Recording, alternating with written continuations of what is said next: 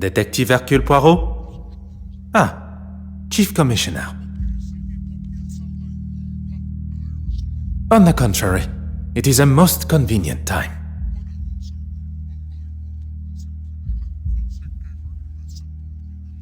The safe passage of a painting?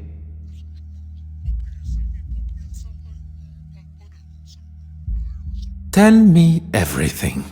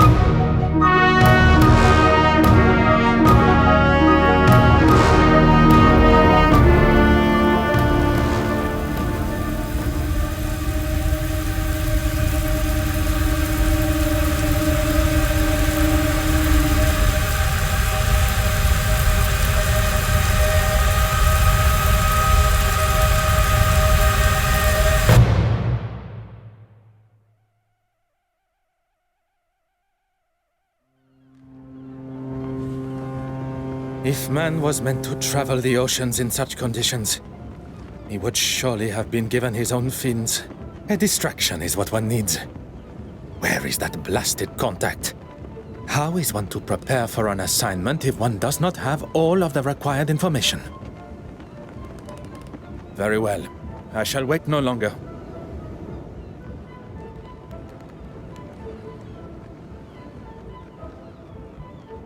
Beautiful, isn't she? Pardon, monsieur? The open water.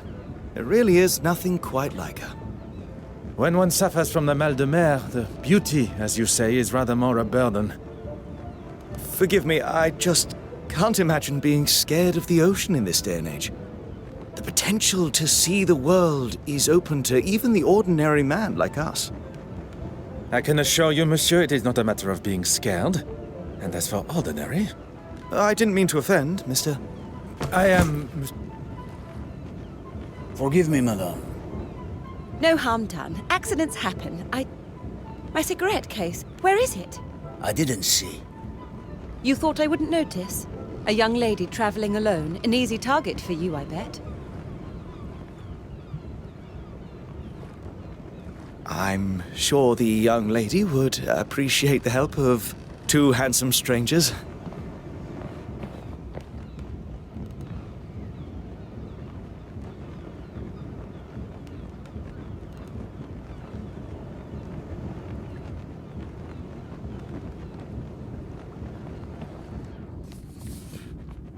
Ah.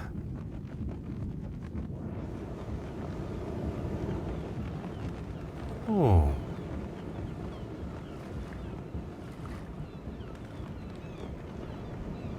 Huh.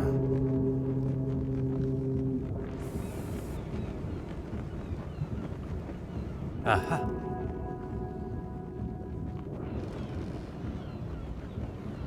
Huh.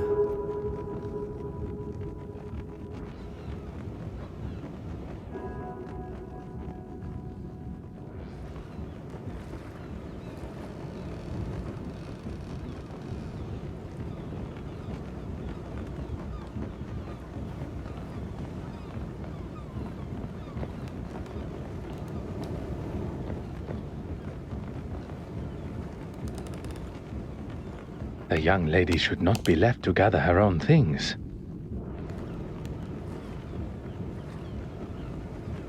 You are returning home? I am. But how did you know that?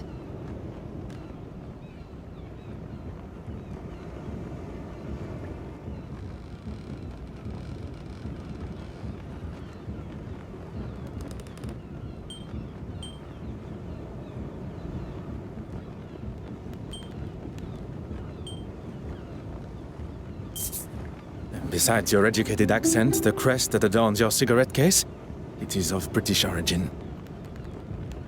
Very observant. It's the crest of my family, and the case belonged to my mother. I take it everywhere with me. Miss Florence Farquhar, a pleasure to make your acquaintance. The pleasure is ours. That looks like everything. Except for my powder case. Is this what you're looking for? It is! Thank you, Miss... Miss Babanin. Anastasia Babanin. Anastasia. What a beautiful name. It was my grandmother's. Well, that's everything now. I can't thank you all enough for your help. I'd be happy to escort you. Here, I'll take your bag. Oh, yes. Okay, thank you. Cabin Anastasia. Perhaps I can offer you a token of my gratitude in the bar later? That would be lovely. And you, Mr... Detective Hercule Poirot, at your service. A detective? I was not expecting to meet such a distinguished gentleman on board.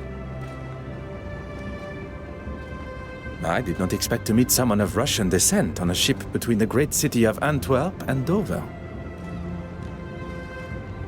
I never mentioned where I was from either.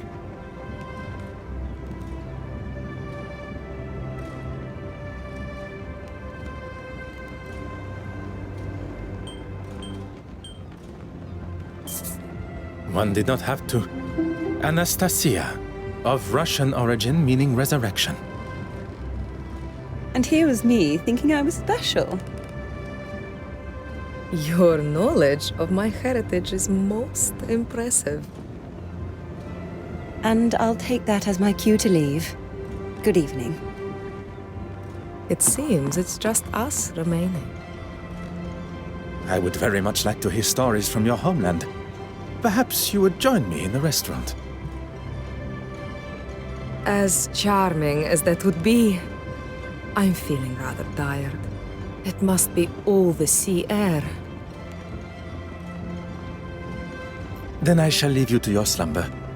Adieu.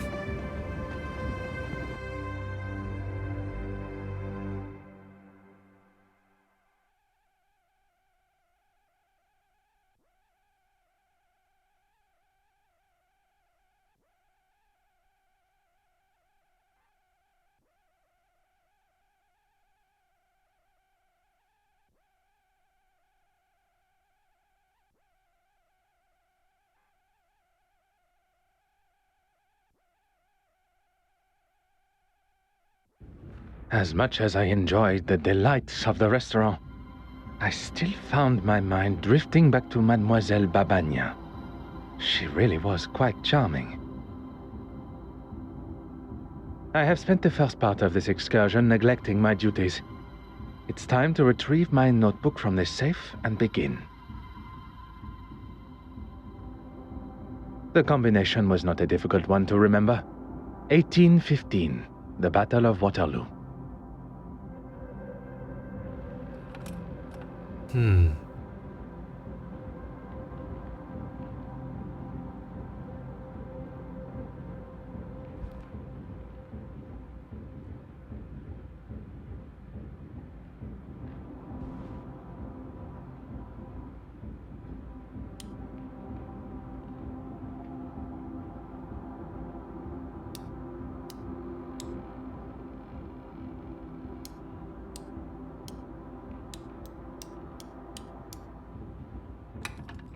Et voilà.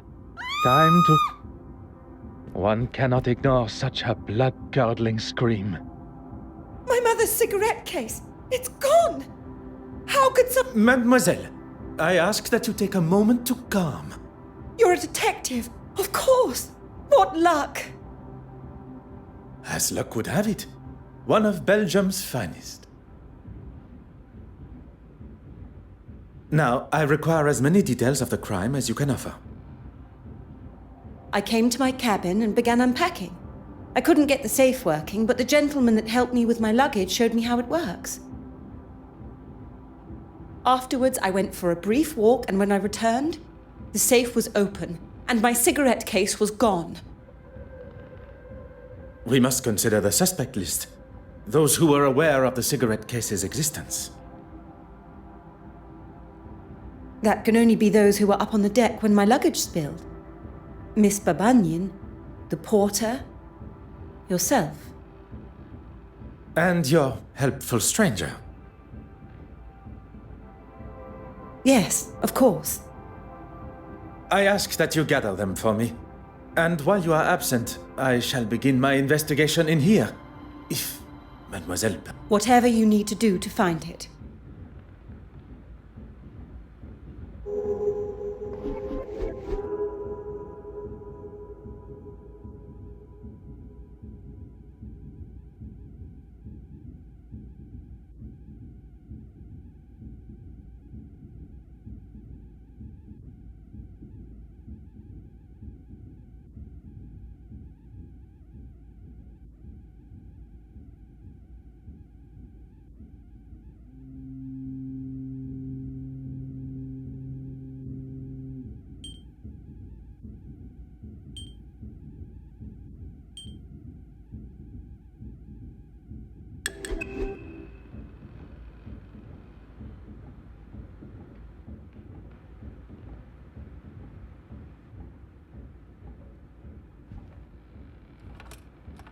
Aha.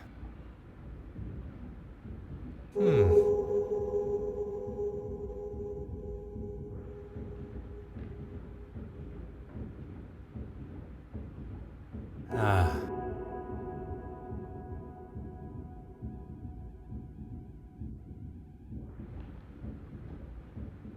Oh.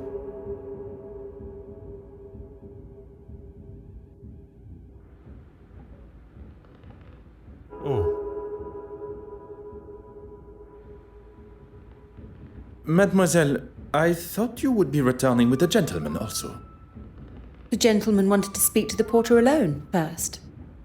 I was unaware he is also a detective. He's not a policeman. He works in insurance, I believe. It appears I shall be spending my time chasing amateur detectives around the ship. Mademoiselle, I would like to start with who had access to the safe combination. No one. It was in a sealed envelope that was waiting for me when I arrived. I memorized it and threw the paper overboard. 4385. It's really not that difficult to remember. A similar envelope was waiting for me upon my arrival. The date of the Battle of Waterloo, as I recall. Every safe, although identical, must have a different combination. After the gentleman helped me with the safe, he left.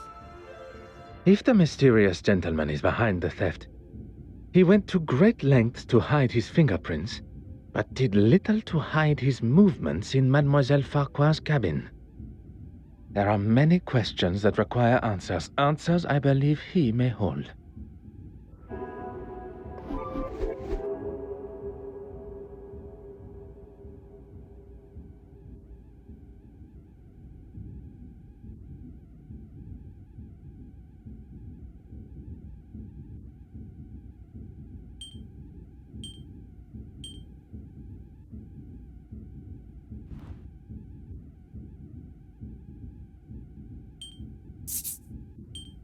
Logical thinking shall always prevail.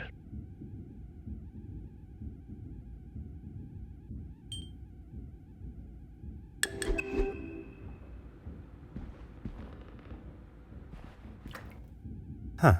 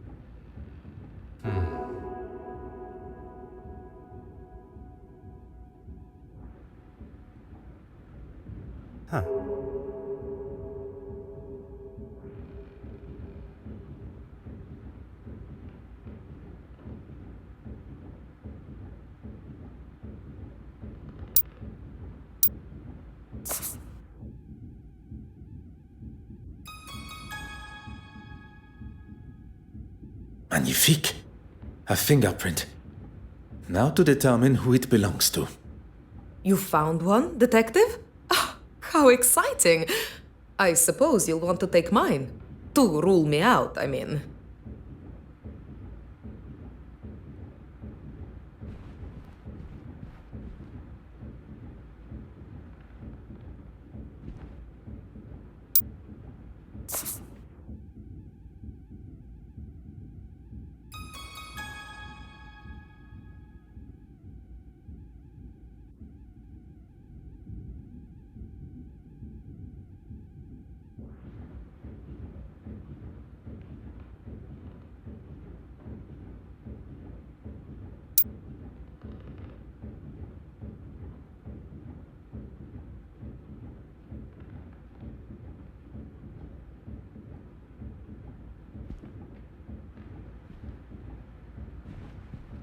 Mademoiselle Babagnan, I'm sorry we must continue our conversation under these circumstances.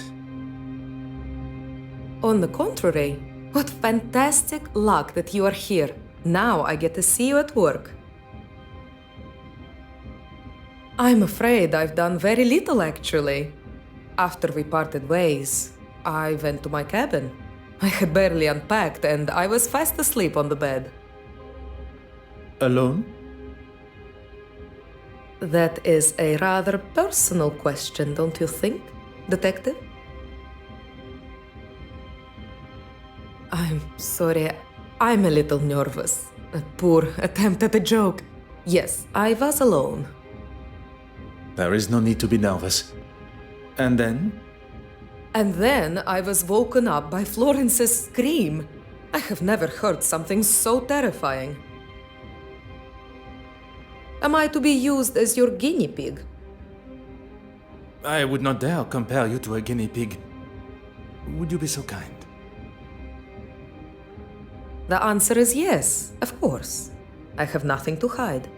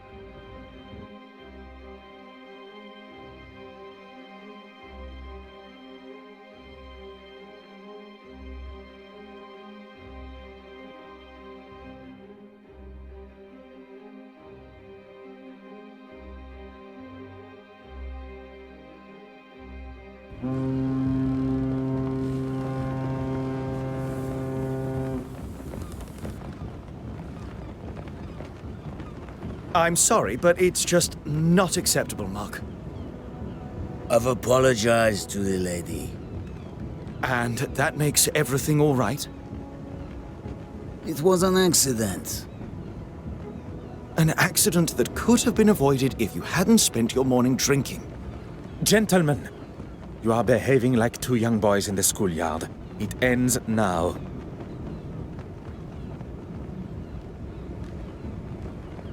Is Mademoiselle Farquhar aware you are acting as her knight in shining armor? I wouldn't go as far as that. I think perhaps we have got off on the wrong foot. I'm Arthur Hastings. She requested you to follow her to her cabin, no? Oh, yes, she did, but I wanted to... Speak with the porter privately? This was part of your investigation? Well, I'm not a detective. I was just... Then perhaps you will answer some questions that are vital to my investigation as a detective. What can I do for you? It is. Is my employment relevant to Miss Farquhar's missing cigarette case? I hope you will entertain me for a moment. What would you say the chances of proving a theft in a case such as this one are? Well, a report from a detective like yourself will certainly help expedite her insurance claim. As I thought. It had perhaps not crossed her mind before, but being amongst an officer of the law and an insurance man, the idea of insurance fraud may have appeared appealing. When Florence, Miss Farquhar, told me that something had gone missing from her safe, I thought it must have been the porter. How so? I'd rather not say with him standing just there. It is not I that controls the volume of your voice. You must have noticed the smell of beer on his breath.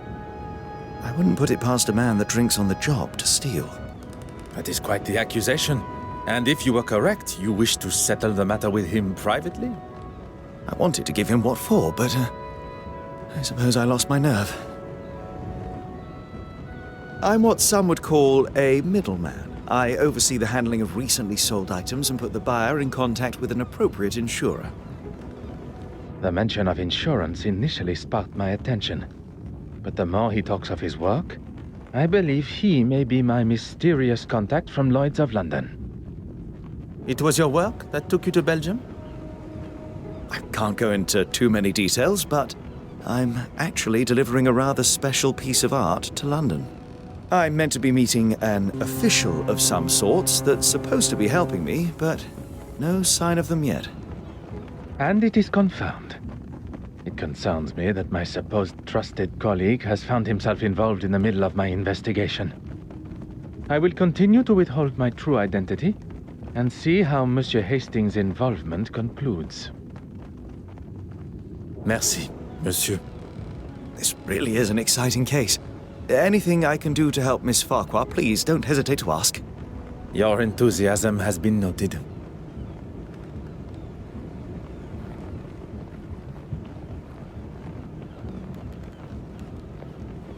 Aha.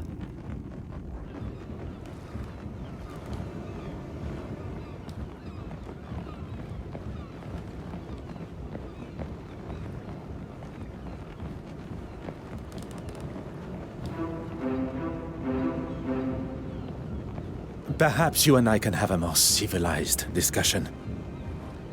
I'll tell you the same as I told your friend. I will not be bullied.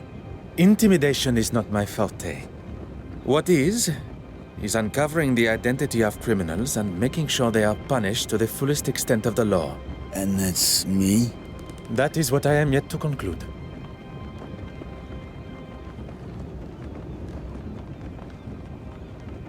Who said anything about drinking alcohol? It does not take a detective to identify the distinct odor on one's breath. Maybe one to calm my nerves. My sea legs aren't here yet, that's all.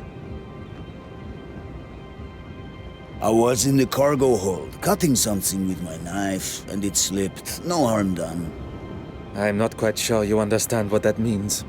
So now I am stupid and a drunk? Do you have the knife in question on your person now? I don't. He stole it and won't return it.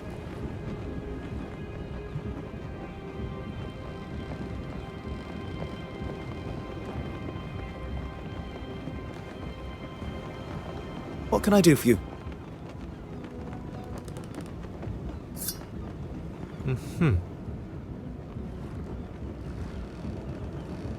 Oh.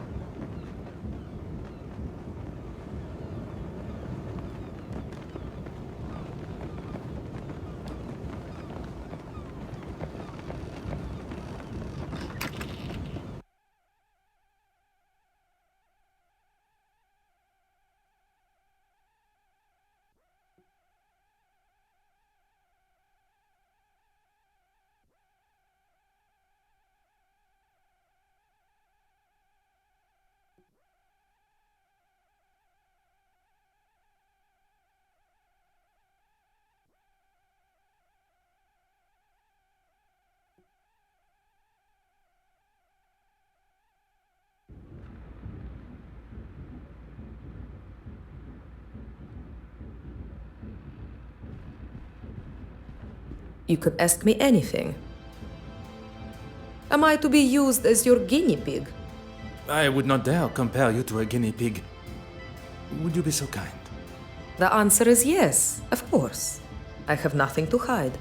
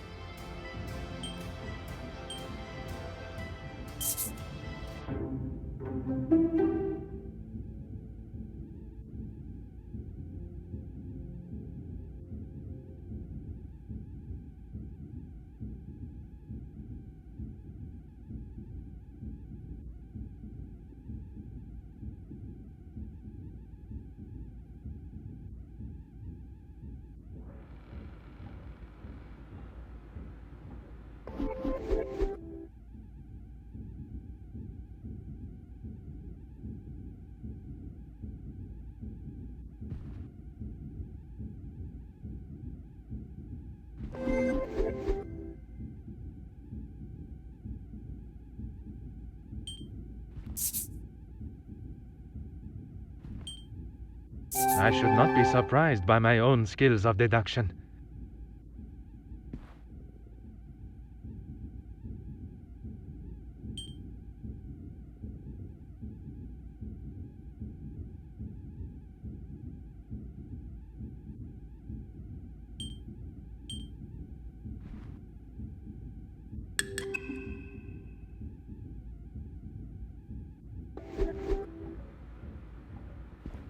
Mademoiselle Farquhar, I shall have your cigarette case returned to you before we reach the English coast.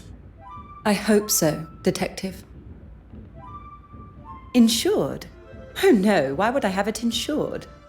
Anything of substantial monetary value. I'll stop you there, Detective.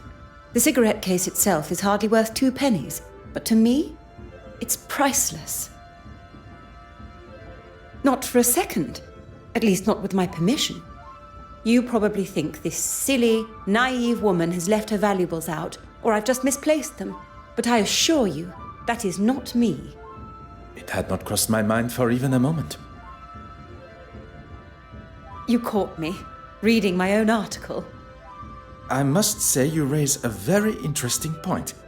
Art should have no social boundaries. Creativity is for all to enjoy. Thank you for saying that. I wish everyone was as open-minded. Yes, I'm really quite excited about it. You have been invited to a preview at the Royal Edward Gallery. A small world indeed. Will you be in attendance? It's actually one of the reasons that I have been in Belgium. I was lucky enough to have a sneak peek at some of the pieces on show. I'll also be writing a follow-up article on the success of it. Fingers crossed. Lucky indeed. I am sure it will be a great success.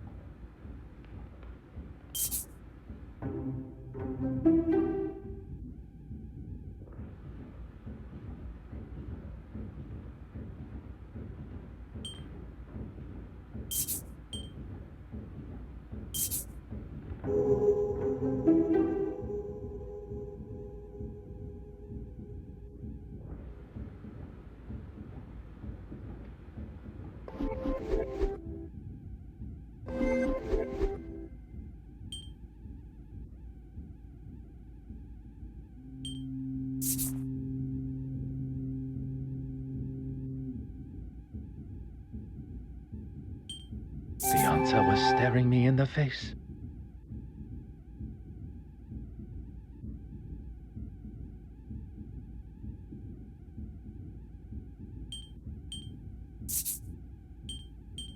Some would say a lucky guess. I would say a moment of genius.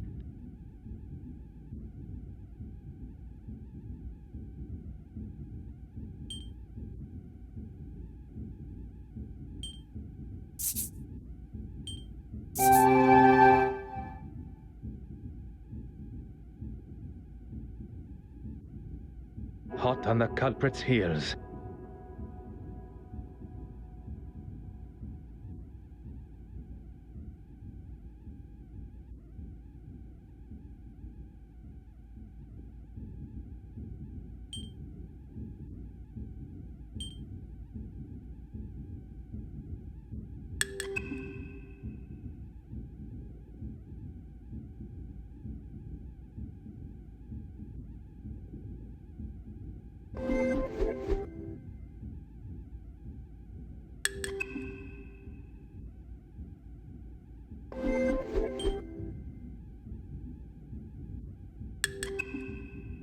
I must consider the suspects I have in front of me. Monsieur Hastings. He is keen to impress Mademoiselle Farquhar and claims that he was alone in his cabin working since. Mark Allard, the porter. Evidence suggests a rather amateur attempt to break into the safe, which in his intoxicated state would make sense. But it was just a ruse. The safe was opened quite masterfully, leaving only signs of a poorly attempted break-in.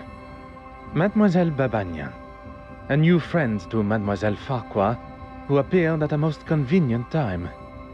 I cannot see a motive besides the obvious value of the cigarette case, but Mademoiselle Farquhar has made it quite clear the value is of a sentimental nature.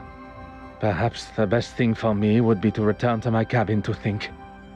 I fear my legs, and perhaps even my evening meal, will not last much longer amidst these waves. Perhaps...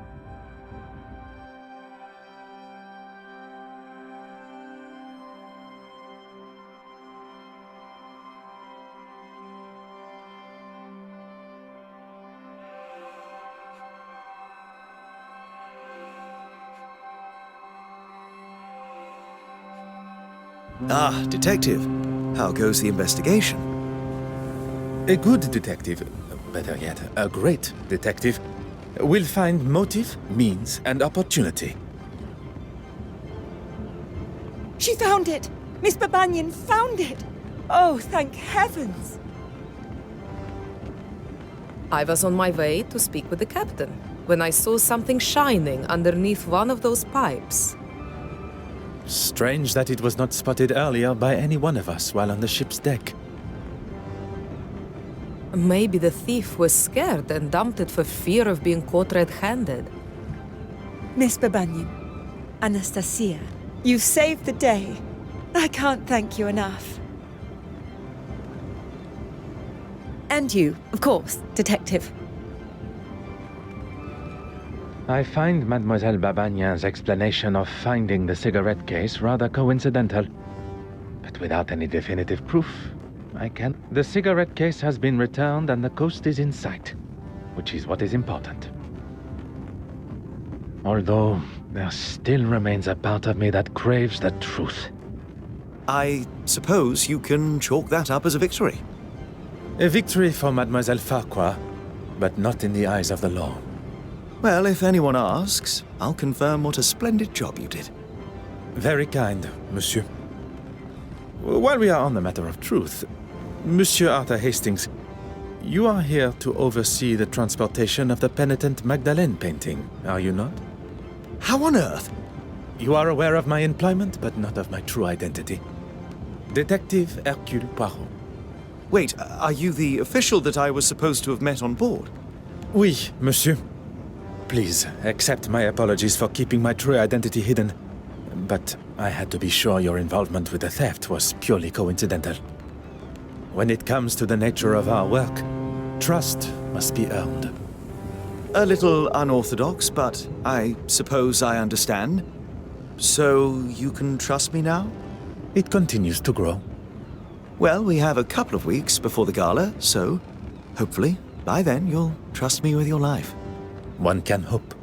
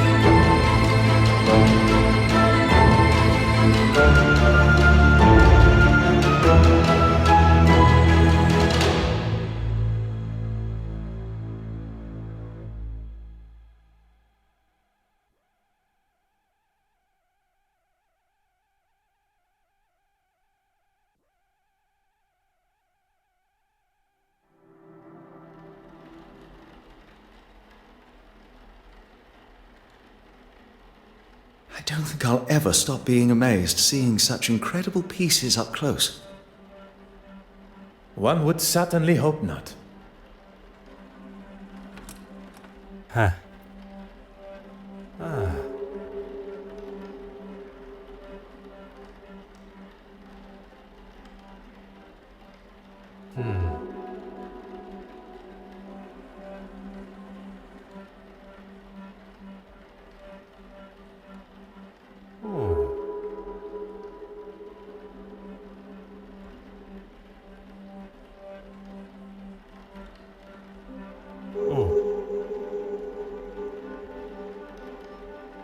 What do you gentlemen think of this particular piece?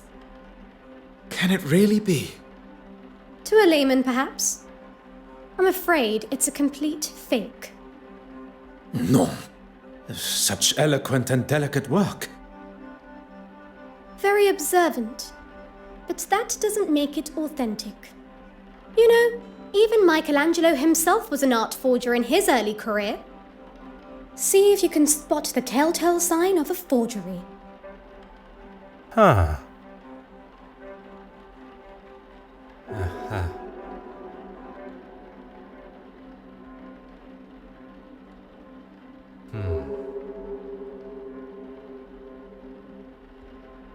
Oh. The craquelure is inconsistent across the painting. Surely a sign of a cheap imitation. Very impressive, Detective.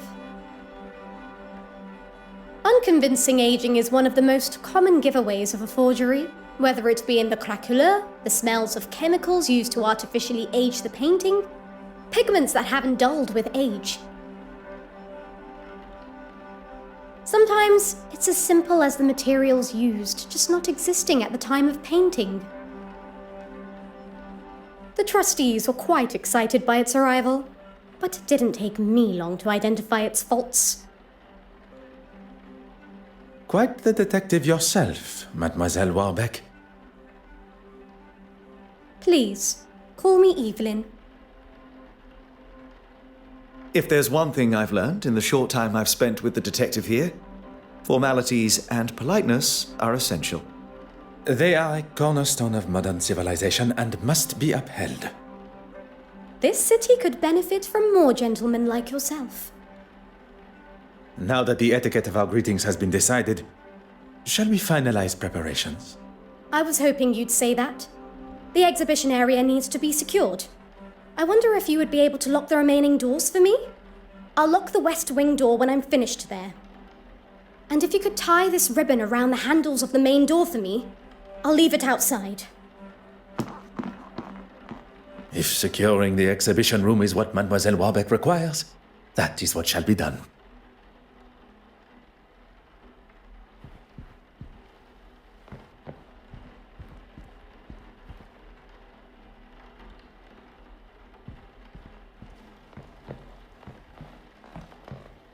Huh.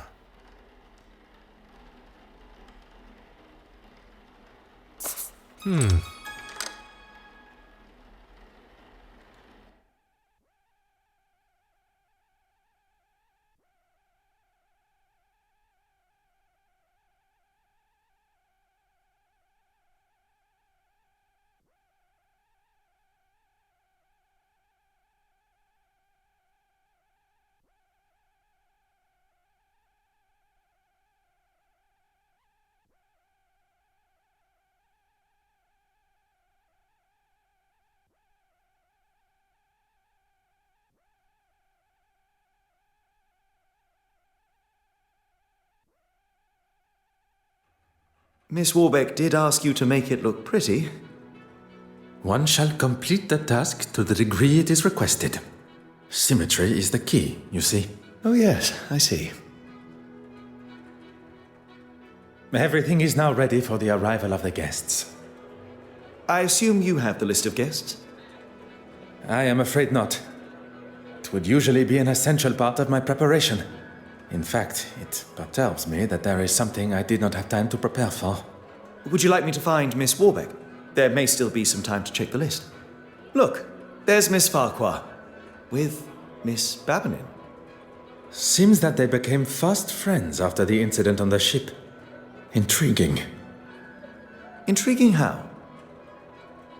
Speculation, monsieur. Nothing more. That head of yours is just constantly full of thoughts.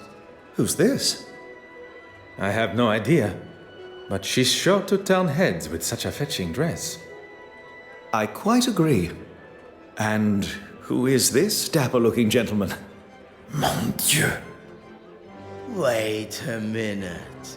Is that... Poirot, you devil? Forgive me. What are my manners? Detective Poirot. Goodness, Monsieur Demire. Poirot is more than adequate for an old friend.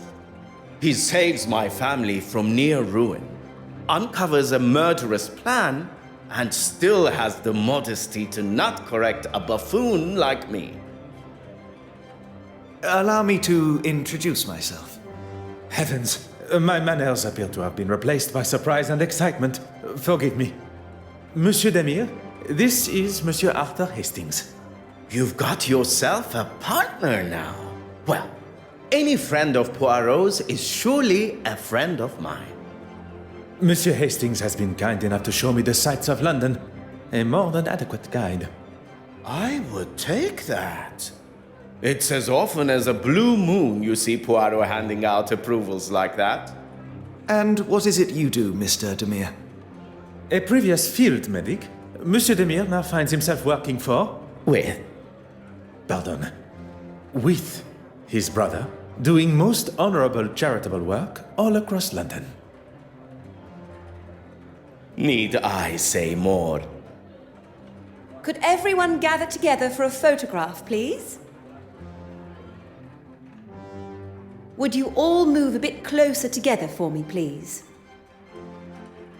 I didn't realize we were going to be in the newspaper. Is that a problem?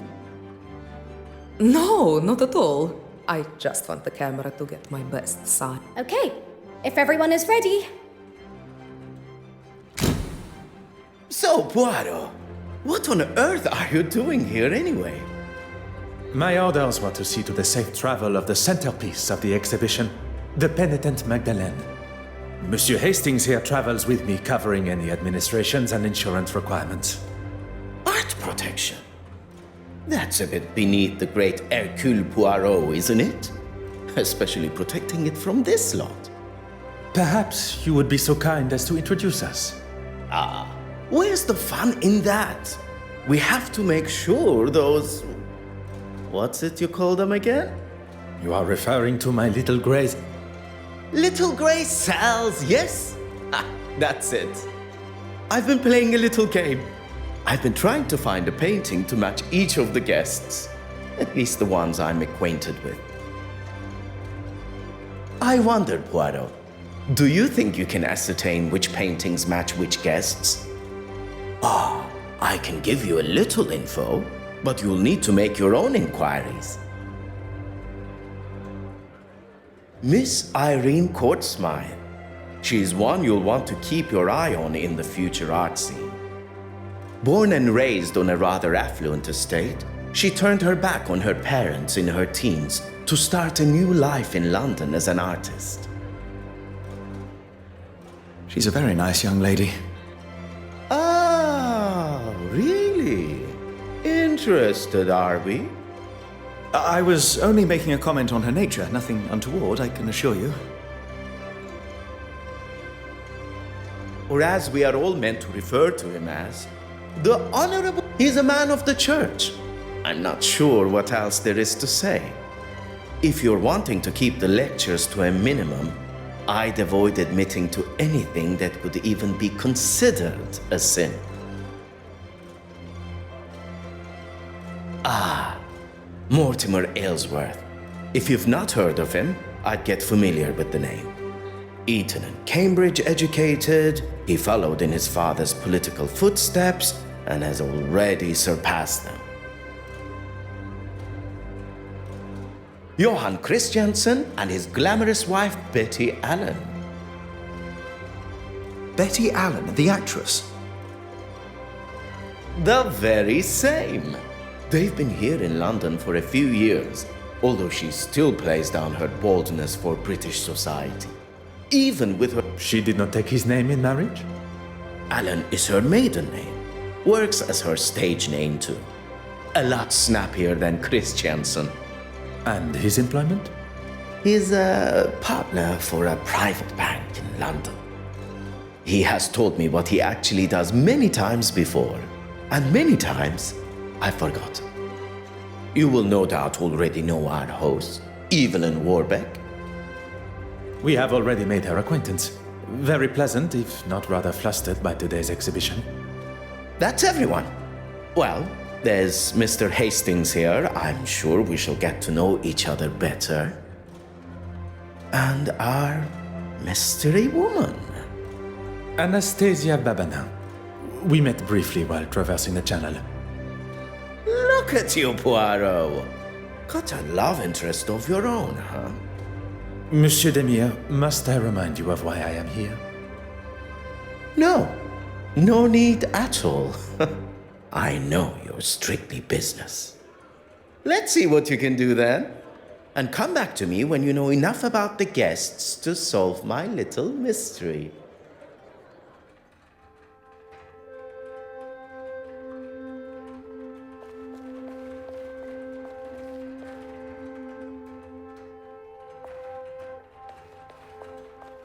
Everything seems to be running smoothly. You've done a sterling job. Everything except for the bishop and the other trustees, stooges. It was never going to be easy going up against them. All men of a certain age, not used to the idea of change. But they didn't get their way this time.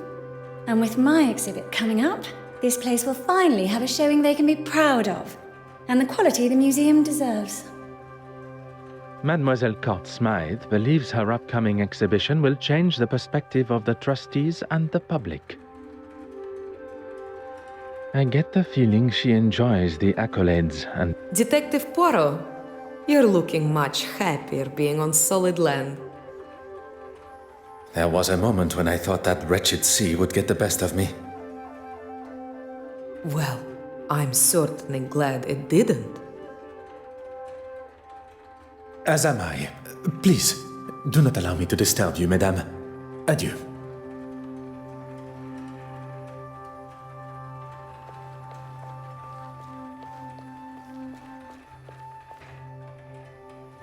Incredible, isn't it? And to think we are all located on that one small planet, revolving around an all-encompassing star.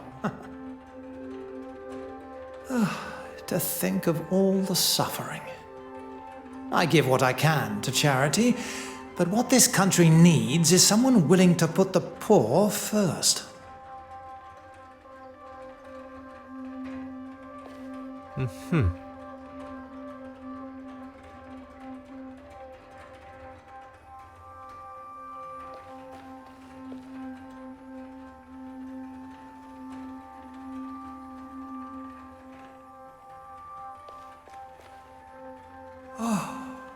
Beautiful, isn't it?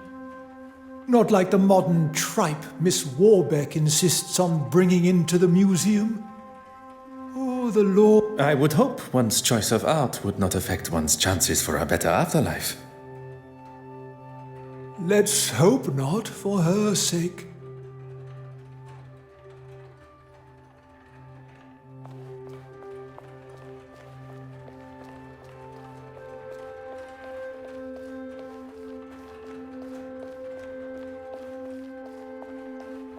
I'm well aware of where we are. I just want to make sure I'm looking my best for the photographs. And people call me the drama queen.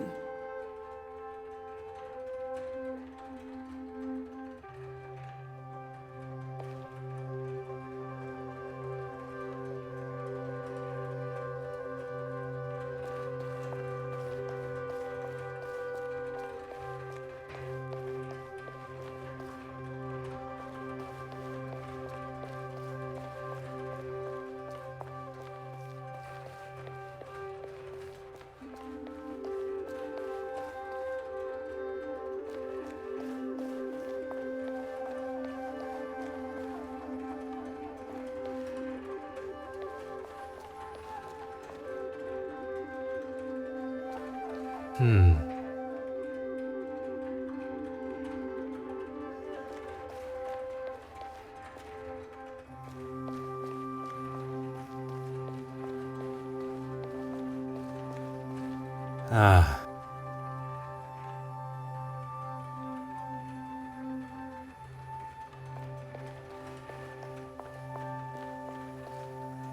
Ah.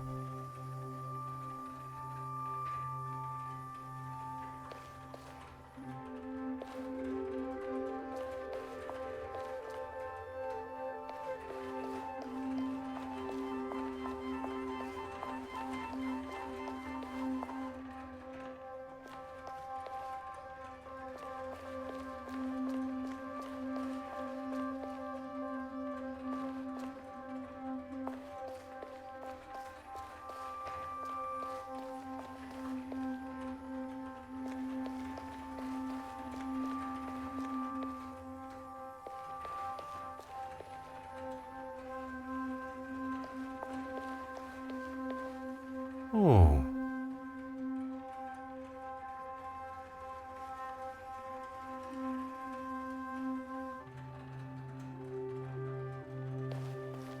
Oh.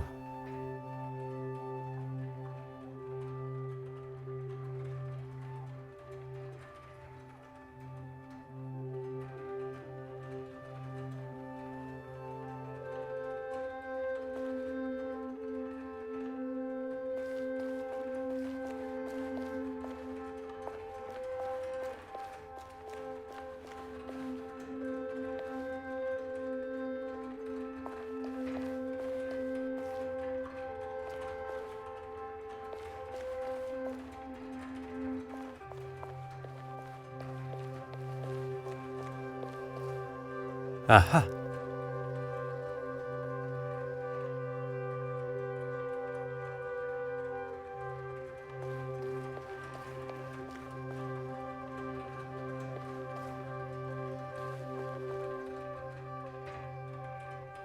Huh.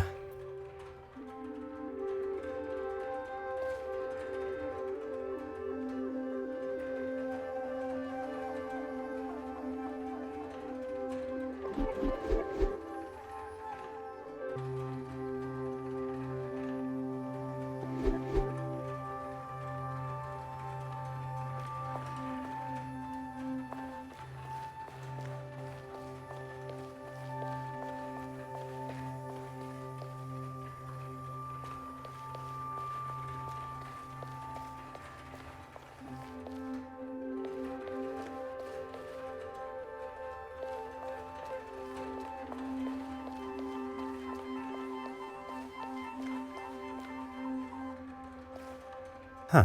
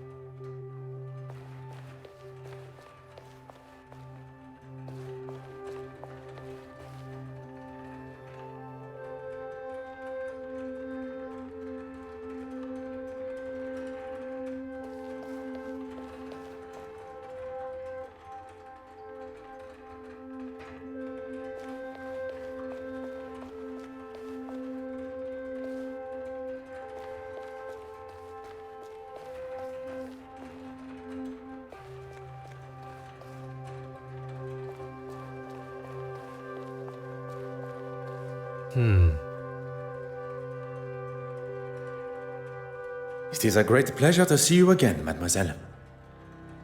I've been looking forward to us bumping into one another. Thank you again for... I must admit, I feel almost tormented that I was not able to uncover the identity of the thief. All that matters is that it was found. if you'll excuse me, I really should get on. This article isn't going to write itself. I moan, but it's my love. My obsession, you could say. How dare you!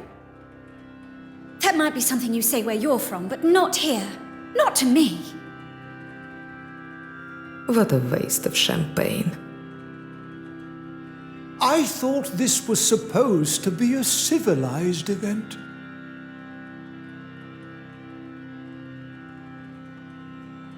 Are you all right, mademoiselle? I hope you did not spill any champagne on your gown. Don't worry about me. It's only that wretched man that has got some cleaning up to do. His suit and his mouth, by the sounds of it. Do not allow this to ruin your day. I have no intention of allowing such a thing. In fact, we have business to discuss. It would be good to at least schedule a time that suits us both. Monsieur Christiansen and Madame Hélène have returned. You are to be the focus of Mademoiselle Farquhar's article. Miss Court Smythe here is the next big name, and she has been kind enough to offer me an exclusive interview. Madame Hélène has left via the exit, but Monsieur Christiansen has not gone with her. Do not allow me to interrupt your work. Ah, you've had more than enough time, detective. So, how did you get on? If one is to discover the truth, one must proceed using the correct methods and cannot be rushed.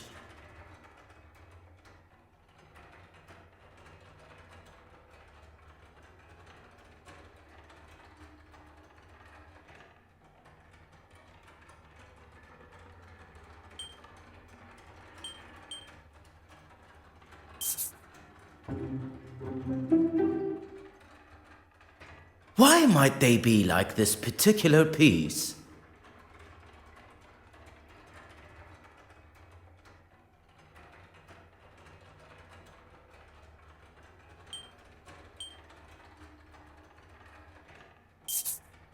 That's right! Although I shouldn't be surprised. Anyone else?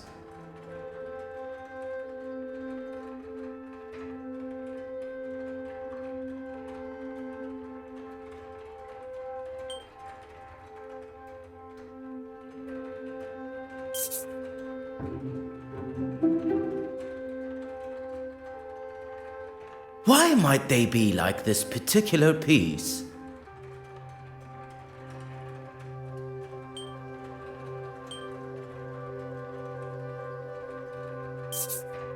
That's right!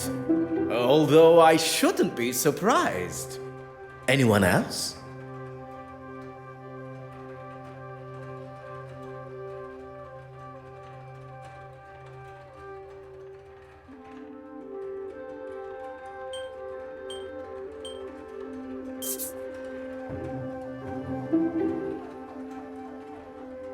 Why might they be like this particular piece?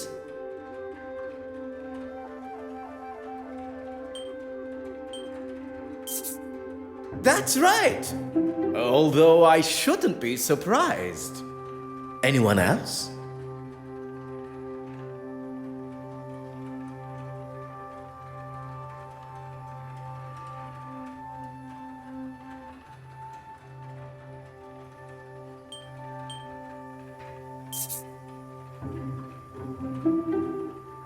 Why might they be like this particular piece?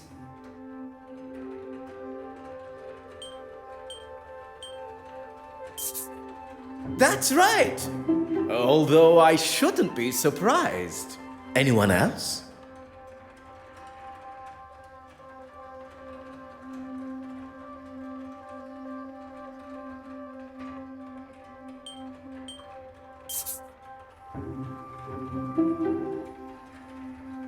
Why might they be like this particular piece?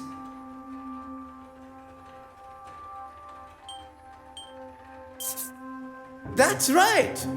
Although I shouldn't be surprised. Anyone else?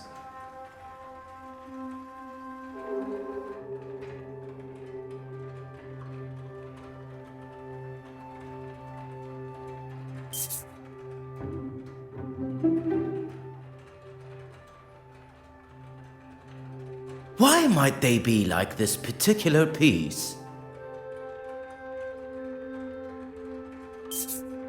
That's right! Although I shouldn't be surprised. Anyone else?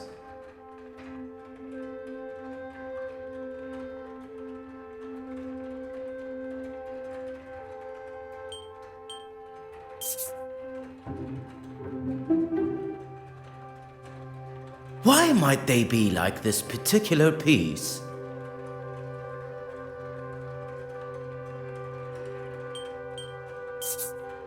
That's right! Although I shouldn't be surprised. That's everyone. Well done. I should have known it'd be no challenge for you. I have faced many a more demanding challenge, but few quite so enjoyable. Hi, is he okay? I think something's wrong with him. I think he's having a heart attack. He seems stable. Now's the time to get him to the infirmary. Oh, there's no need for that. I'm feeling... Wouldn't it be best to telephone for a real doctor? Monsieur Demire was a field medic. What more of a professional is required? A field medic? Really? A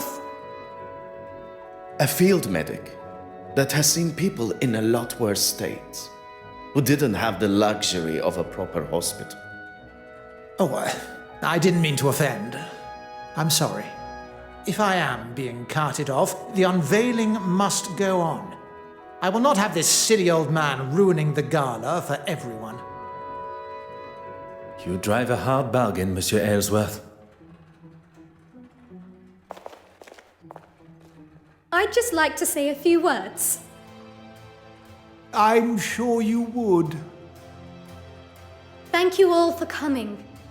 Here at the Royal Edward Gallery, we are proud to present such wonderful works by some truly fantastic artists. And with much negotiation and pleading, we have been able to secure a most fabulous and individual piece. Standing here with you, unveiling today's centerpiece, the Penitent Magdalene, really is a special moment for both this museum and me personally. So, without further ado,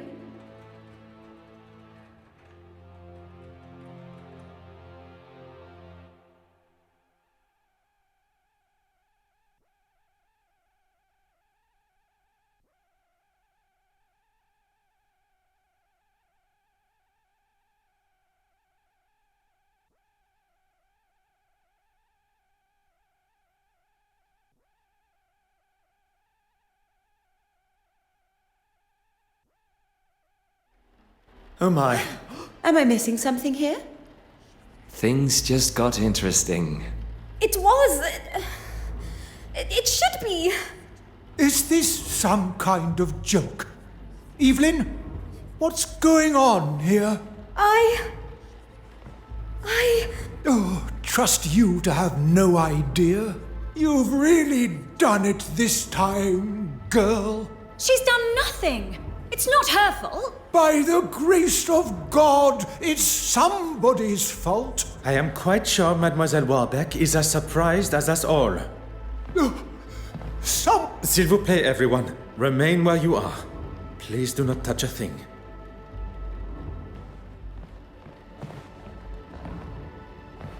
Monsieur Hastings, you saw me lock the door to the restoration room, oui? Of course, I was by your side. I'm going to be in a lot of trouble for this. You are not responsible for the painting's disappearance. But who is? Do not allow any of the guests to leave the main hall. And what are you going to do? What is required? One's job.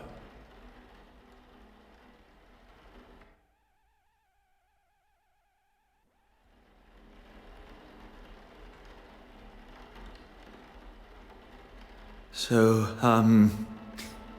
I don't really know what to say. Monsieur Hastings, this theft may be a new and foreign concept to you. But to Detective Poirot, it is just another case waiting to be solved. What do we do then? We must get to work.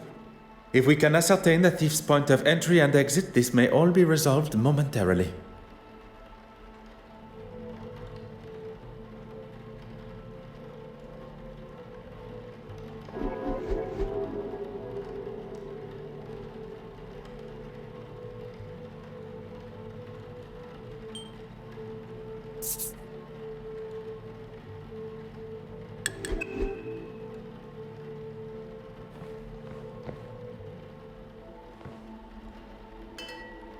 Oh.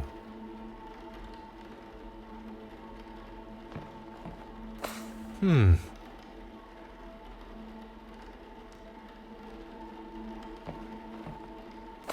Ah.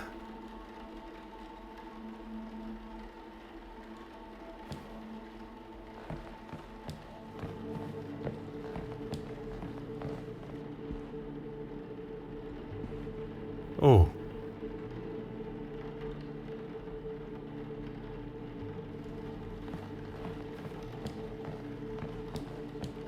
Oh.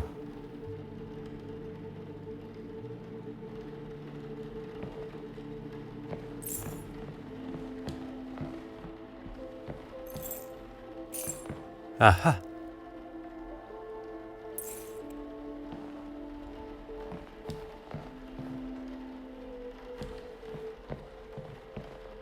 Huh.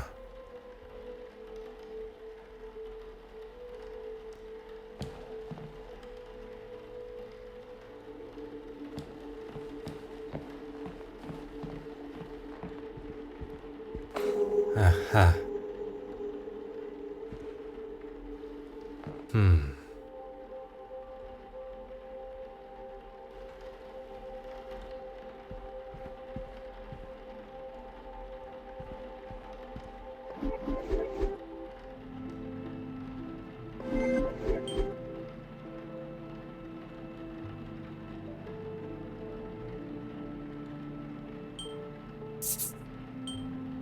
Another success. I never doubted myself.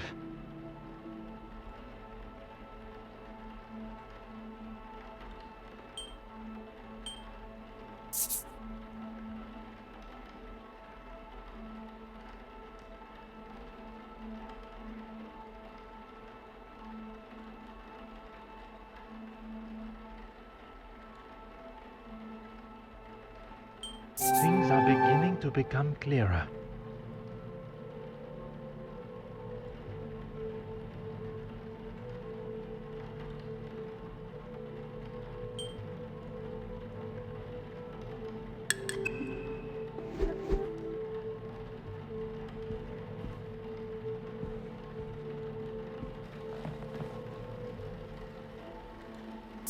Ah.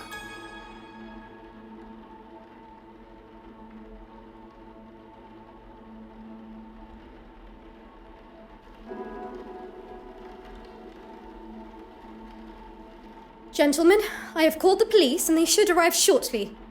What can I do in the meantime? Do you still hold the master key? Of course. You are the only other person who has had access to it. Très bien. Please keep it close. I believe the thief may be one of the guests here today.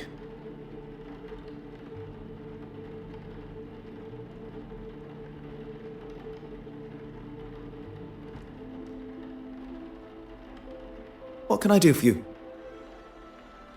Merci, monsieur.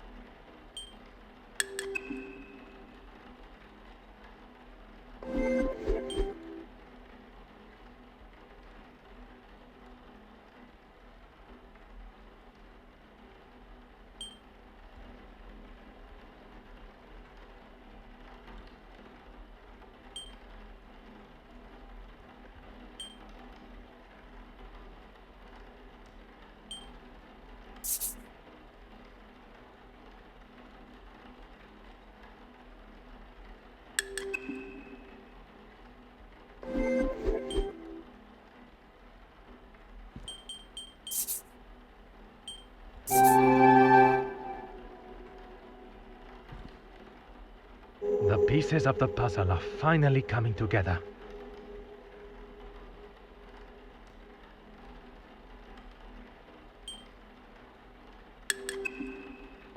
Monsieur Hastings, I pose this question to you. If Mademoiselle Warbeck still has the... Is she not a suspect herself? Très bien.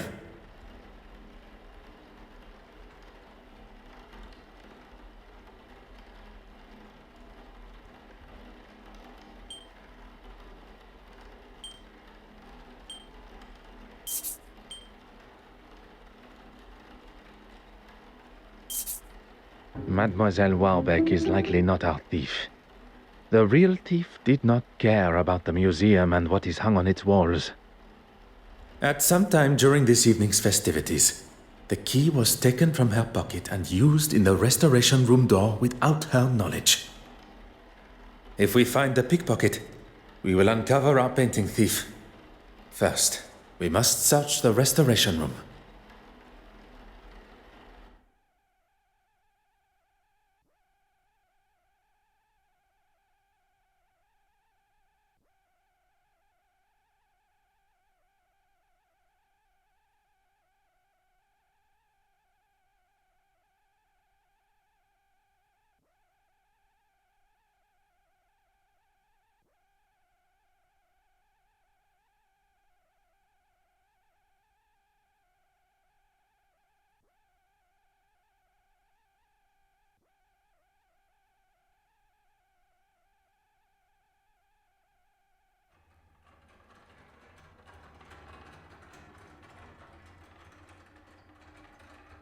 Mesdames et messieurs, your attention please.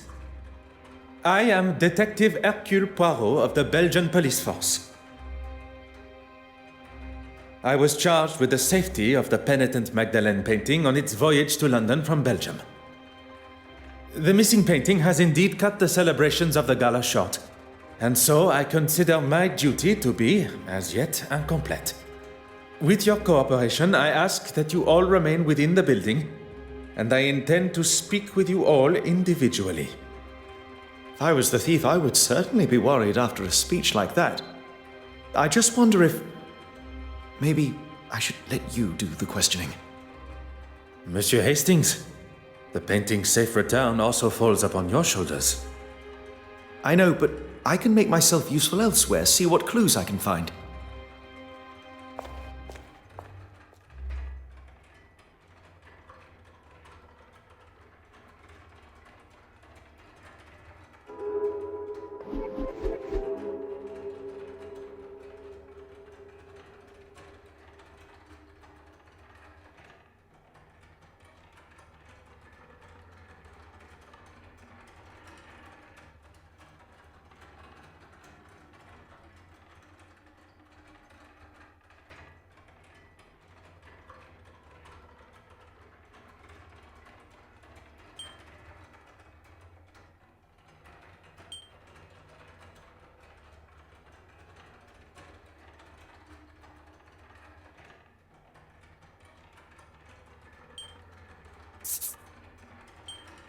What a revelation!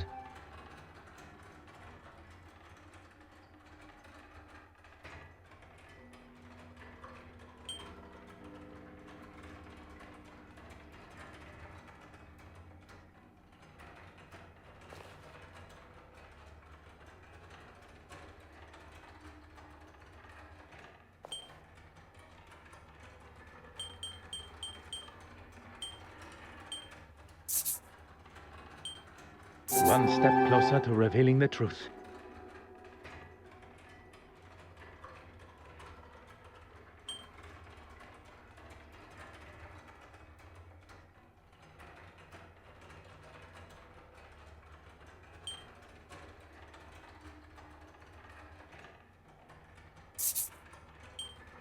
Magnifique.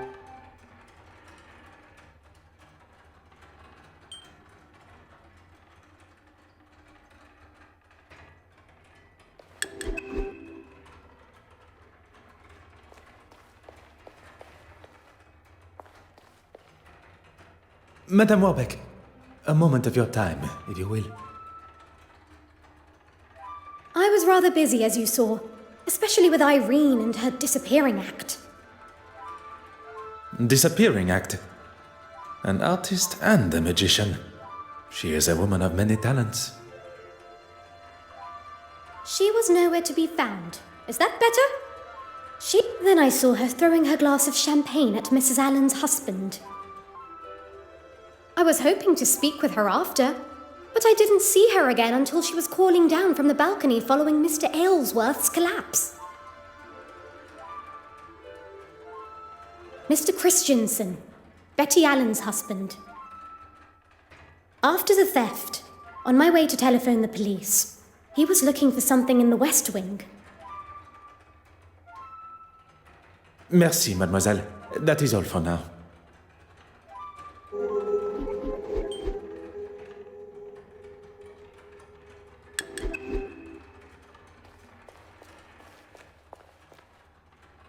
Bonsoir, Your Excellency.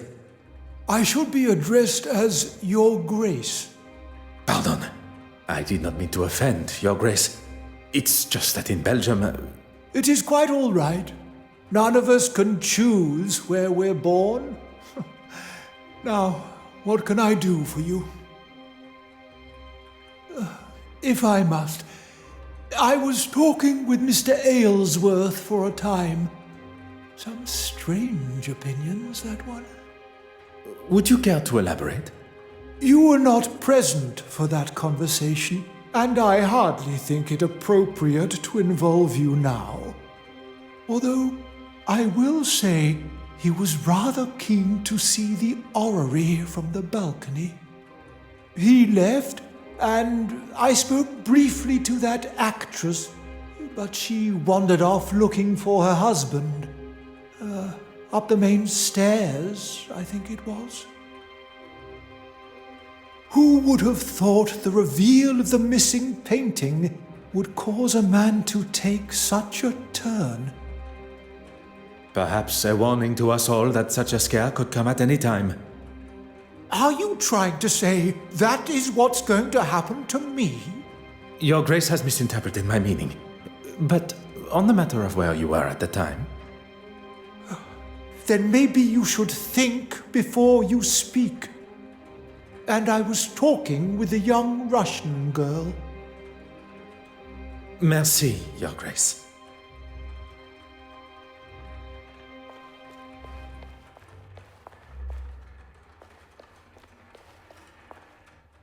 Bonsoir, Mademoiselle Babagnan. Please, detective. Surely we are past those formalities. What you may consider a formality, I consider etiquette. Well, I had the pleasure of meeting the other guests. I feel so fortunate just to be invited myself. Modesty is the color of virtue. Now, mademoiselle, you were saying... Oh, yes. We all gathered for that delightful photograph. Then I spent some time looking at all the wonderful art. I did notice the actress and the politician returned to the main hall together. And the other guests? I saw Bishop Mountjoy and the politician, oh forgive me, I forget his name, leave towards the east wing together. It was much earlier in the night, well before that. You have been as enchanting as always.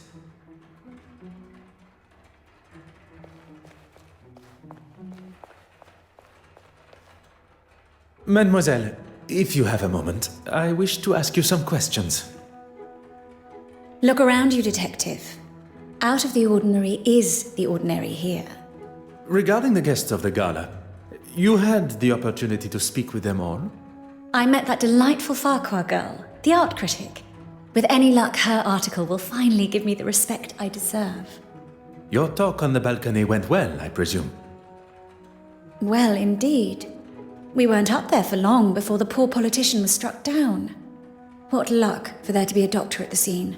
And for us to have a detective here, too. Before I wasted a perfectly good glass of champagne on that man, you mean? That is certainly one way to tell the story. I'd hardly call him trying to push himself upon me as a story. With his wife in the same room? You think a man with that much arrogance cares? Women are nothing more than objects to him. One day he'll learn his lesson. Merci, mademoiselle. That is all for now.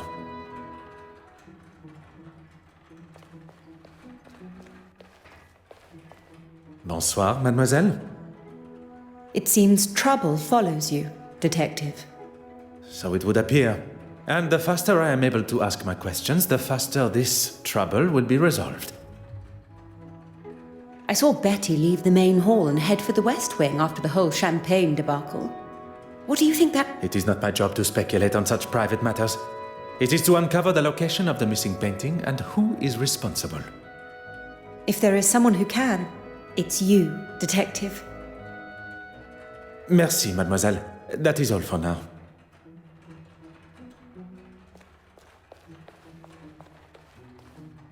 Bonsoir, Monsieur Christiansen. Detective, what a mess you have on your hands. That is certainly one way to describe it. Perhaps you can begin to help me to clear up this mess. I was with Betty most of the evening. She wasn't feeling herself. I'm glad I didn't leave and miss out on all of this. Don't tell me you don't get a little thrill when a new case appears. I do not think about such thrills, Monsieur Christensen. Only justice. All business, no pleasure, I see. I remember seeing the priest. The bishop? Yes, him.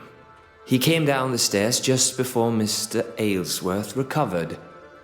Maybe a man of the church was all he needed. Oh, you saw that? I believe every soul in the museum did, or at least heard the commotion. So I look like the bad guy, That's what you get for standing up to a bully, I suppose. A bully? She made some pretty awful comments about Betty and her career. And I wasn't just going to stand by and let her say whatever she wanted. You should lock her up for what she did to me. She's unhinged. Are you married, Detective Poirot? I am not. Then heed my warning. If your wife, whenever she comes along, wants to be left alone, you leave her alone. Merci, monsieur. I thought I would make myself useful, and I think I found some things of note. Bon, I shall go and retrieve them now. You were wise to not touch them and contaminate any evidence. Oh, I didn't think about that. I did only move them to the West Wing. Fantastique.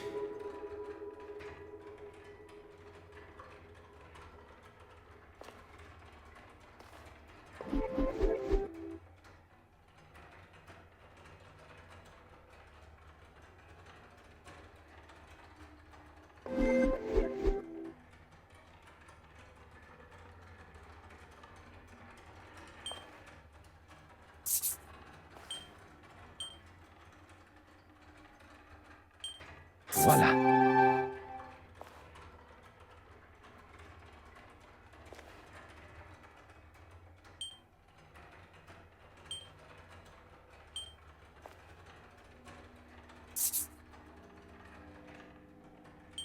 Voilà.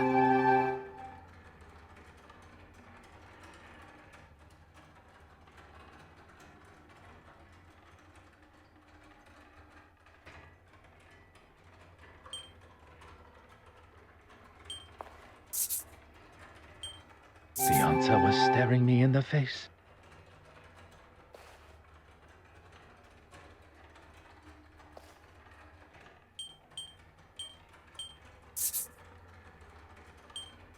One step closer to revealing the truth.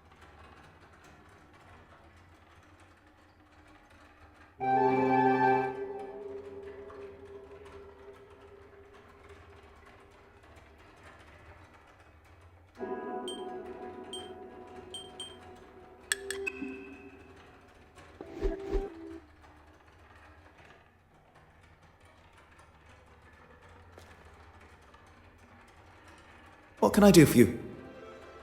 Merci.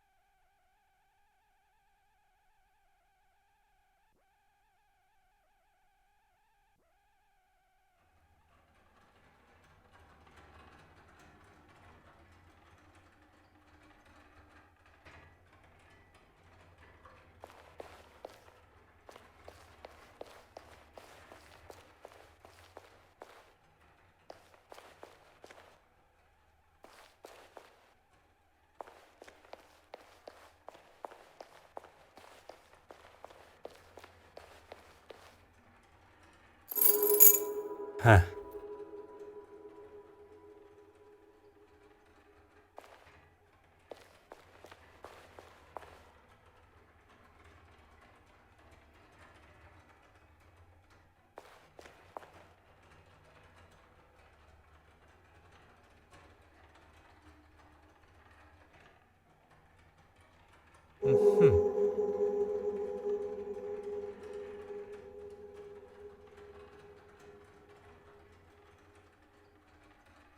Ah.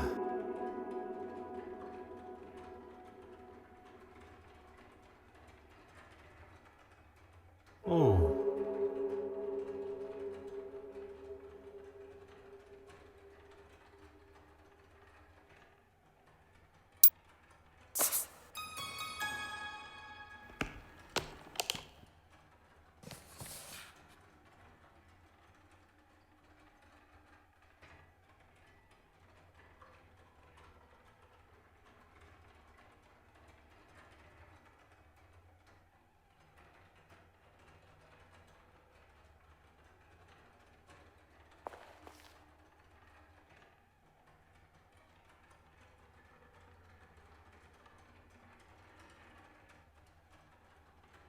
Aha.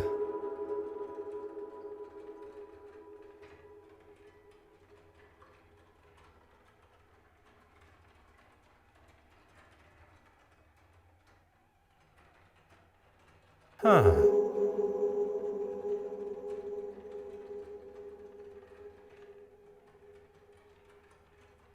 Oh.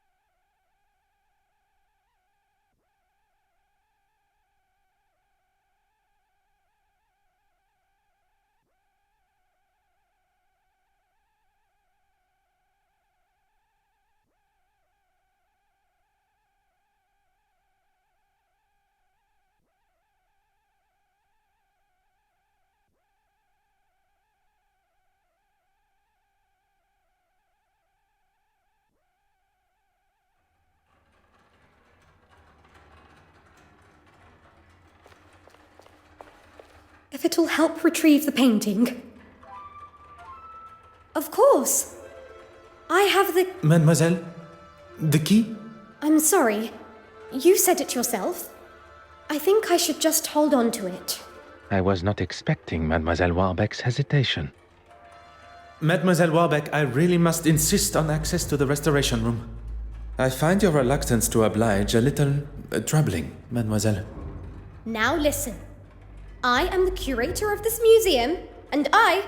Miss Warbeck, will you let the man in? I, for one, would like to get to the bottom of this tonight.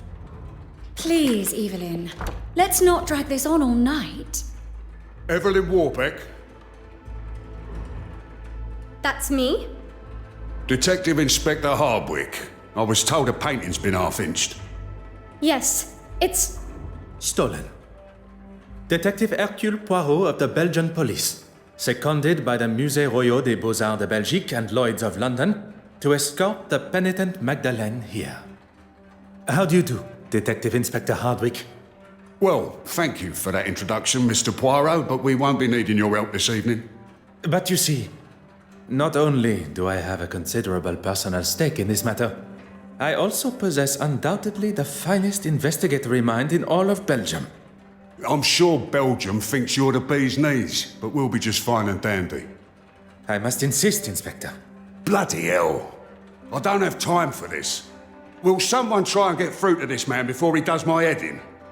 Dear Mr. Poirot, I know you meant well, but perhaps now is not the time to push the inspector's buttons. Très bien.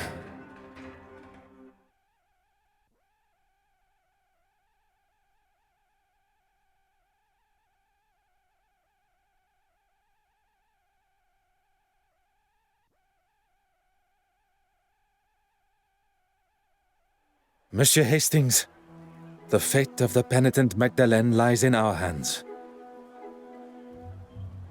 And Miss Warbeck's career, by the sound of it. Then we shall waste no time. We have spoken with a number of the guests from the gala, but there still remains those who are absent. They may be able to offer a clue as to the thief's identity. Then let's go and find them.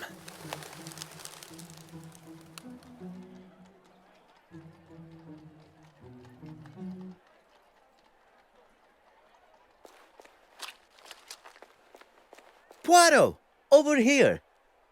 I heard about the painting. Trouble just seems to follow you. If there's anything I can do to help. I am looking for Madame Hélène. Would you know where I could find her?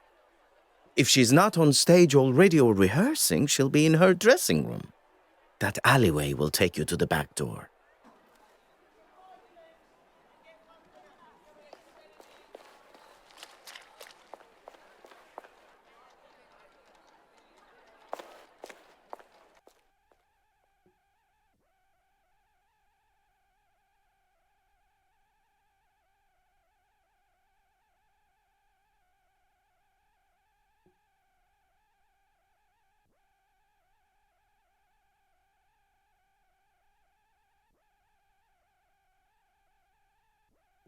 Oh, this isn't quite what I was expecting from a famous star like Betty Allen. A famous star that is not on stage, nor in her dressing room. You don't think something could have happened to her? Combining the state of the room and her being absent, I fear something sinister may indeed be afoot.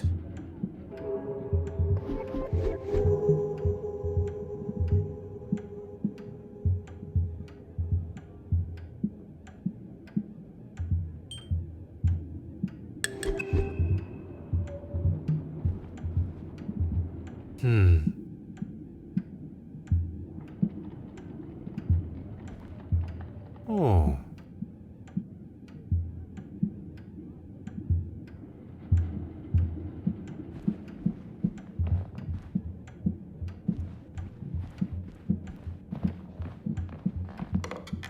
Huh.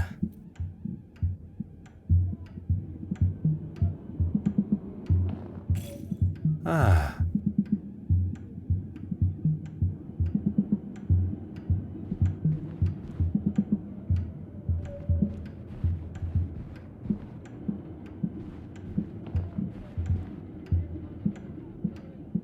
Aha.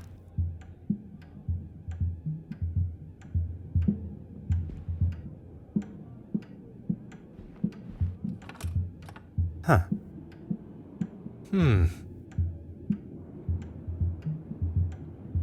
Oh. Ah. Aha. Ah.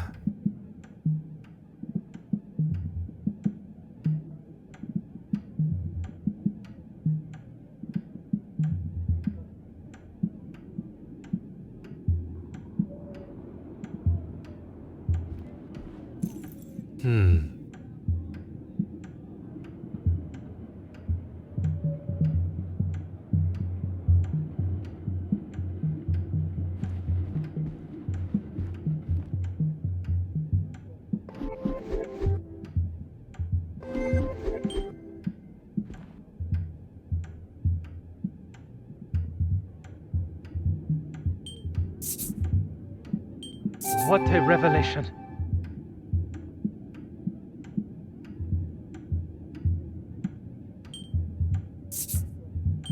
Hot on the culprit's heels.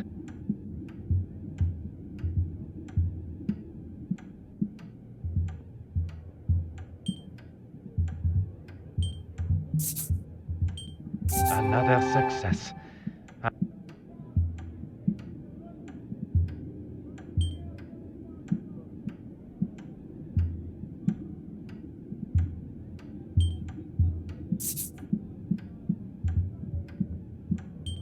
The pieces of the puzzle are finally coming to...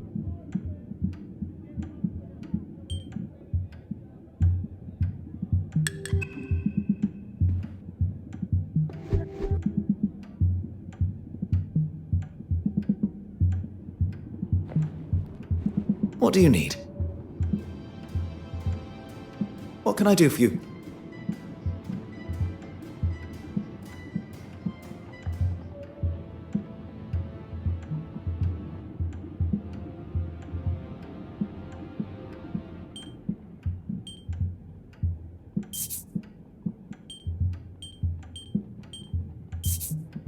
The fact that there are valuable items remaining in the safe leads me to believe that the thief was looking for something specifically. Something that they knew would be present in the safe. Meaning they had previous knowledge of the contents of Madame Hélène's safe. In effect, they must know...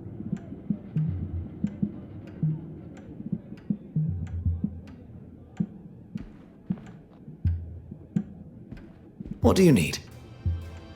What can I do for you?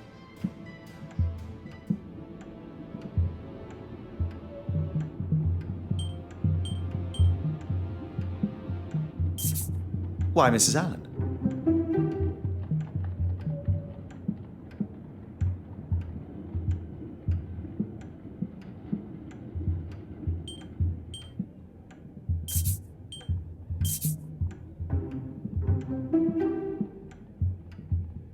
Madame Hélène was behind the mess that lies before us. Filled with rage, she... What do you think you're doing in here? Security! Pardon, Madame Hélène. I do not wish to cause any alarm. I am Detective Poirot. You will recall from the gala. Yeah, I remember you. Doesn't give you the right to be snooping in here. Snooping, no. Waiting patiently, oui. You can wait outside. I'll talk to you there. Well, go on then, shoot.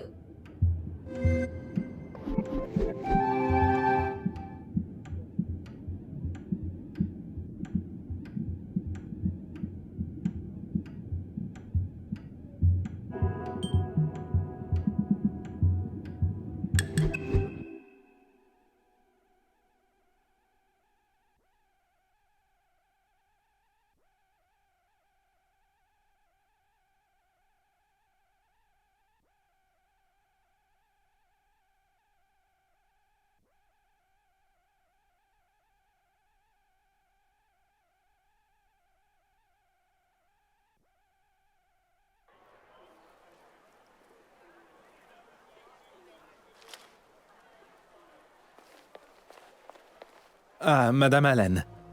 Thank you for giving me this opportunity. Look, let's just get on with this, shall we? I promise not to take up too much of your valuable time.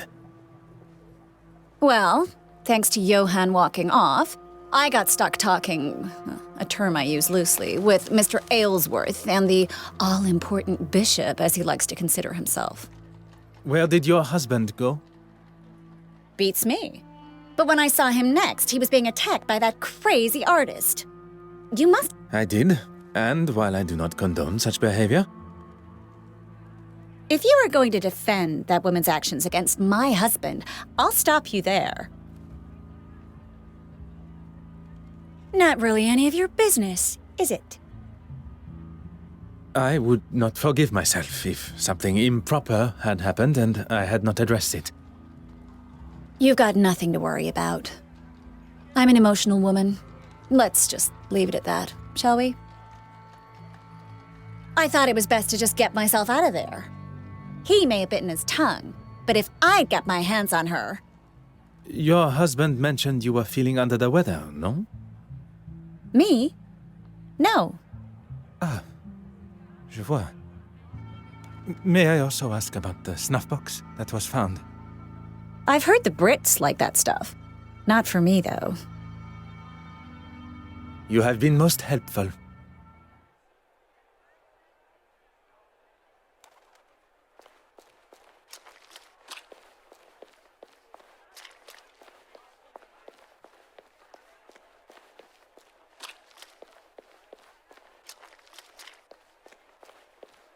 What do you need? What can I do for you? Merci.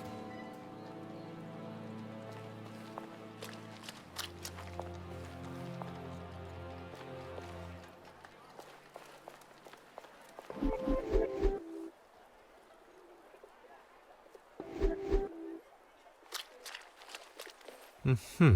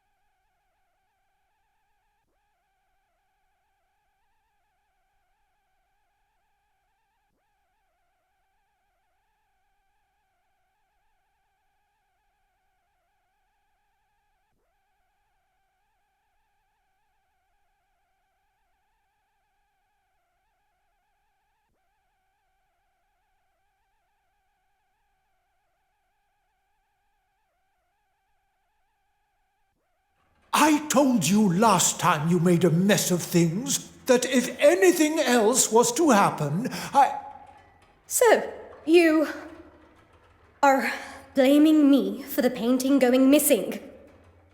I have poured my heart and my soul into... Pardon. Perhaps this is a conversation that should be had behind closed doors. This conversation will happen where and when I want it to. What Detective Poirot means is maybe somewhere a little less public would be a better place to have it. I am well aware of what your foreign friend was implying, and I shall give you exactly the same answer. Let us not say anything that one would later regret. A moment to breathe for everyone, perhaps. You do as much breathing as you want, as long as you find that painting.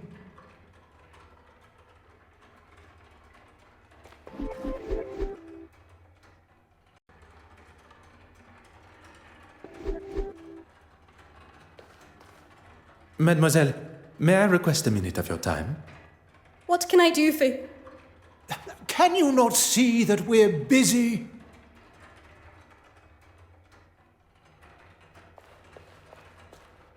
Your Grace, there are matters we really must discuss. You do understand my time is valuable, don't you? Merci, Your Grace.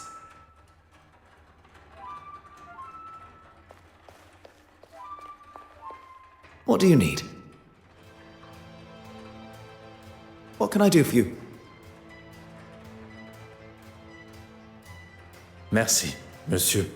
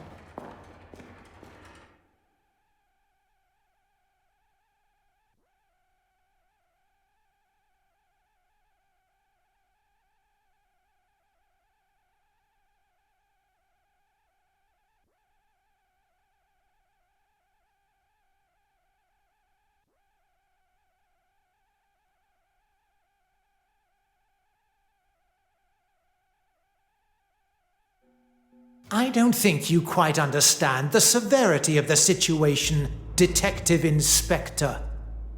I'm well aware, and I'll conduct my investigation how I see fit. That just isn't good enough. How would you feel if... Who am I kidding? You could never afford something like that. I can assure you Detective Inspector Hardwick and his men will be doing all they can to find your missing painting. Now you have some officer from another country entirely fighting your battles for you. I speak on behalf of no one but myself, monsieur. And I didn't ask you. Hardwick, get it found. Right you are.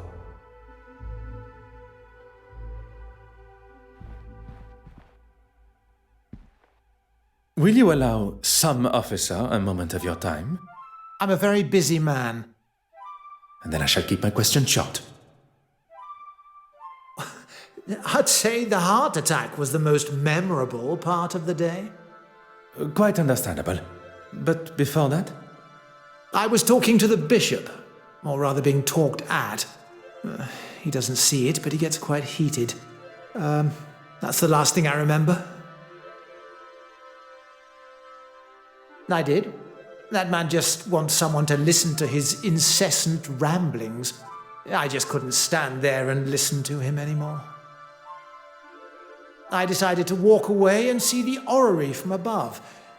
Then You two spoke? briefly, but she was looking for her husband, so I think... I will not take up any more of your time. If you want to deal with him, fine by me.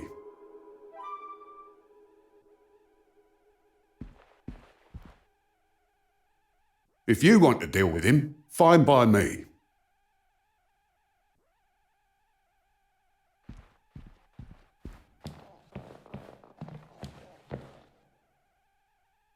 Detective Inspector Hardwick has made it quite clear that my valuable insight is not wanted.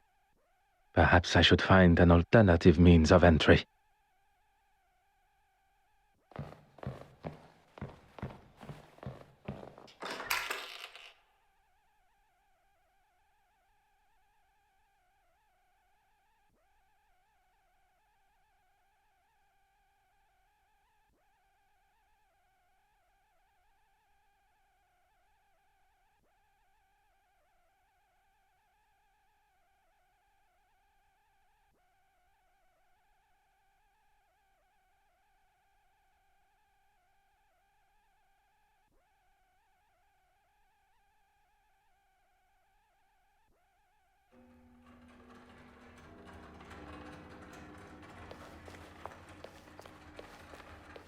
Mademoiselle, may I request a minute? What can I do for... Can you not see that...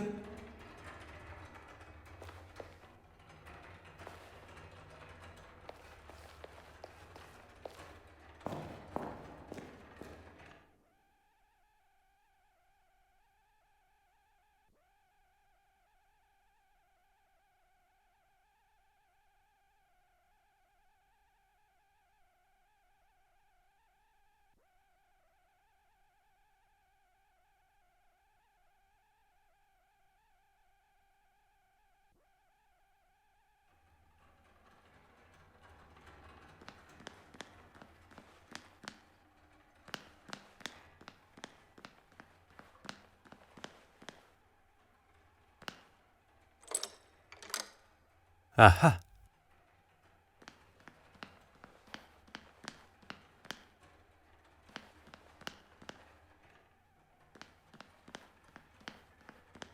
Huh.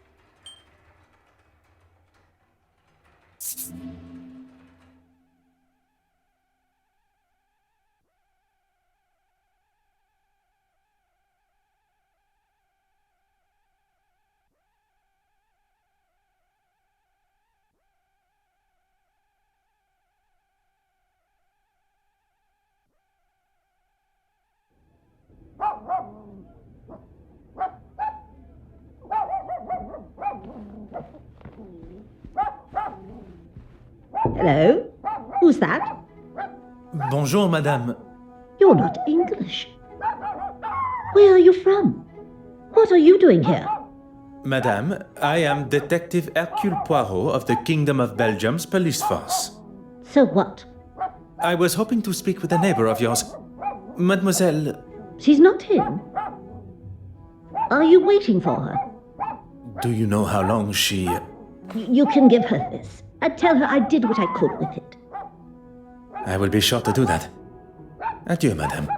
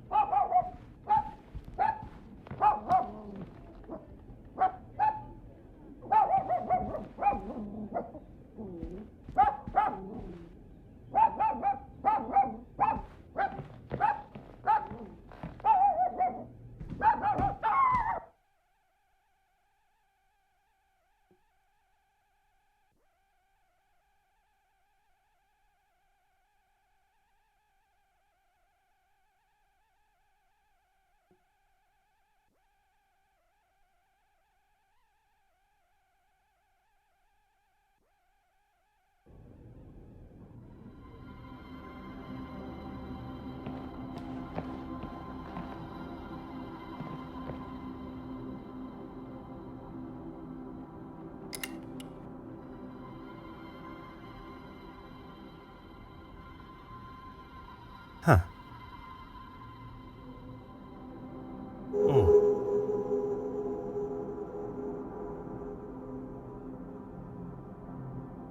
Huh.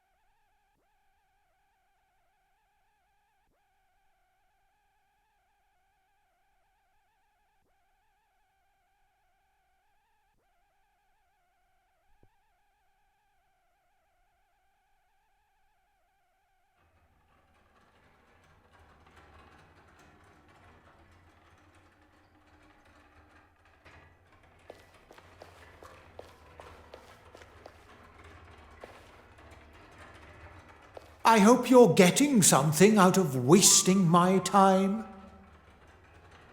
Heated? Who said that? They are the words of Monsieur Ellsworth. Oh, the man is in politics. He should know what heated looks like. Oh, maybe I was a little forceful. There was no one else around. How was I to know he was having a heart attack when he clutched his chest? It could have been anything. And when I saw he was in trouble, I went to get help. I suppose I got lost. I do not believe Bishop Mountjoy was the instigator of Monsieur Ellsworth's heart attack, but it appears he does. He is quite rigorously trying to convince himself he is not to blame. Merci, Your Grace. What can I do for you? He knows just how to push. He knows what this museum means to me. That is clear to us all. He thinks he can say and do what he wants because of his position. But if he thinks he can get rid of me that easily, this museum is my life. And if anyone, including him, tries to do anything to jeopardize that, I won't be held responsible for my actions.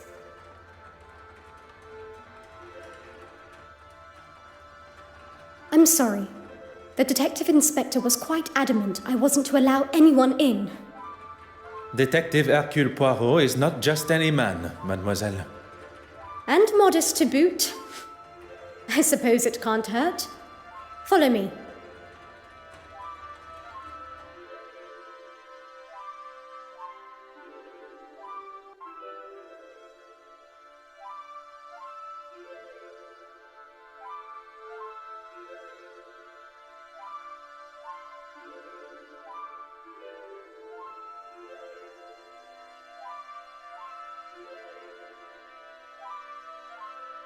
There you go.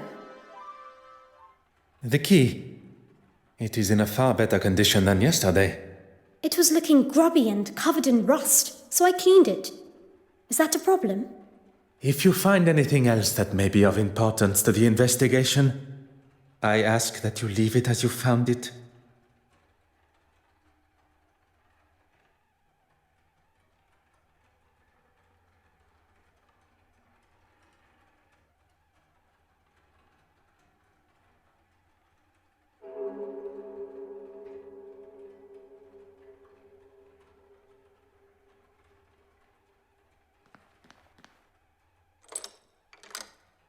Ah.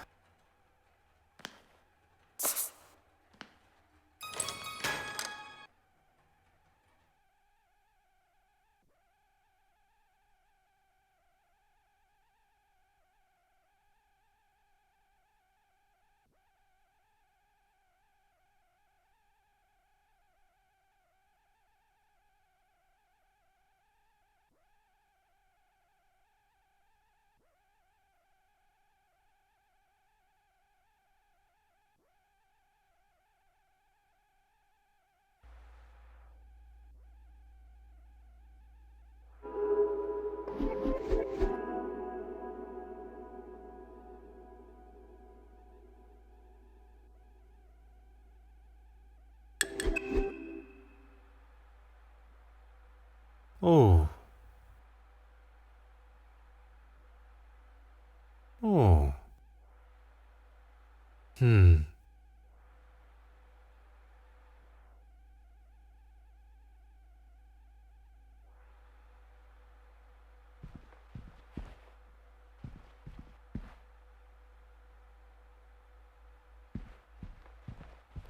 Hmm.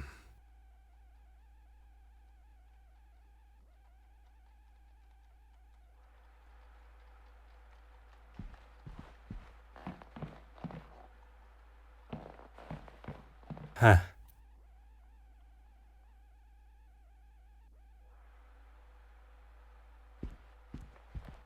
Hmm.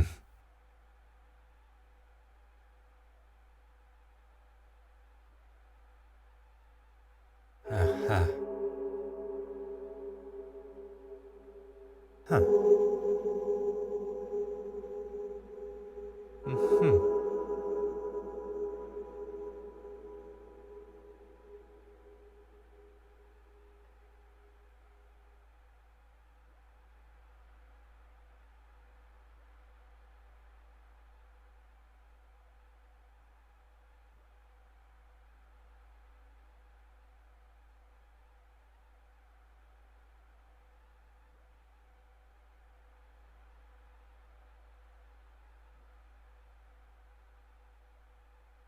Ah.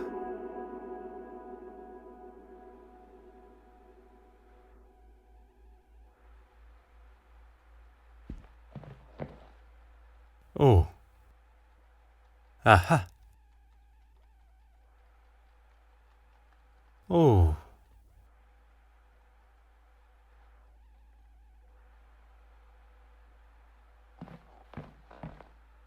Oh.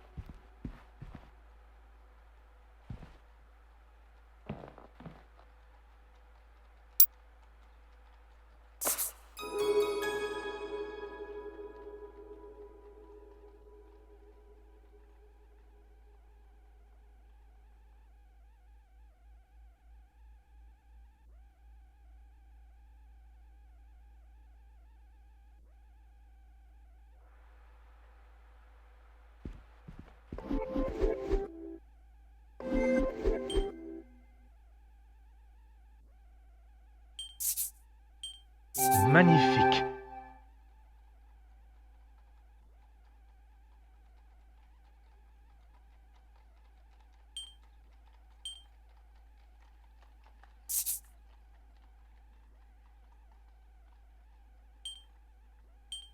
I should not be surprised by my own skills of deduction.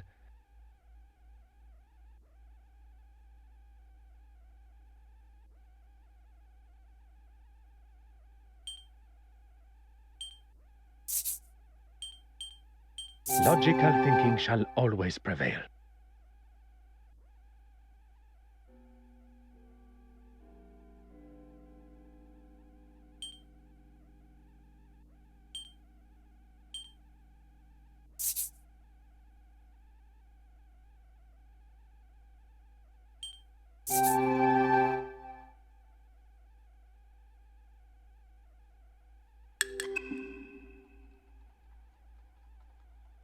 When the thief entered this room from the west wing, there was no paint on the key.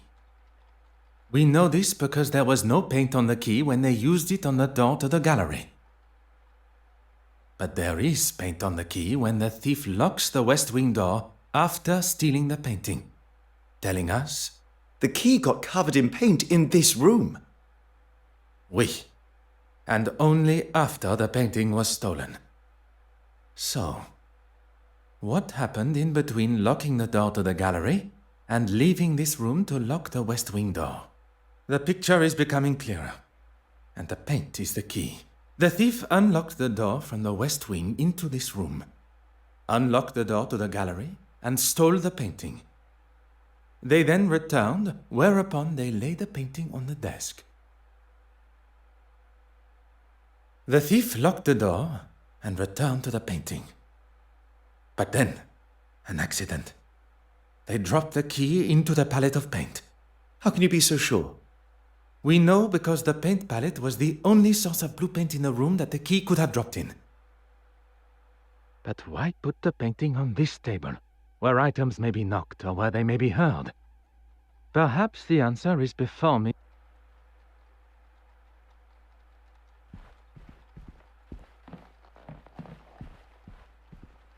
Ah.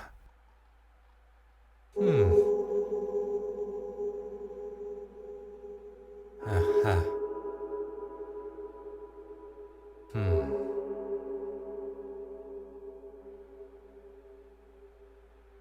Huh.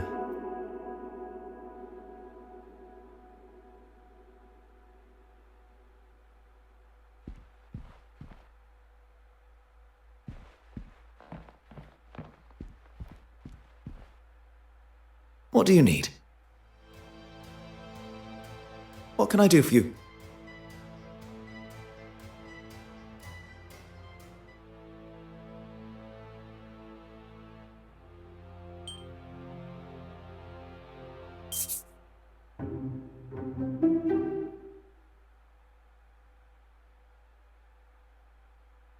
What can I do for you?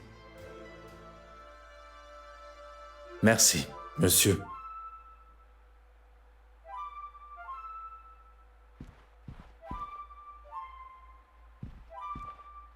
Ah.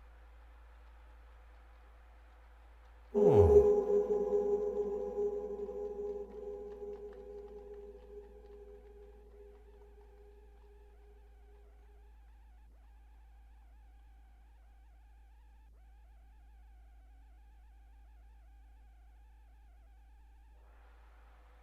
Huh.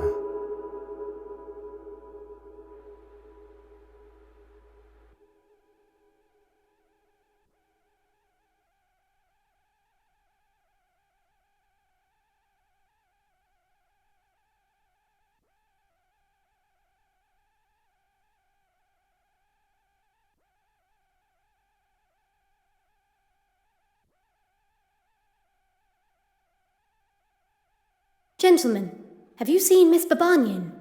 She wanted to speak with me after the bishop was finished chewing my ear off, but it seems the pair of them have disappeared. I'm afraid not. Can't have been that important then.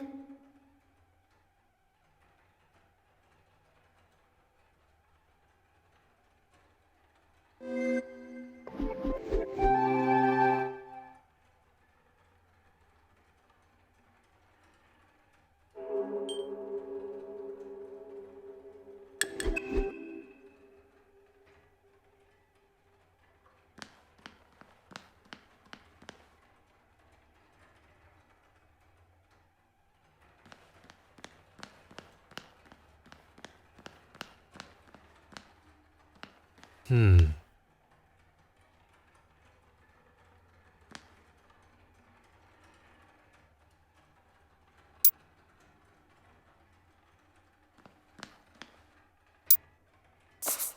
Hmm.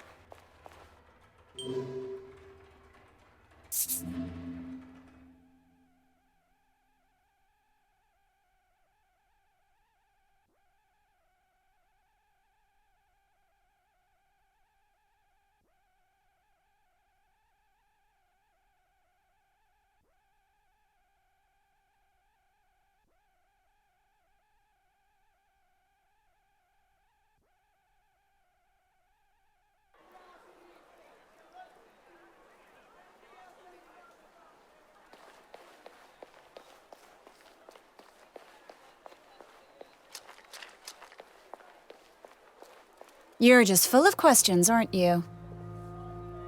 Where did you get that? It was found in a vent at the museum. Perhaps the very last thing I expected to find. Yes. Well, thank you. I knew I had lost it somewhere. A clearly valuable ring has just been returned to Madame. And she acts as the... And I would not describe throwing a ring at one's husband resulting in it being stuck in a vent as a case of losing it. It is clear Madame Hélène felt no sickness at the gala, rather anger. In a moment of rage, she threw her ring at her husband before exiting the museum. And having seen the damage that she has caused in her own dressing room, one can conclude that it was the state of her marriage that allowed her emotions to get the better of her and act so rashly. You have been most helpful. The detective inspector will now be able to see as plain as day that Mademoiselle Court Smythe is the guilty party. Now to find him. With the other remaining guests' movements all accounted for, she was the only one capable of making haste with the painting.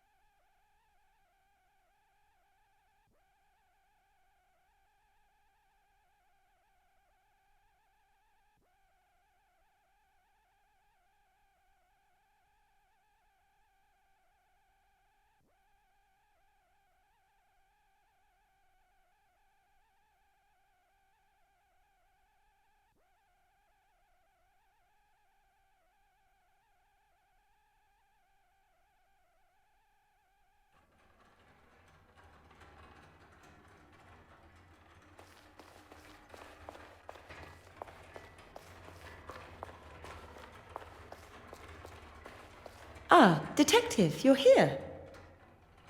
Look and you shall find. How may I be up? Oh, well, I've had the photographs from the Garda developed. That's good thinking, Miss Farquhar. Oui, very kind, mademoiselle.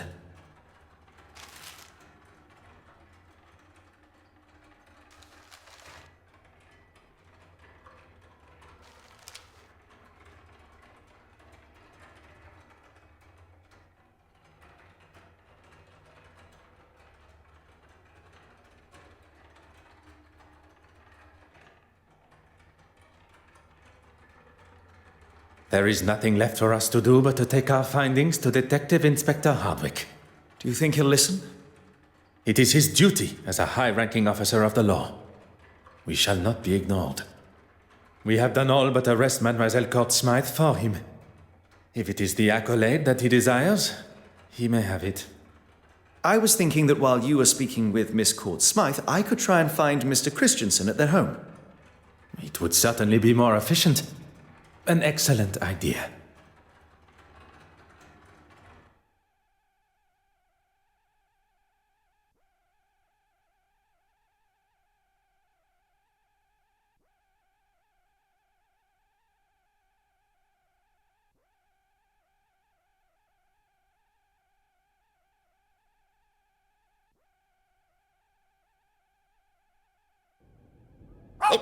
Him with a funny accent.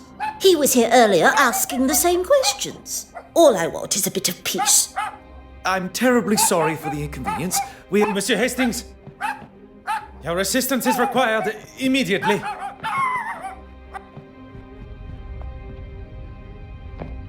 Good Lord, Poirot, that's a lot of smoke. And now you are up to speed with the situation. I have evaluated the position we find. If you're going to use the fire extinguisher, now would be the time. Très bien.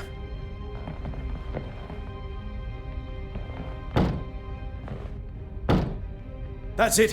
One more should do it.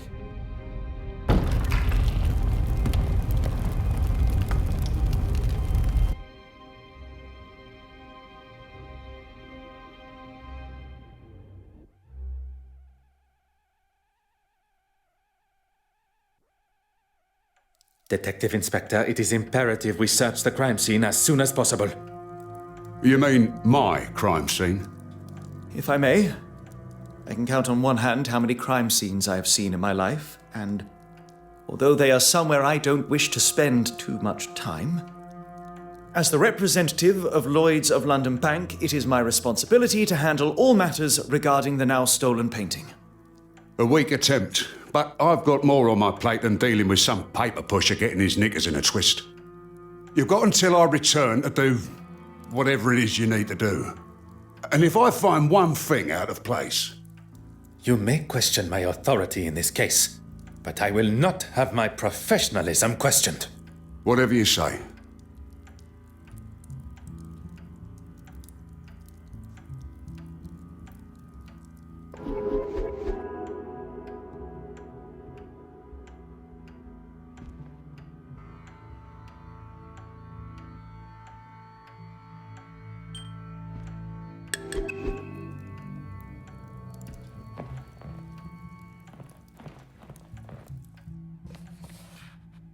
Huh.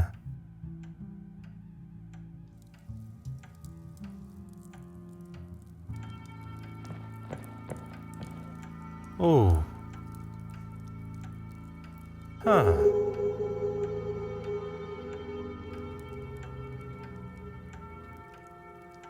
Oh. Huh.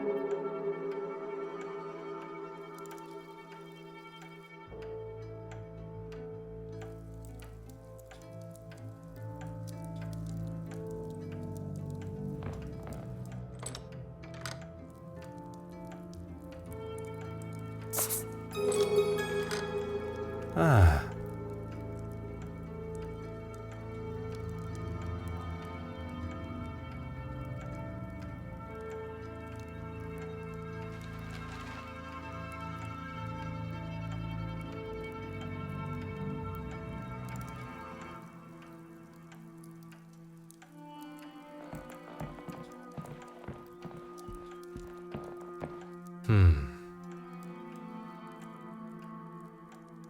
Aha.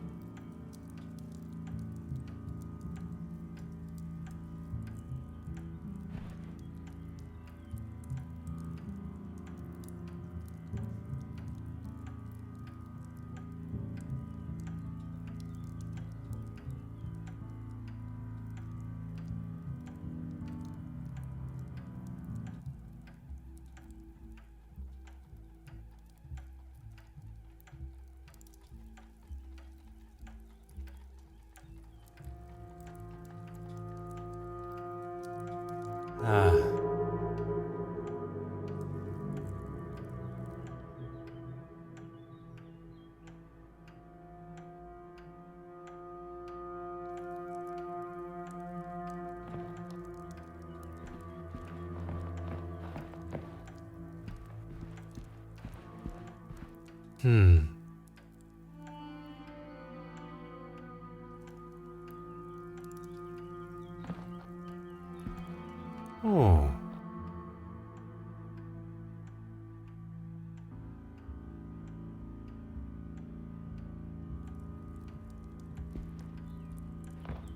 Aha.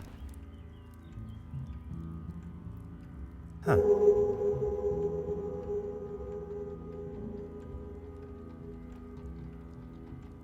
Huh.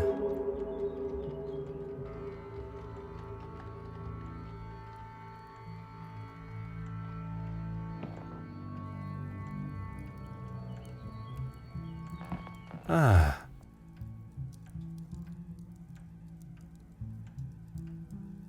Oh. Aha.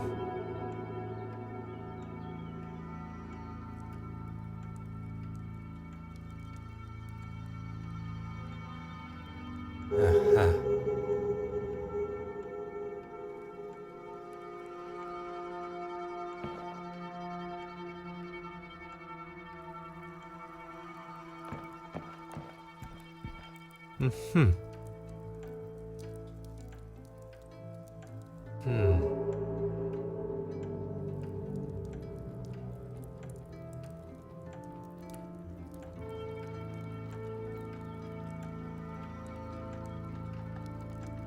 Huh.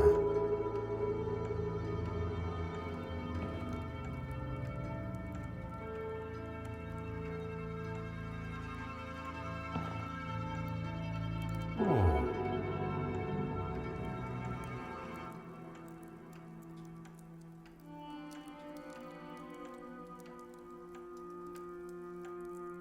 Ah. From analyzing the victim's body, I can conclude that the cause of death was not dead by the flames. Not by the flames? Then what? That is what we are yet to determine. Oh.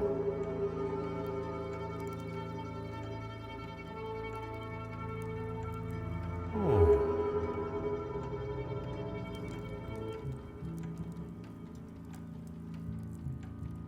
Aha.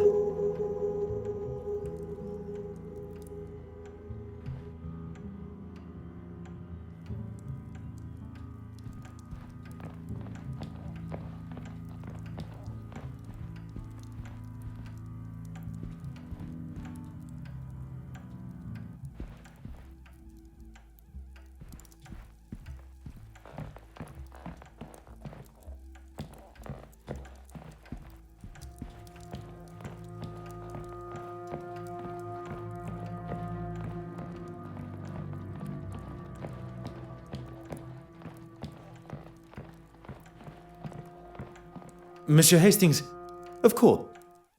What can I...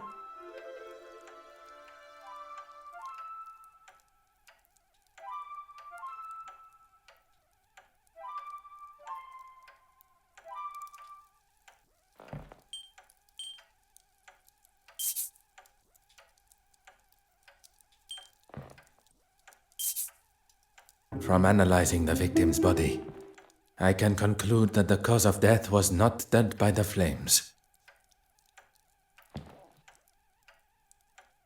Not by the flames? Then what? That is what we are yet to determine. What can I do for you?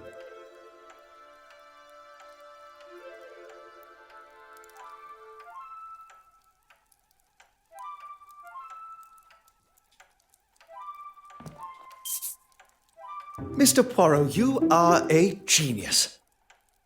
What can I do for you?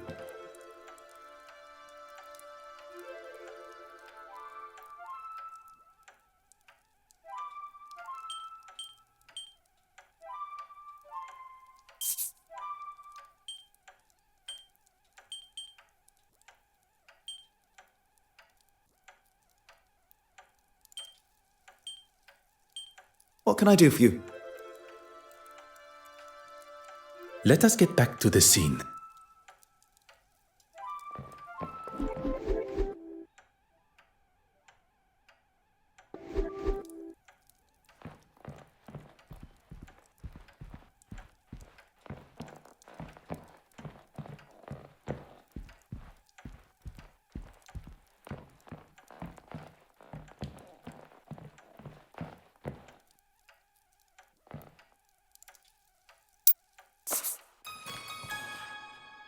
Oh. Didn't you speak with her neighbor before? Might she be able to help?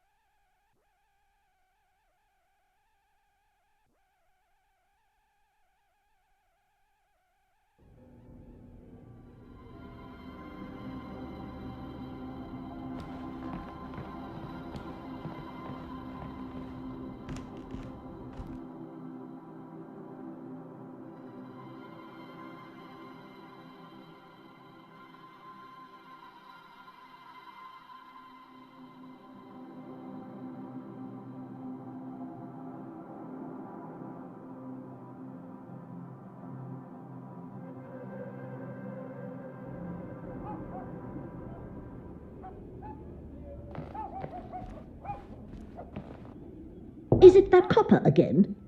What do you want? I was hoping to ask you some questions regarding the fire. May I ask your name? You aren't coming in. You can get that into your head now. Mrs. Colsham. Camilla Colsham. Merci, Madame Colsham. She hardly had any visitors, but yesterday it was like she had a sign up offering out free ale. If you would be so kind as to talk us through the events as you remember them. Well, I saw her leaving with a couple of paintings under her arm. You've seen her work? Not really my cup of tea. Then there was that posh-looking chap. I heard him before I saw him. Like an elephant on those stairs. Next came the professional-looking fella. He's got some money in those pockets, that's for sure. I saw him leaving with a painting, too. Oh, and the argument with another man? I couldn't hear what it was all about, but he had a set of lungs on him. You are doing a wonderful job, Madame Colsham. You can keep the patronizing tone to yourself. She must have turned her radio up to disguise what they were saying, but I tell you this, I'd rather have listened to them than that racket. It wasn't long before he was storming down the stairs. I don't think he'd heard the expression light-footed before. Would you be able to remember any other details of the gentleman? Through this people, you can barely tell who's man and woman. I didn't hear her leave, but when I heard that door downstairs slam, I knew it was her. I opened my door and gave her what for. And you know what she did? She waved me off, bottle of bubbles in hand, ranting about being dry. She looked 2 sheets to the wind, if you ask me. Only after did she turn the radio down. I wasn't going to waste the peace and quiet, and I got ready for bed. I was getting right into the exciting bit of my book. Perkins' first one, you know. I do like Perkins. Well, that's when I first smelt the smoke coming from the hall. And then you lot showed up.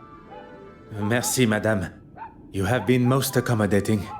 Oh, and I found this in the garden. It's obviously hers. I was going to put it through her letterbox, but, well, you know. The cork from a champagne bottle.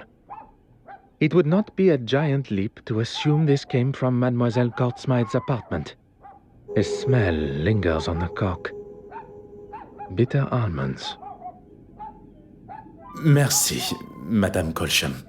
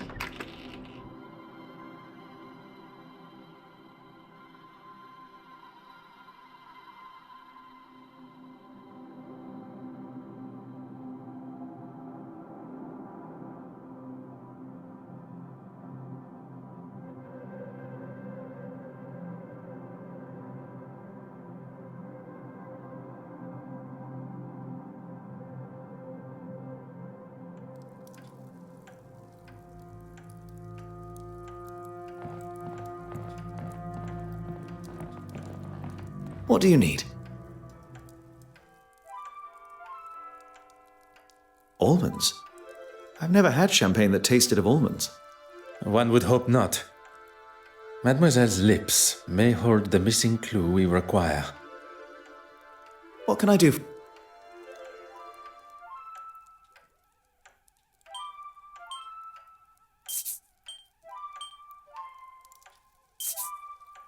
That would never have even occurred to me.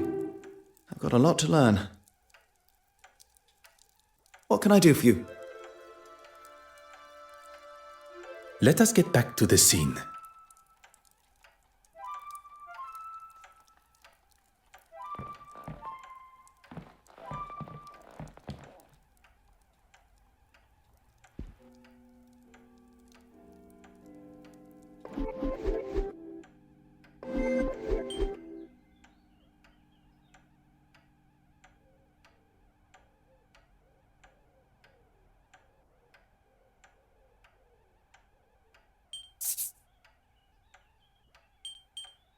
Some would say a lucky guess. I would say a moment of genius.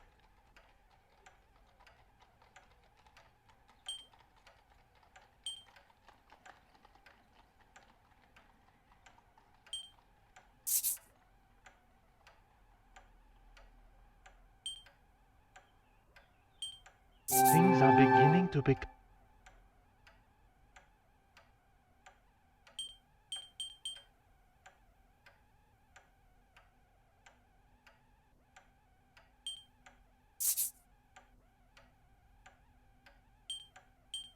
Logical thinking shall always prevail.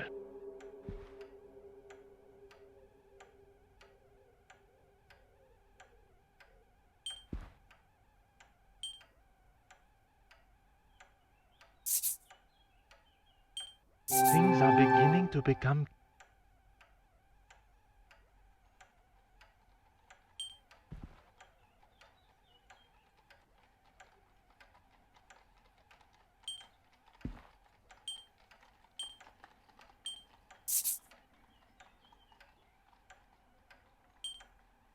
What a revelation!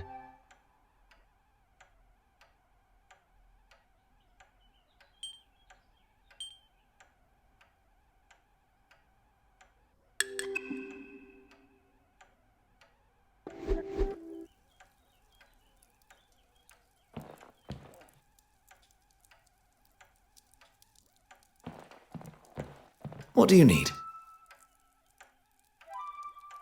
Of course, the painting. Irene had made forgeries of the Penitent Magdalene painting. It wasn't an accident. It was set on purpose, using turpentine to douse any evidence of them being there, and the forgery.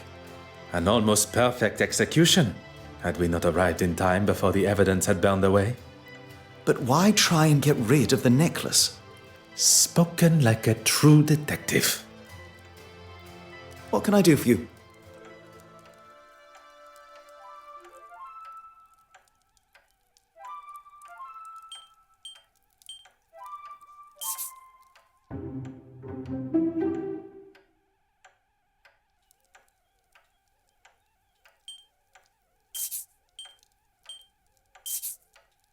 That would never have even occurred to me. I've got a lot to learn. What can I do for you? Let us get back to the scene.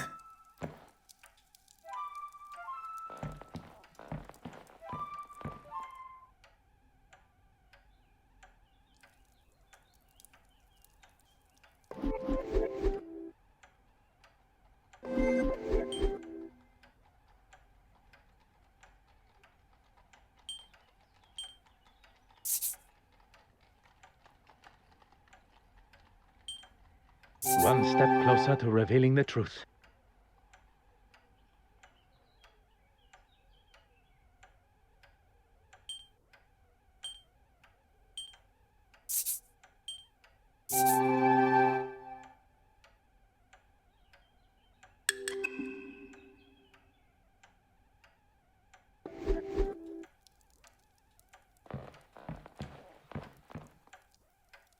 What do you need?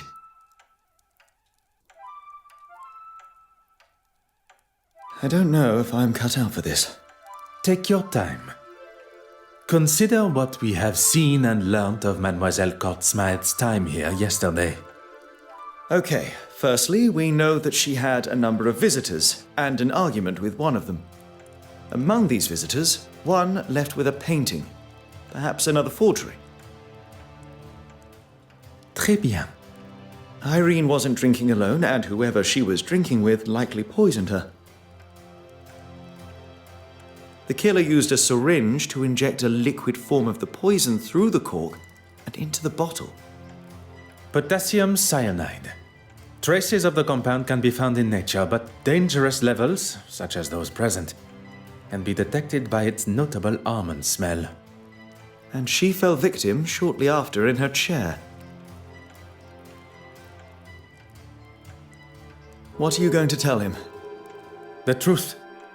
He may hope for a simple and somewhat convenient version of events, but he cannot ignore the facts that we shall present. My crime scene still intact? Of course, Detective Inspector. There is something that... There's nothing more to say.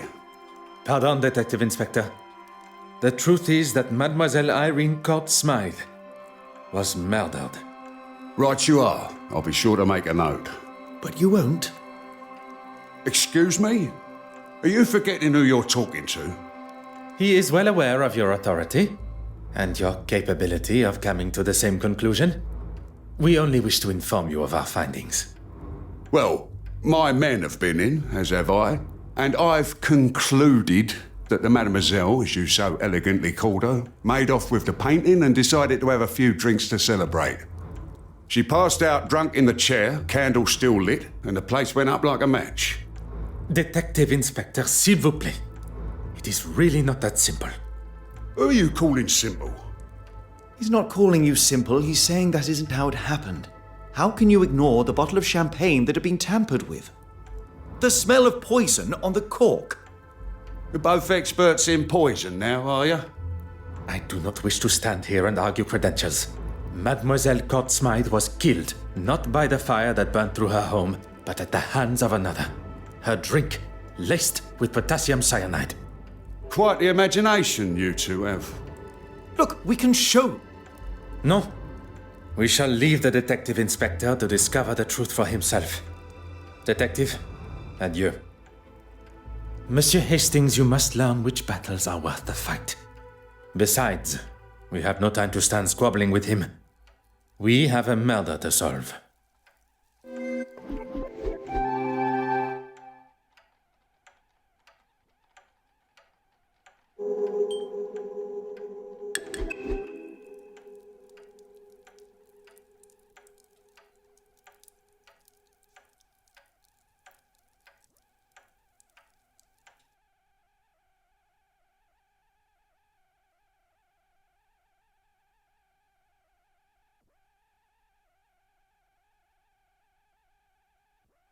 That was quite a night. I feel exhilarated, yet exhausted.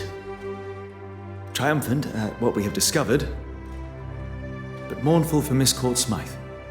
It is being able to control those emotions and still see the bigger picture that separates the best detectives from those that merely like the thought of such responsibility. So do you think it must have been one of the guests at the gala? An accomplice disguised as a guest turned murderer. A master criminal they may appear to be, but they have never crossed paths with Belgium's greatest detective. I think I just felt a chill. Now we must speak with the guests of the gala again, as well as find Monsieur Christiansen, who has continued to evade my questions. I have no doubt one or more of them will hold the answers we require regarding the death of Mademoiselle Courtsmith.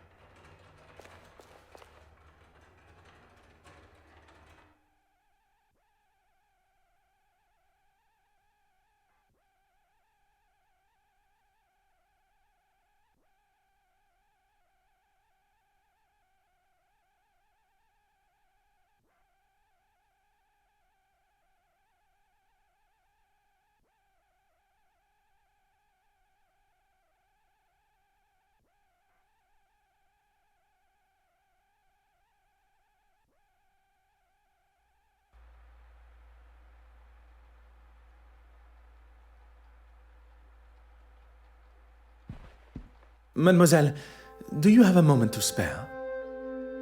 Of course, Detective. I'm hoping you have some good news for me. Goodness.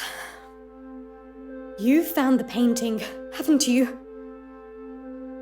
A painting was recovered. A forgery, but it was damaged by the fire. What on earth are you talking about? Forgery? Fire? It ran rampant through Mademoiselle Courtsmythe's apartment. She's dead. She would never be so. But with all of those flammable paints and... No! Mademoiselle Warbeck appears quite distraught at the news. Perhaps I should have considered the nature in which it was delivered.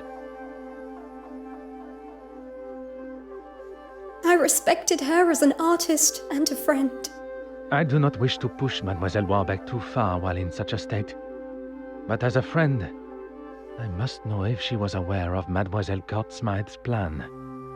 Perhaps, as a friend, she let slip of her plans. Her plan for what? Stealing the painting? Making a forgery? Do you really think I'd let her do that? She must have had help from someone she trusted. If she did, it wasn't me she confided in.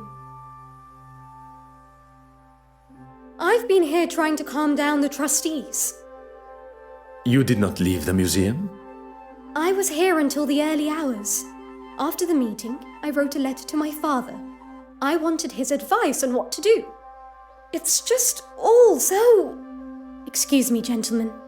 I must go and make a phone call to an artist. I shan't be long. Merci, mademoiselle. That is all for now.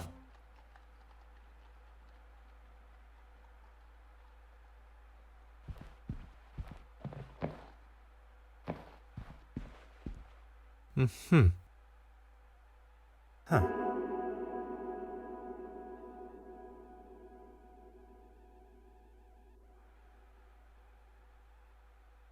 Ah.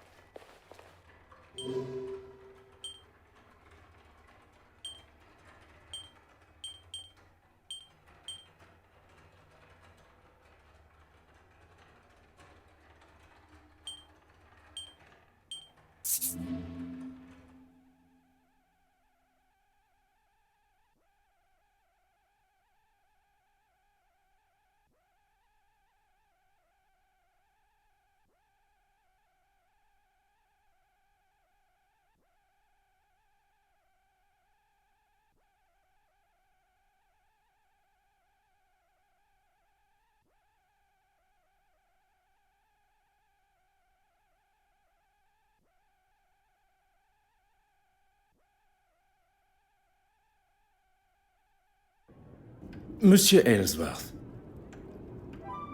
Ah, a detective that actually seems to be doing something to find my painting. What can I do for you? Quite well, thank you. The infirmary discharged you already? With a clean bill of health. I didn't want to wait around using up valuable resources. An honorable gesture. I was straight off to the House of Commons. I take it you haven't read today's newspaper? I'm afraid I have had more pressing matters. It certainly makes for an interesting read. I was not aware reporters were permitted inside the house. They aren't. I left and went to the London Illustrated News office. I gave my statement there. I can't for the life of me remember the chap's name. Rather pleasant, though. Anyway, you're a busy man. I'd hate to take up too much of your time.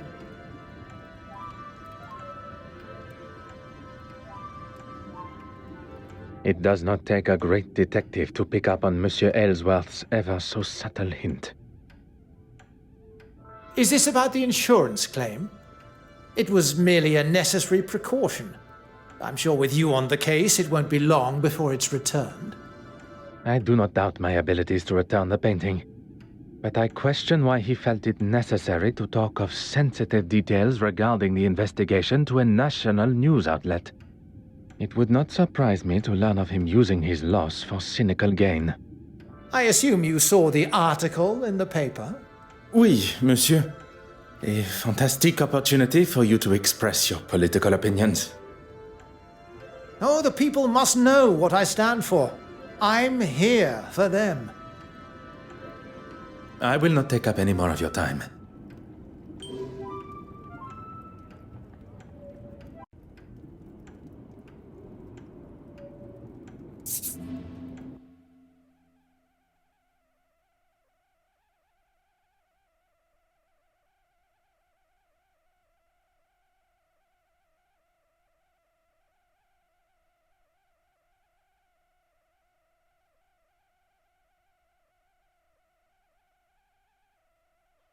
Bartholomew!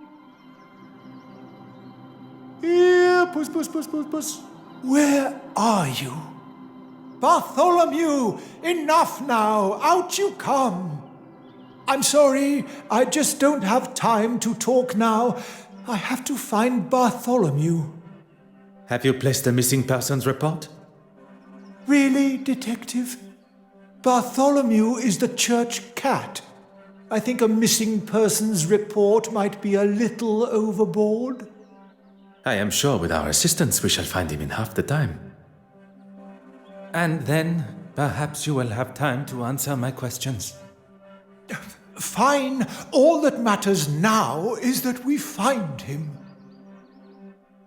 His name is Bartholomew, and I'd appreciate it if you spoke of him as such. Pardon. When did you last see Bartholomew? Better.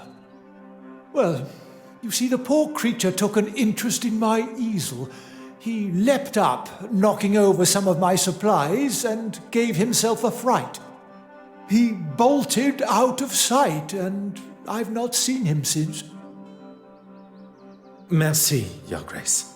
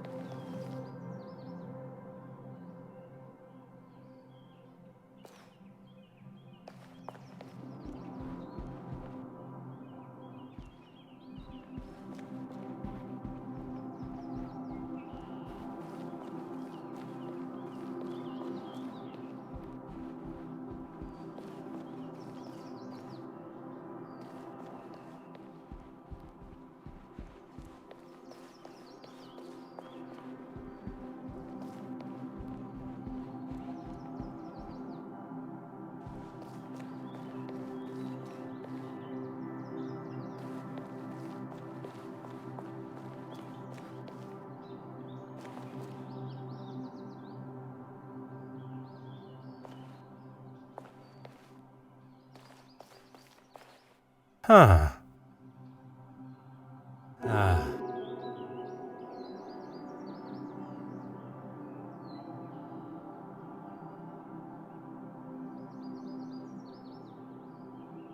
Huh.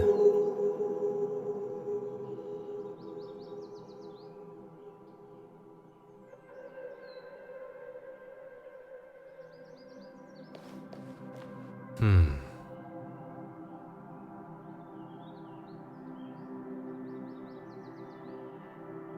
Hmm.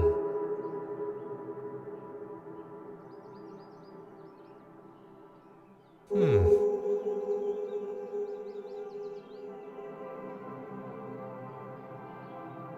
Aha.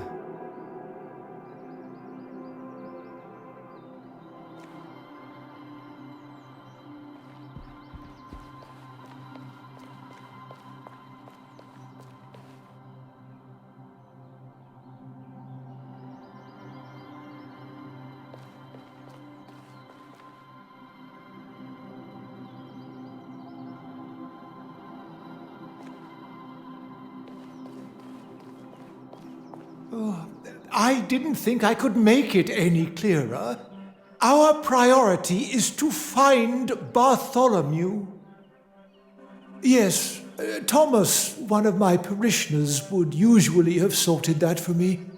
But he decided this weekend, of all weekends, was the best time to holiday to Margate. Where did you say the glass was broken? The easel. I was painting, and Bartholomew was obviously in a boisterous mood and knocked over the water jar. Merci, Your Grace.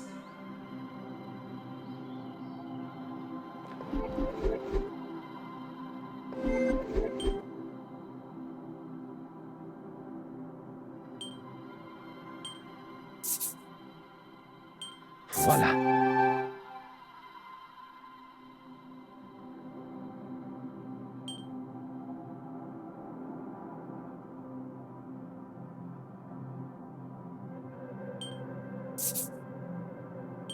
Hot on the culprit's heels.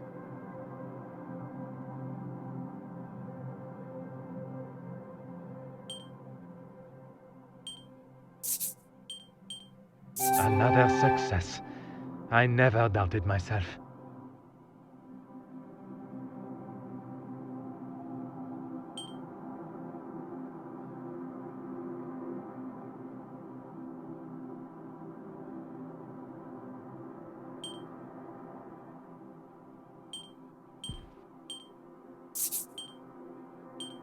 The answer was staring me in the face.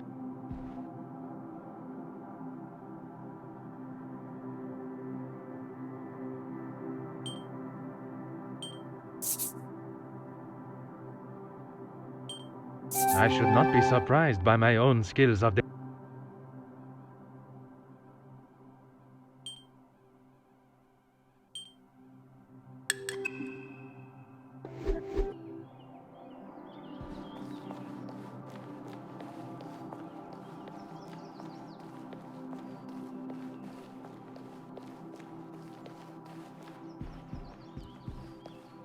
Monsieur Hastings, your assistant. Of course. What do you need?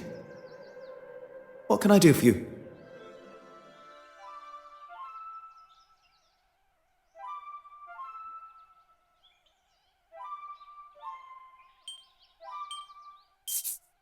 That would never have even occurred to me. I've got a lot to learn.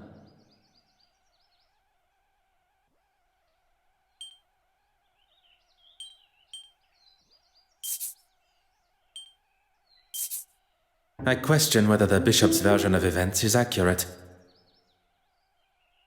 Perhaps he threw the glass jar at Bartholomew because he was on the altar. I know that's how it looks, but I can't imagine someone being so cruel. What tells us where the cat ran to next?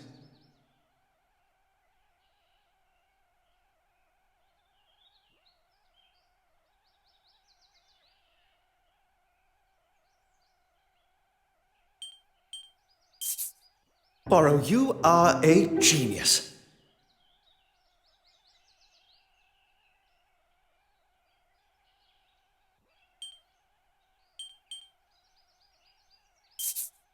How can we know where the cat ran to next?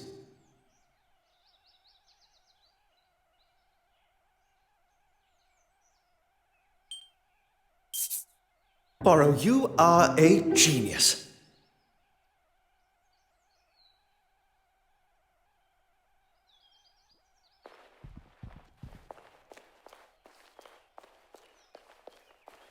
Aha.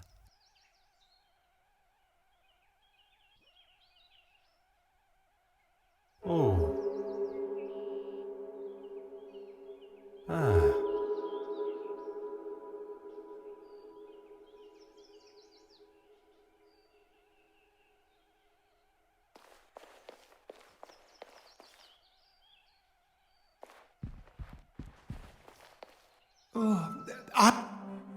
Merci, Your Grace.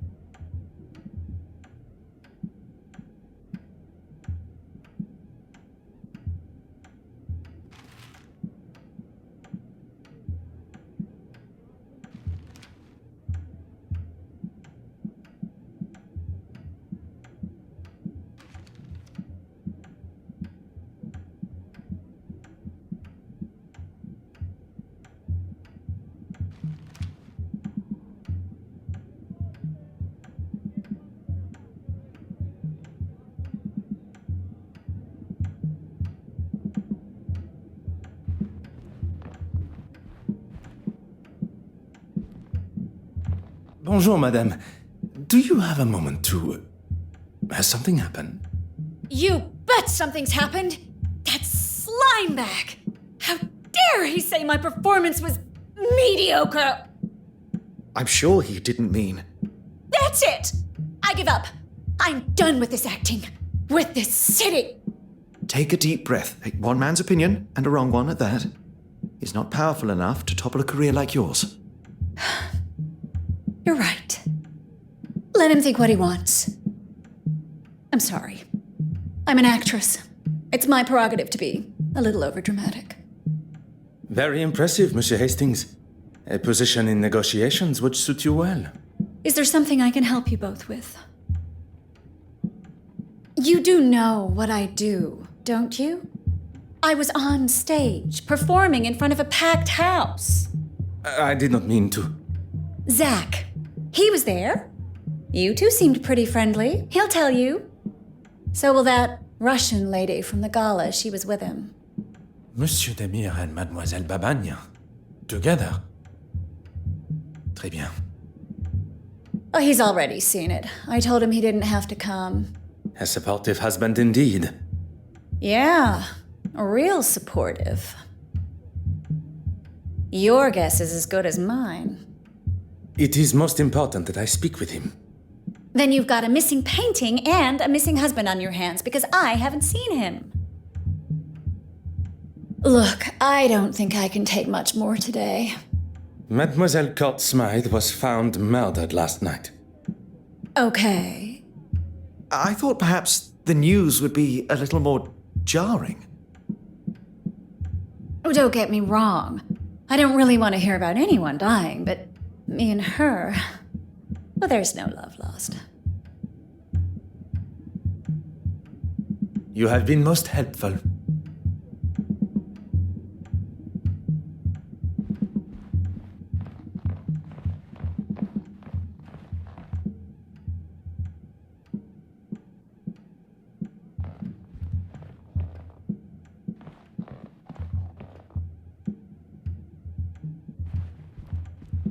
What do you need?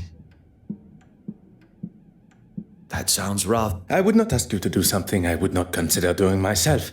Only on this occasion it is I that must execute the other part of the plan. What do you need me to do? Madame Hélène, you must hold her attention while I take the opportunity to look around. I certainly can. I'll appeal to her love of attention.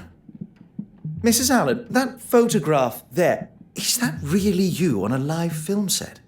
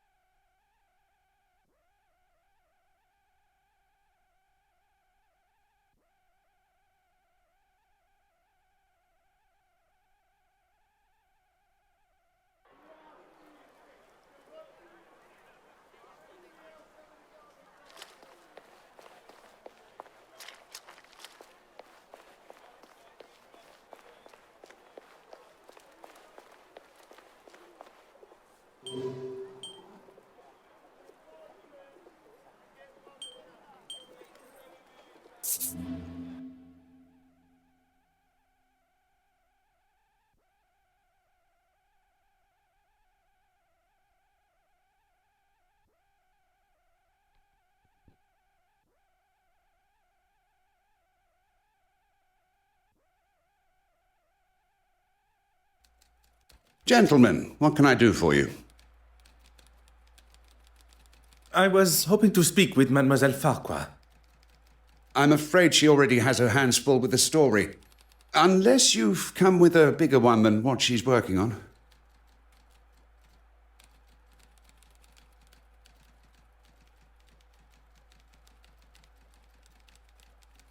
Let's not be so hasty. That could be just what we need. Gentlemen, what can I do for you? This is your office. It's very impressive. Mademoiselle, would you have time to answer some questions? I don't really have time right now. Perhaps we can schedule...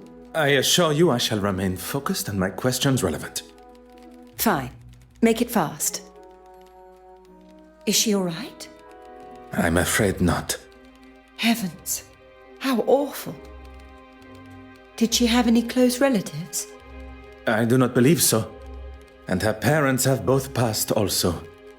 She was the last remaining Court Smythe. A question I did not expect. Although at least she is showing some form of compassion for Mademoiselle Court Smythe's family, or lack thereof. I only met her recently in a professional capacity. What are they going to do with her exhibit? I cannot say, but they may not be as forthcoming with her work now. I'm sorry, Detective. I don't understand. Mademoiselle Court Smythe was behind the painting's disappearance, and a forgery was discovered in her apartment. So she stole the original and made a forgery?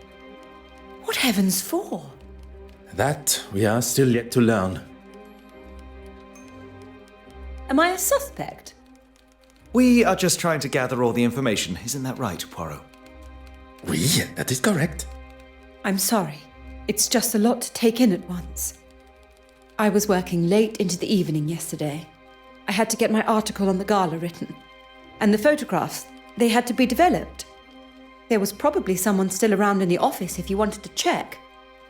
I'm sure you want to have every I dotted and T crossed. Really? I must have been so busy not to notice him.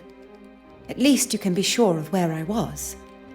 Was there anyone else present in the office? If Mr. Aylesworth was there, Nathaniel, my editor, must have been. It strikes me as rather strange that Mademoiselle does not recall seeing such an important figure in the office. But not everyone can be as observant as I. I shall speak with the editor, as he will be able to confirm the presence of both in the office. Merci, mademoiselle. That is all for now.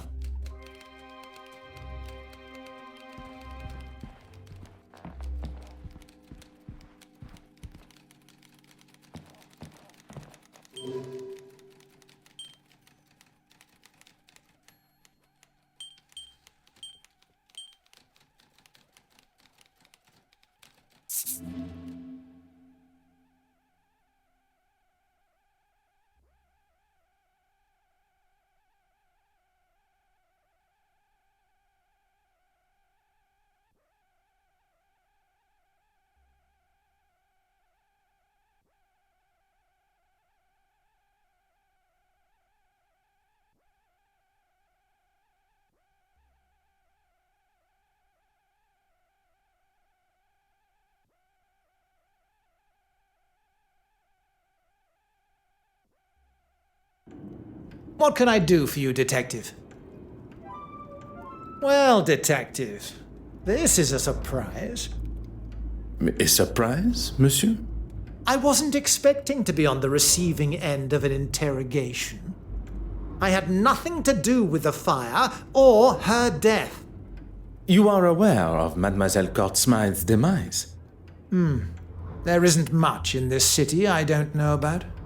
And for your little notepad, or wherever you're storing the facts, that report, Farquhar, she was in the office and can confirm I was there. It appears that Monsieur Aylesworth is more preoccupied with proving his innocence than showing any compassion for Mademoiselle Court. I will not take up any more of your time.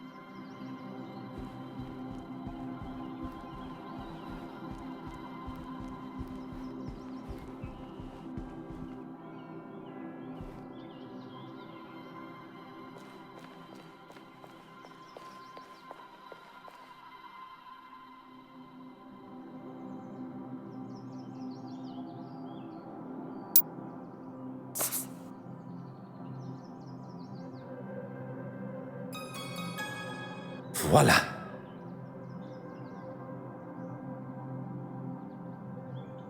Your Grace, now that Bartholomew has been found, would you... As my way of thanks, I'll answer your questions.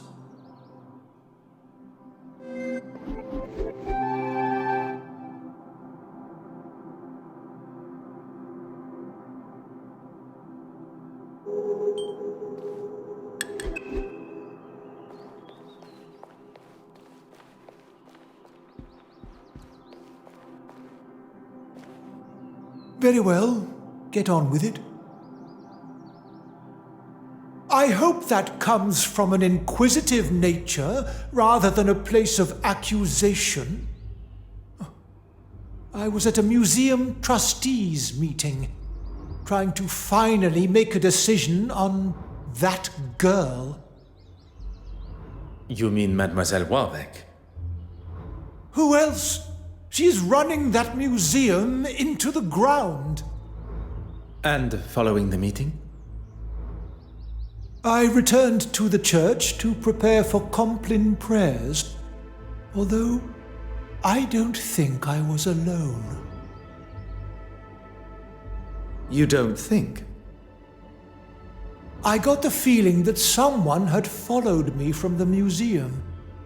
I never saw them, but I know what I felt.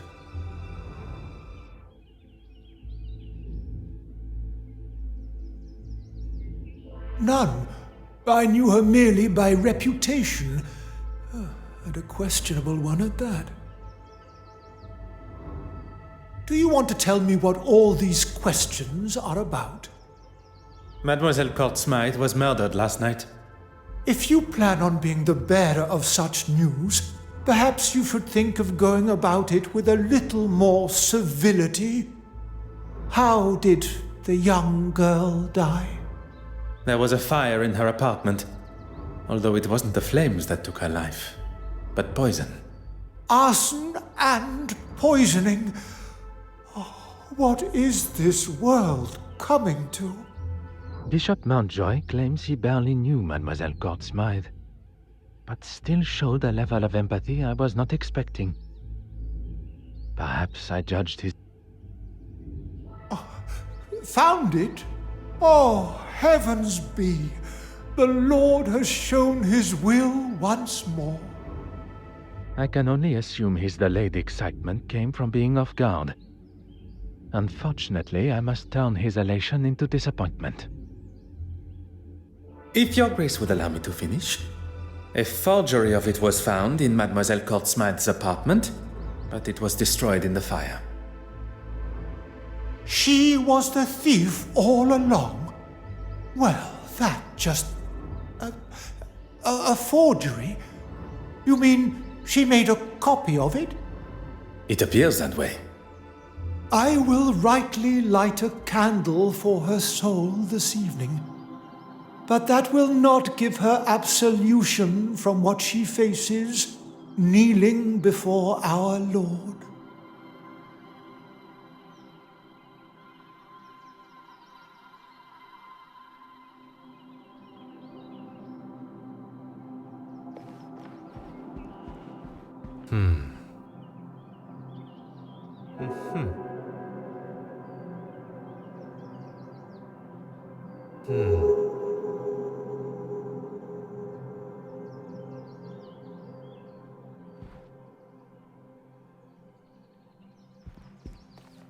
What do you need?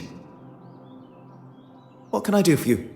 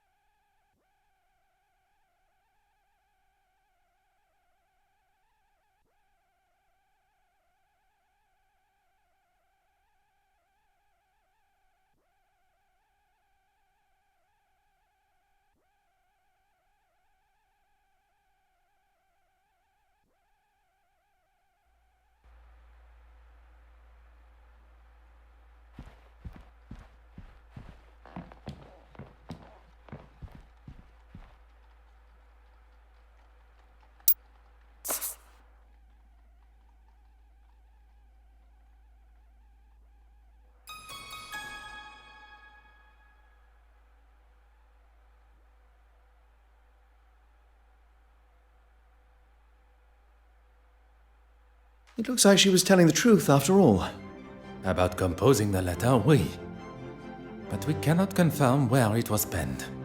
What's all this other stuff? I don't think it's from the letter to her father.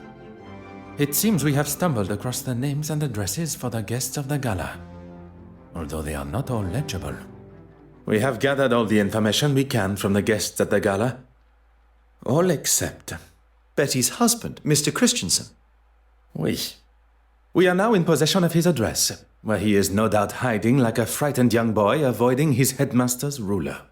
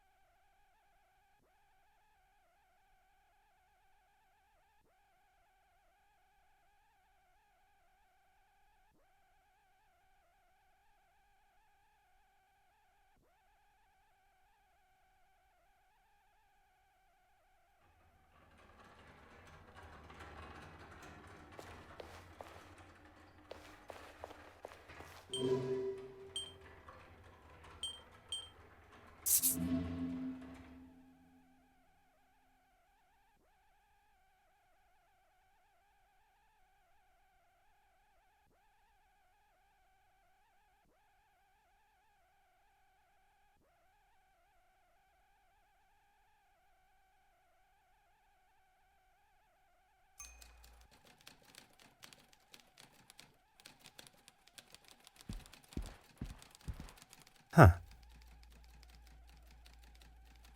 Voila. And just like that, the address of Monsieur Christiansen's apartment.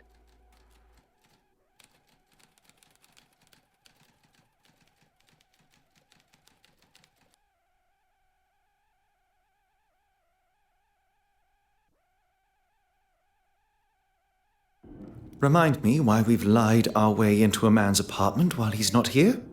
Monsieur Christiansen was accused of harassing a young lady who has now been murdered, and he has not been seen since, even by his wife.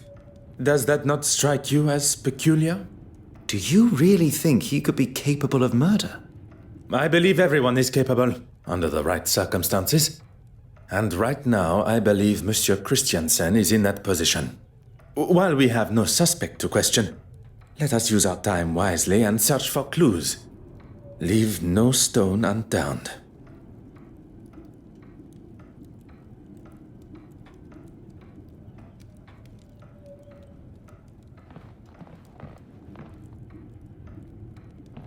Huh. Huh.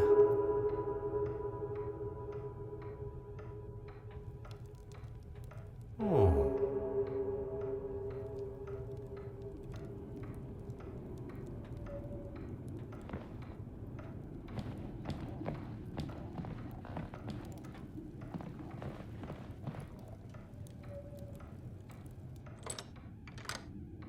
Oh. Ah.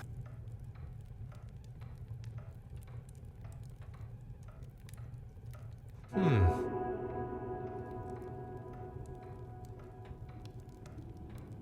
Oh.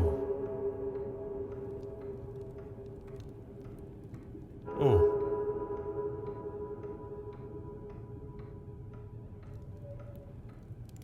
Mm-hmm.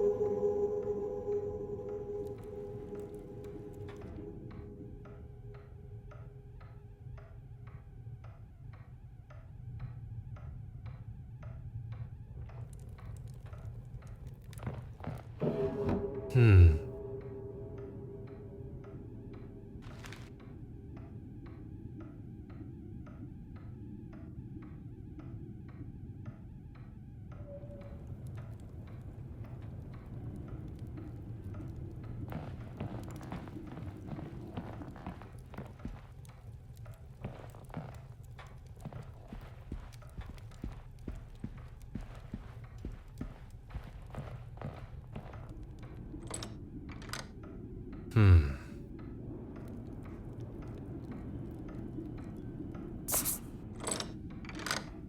Huh.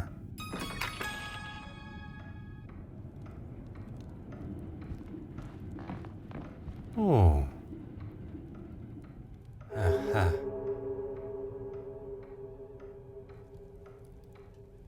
Aha.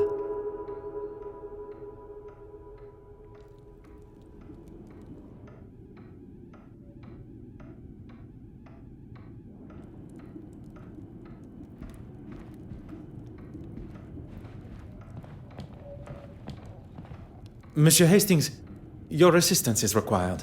Of course. What do you need? What can I do for you?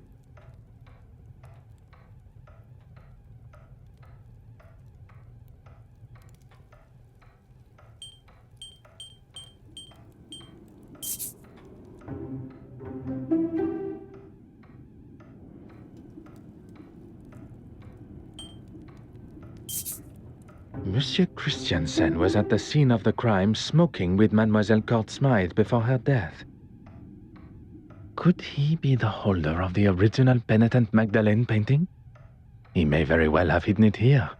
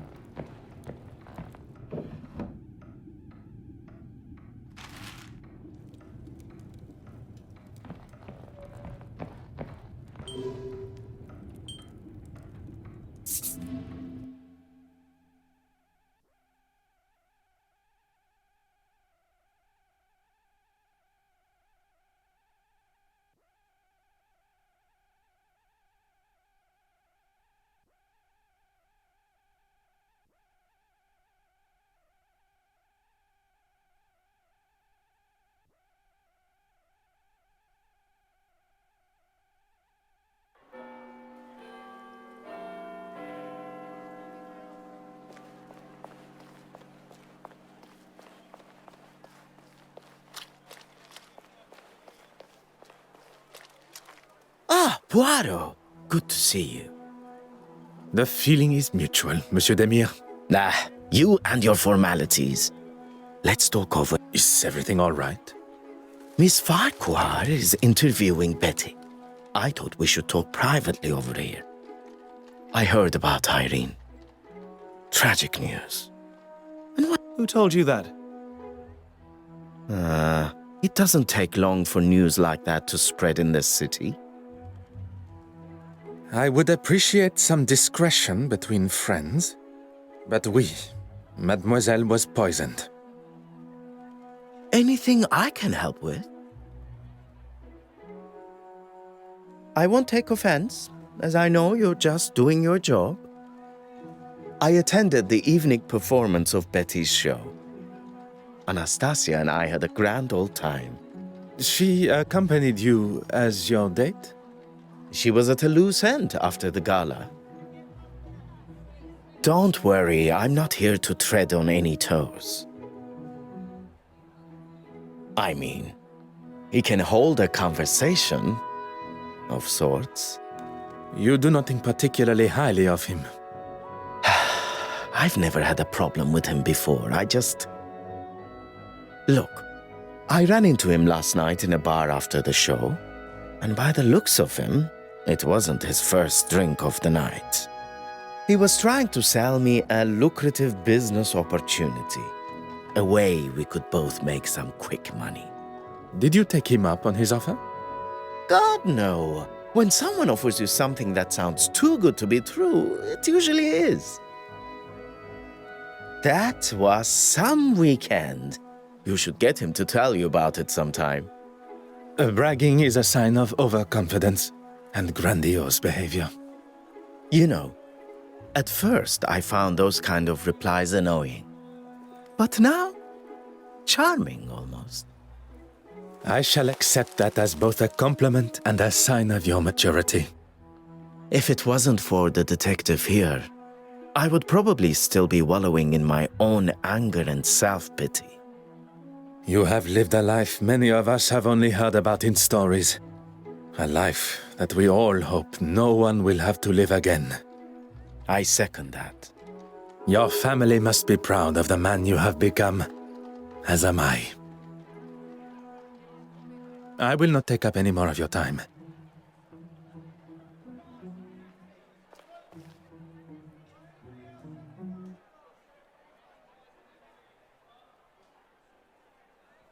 I do not mean to interrupt. Then perhaps you should wait until we have finished the interview.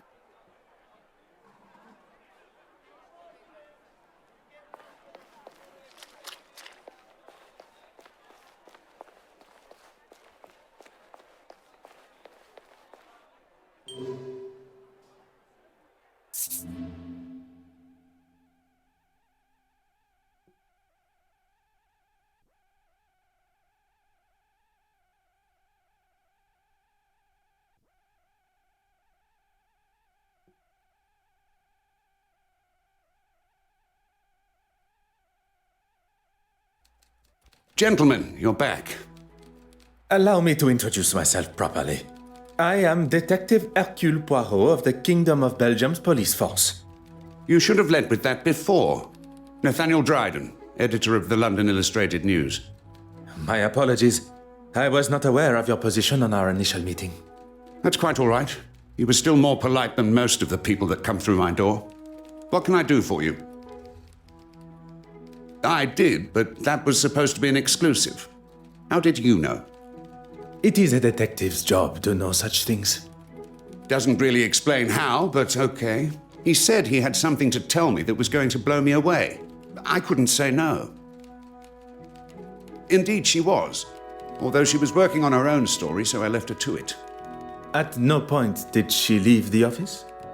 She's a very hard worker and won't leave until the story is just how she wants it. Needless to say, she outstayed me. She had photographs to develop too, so was in the dark room for some time. I'm sorry, gentlemen, but I have another appointment, if you don't mind. This place is usually full of all sorts that think they have a story for us, or want to know more about something we've published.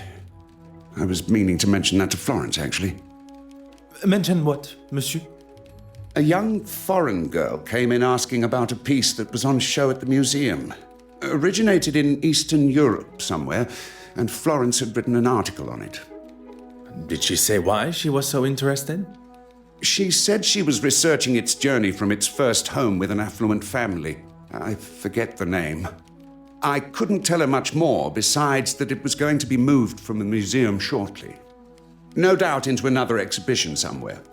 Could this inquisitive young woman have been Mademoiselle Babagna? But why so curious about that particular piece of jewelry? Merci. You have been most accommodating.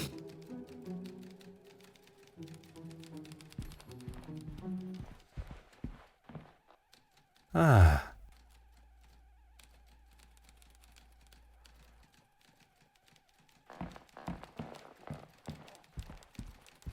Huh. Huh. Ah.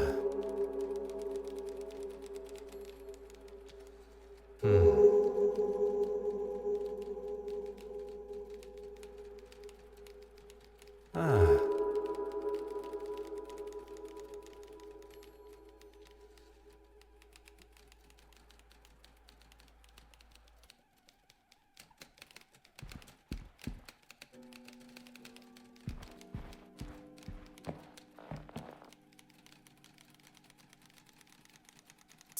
Aha. Oh. Oh. Sacre. What is the meaning of this? It is the missing painting, and this photograph is identical to one that had been burnt in the fire.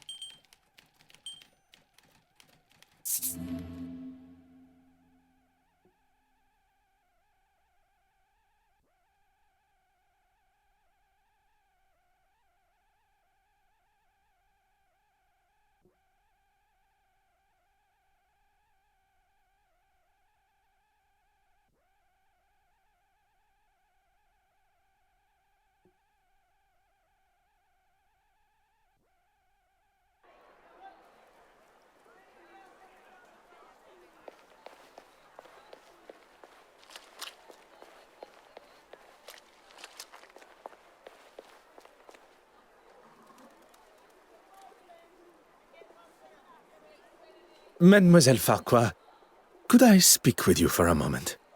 I'm in the middle of an interview. I really must insist. That was incredibly unprofessional, Detective.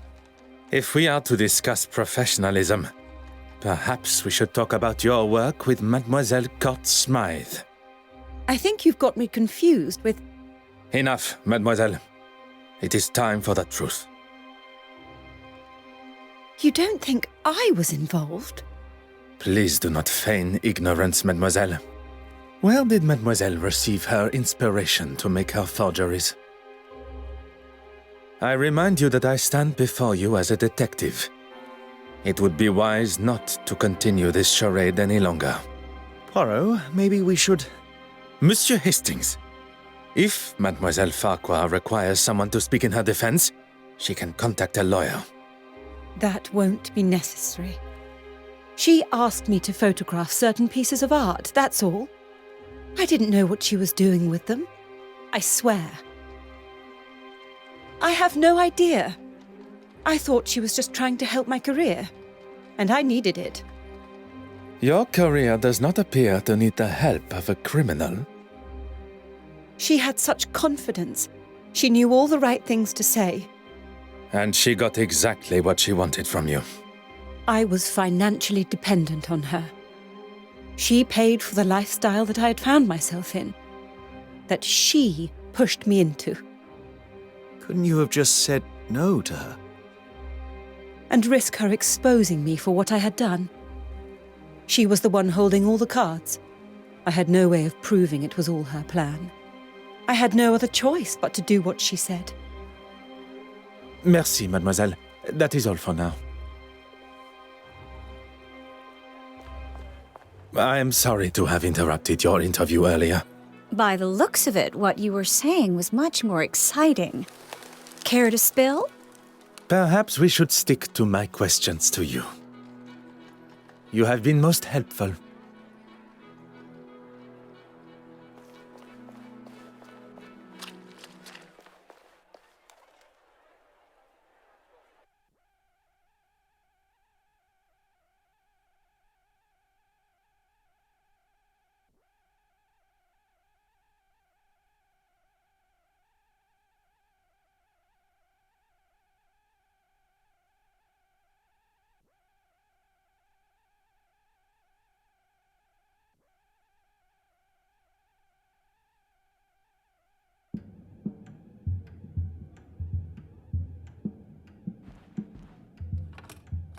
Huh.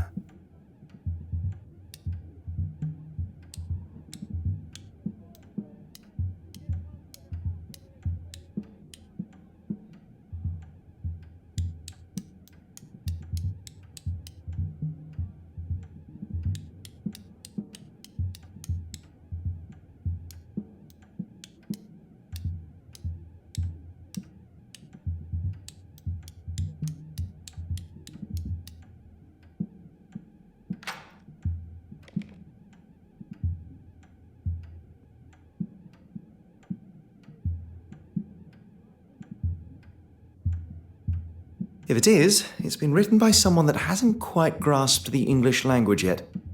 Fire to Irene. It seems too obvious, but that does not mean it is wrong.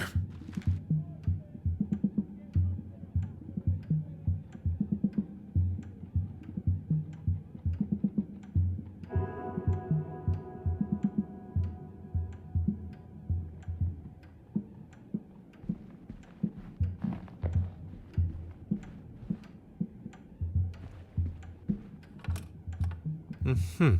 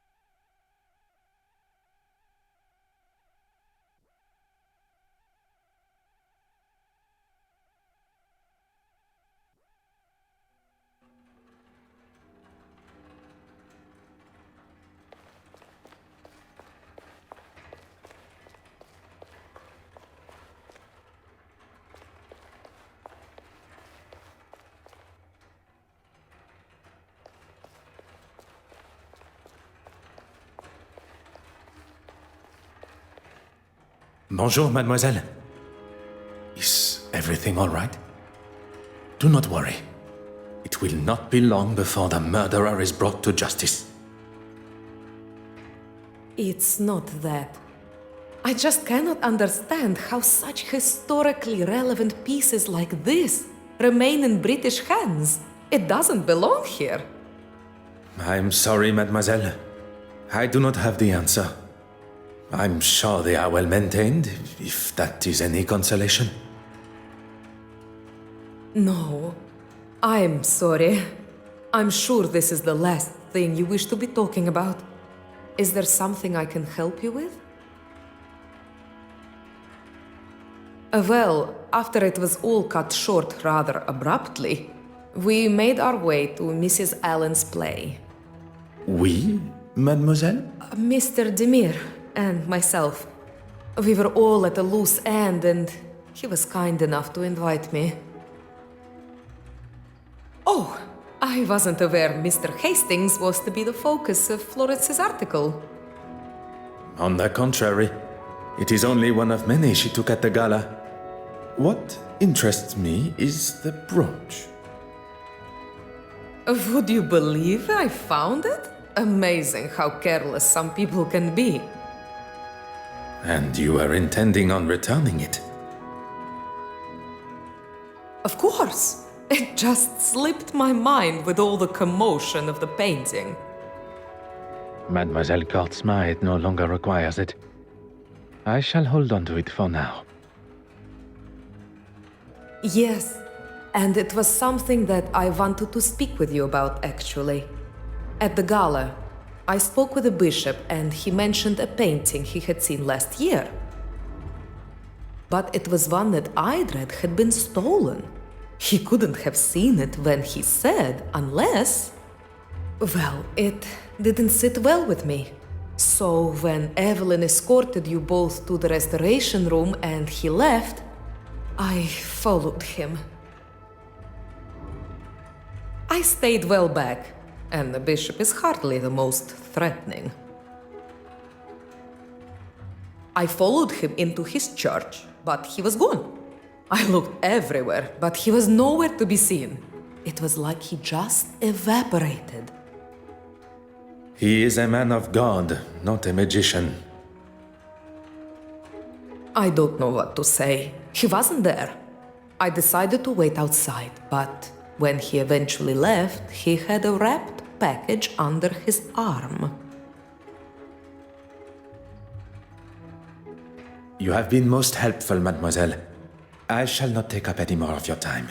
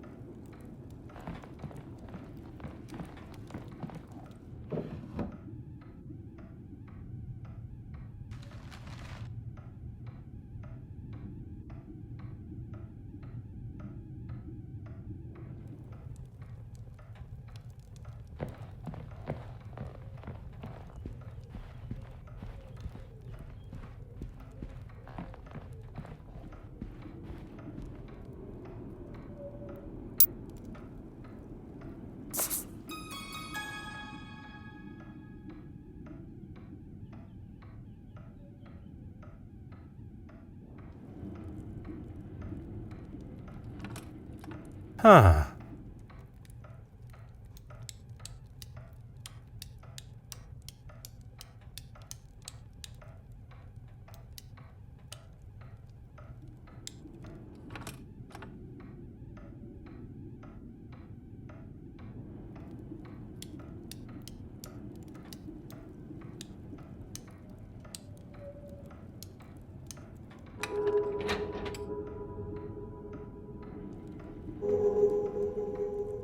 Oh. Huh.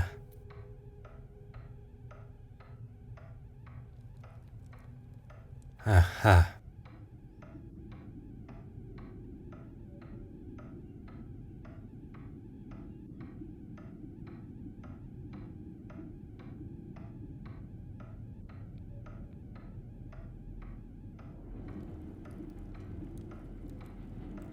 Hmm.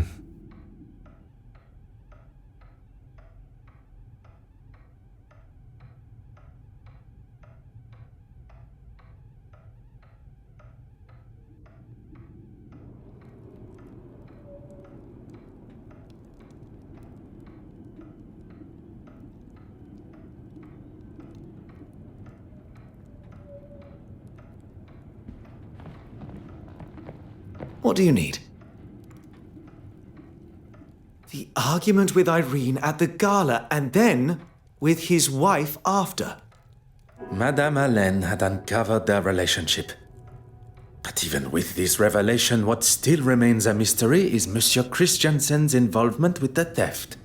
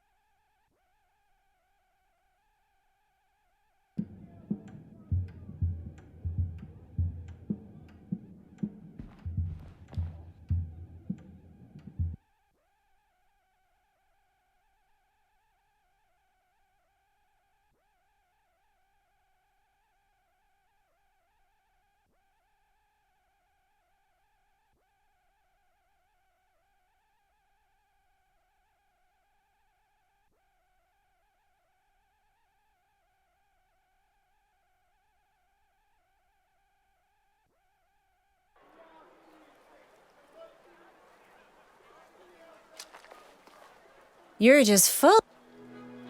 Own? You don't just own an animal detective. He's part of our family. Pardon. And his name? Enoch. And I ask you the question, what's he got to do with anything? And how do you know about him? Purely curiosity, madame. Enoch. A splendid name for a most handsome dog. And it was your husband that mentioned him at the gala. It means faithful in Norwegian. It was Johann's idea. You have been most helpful.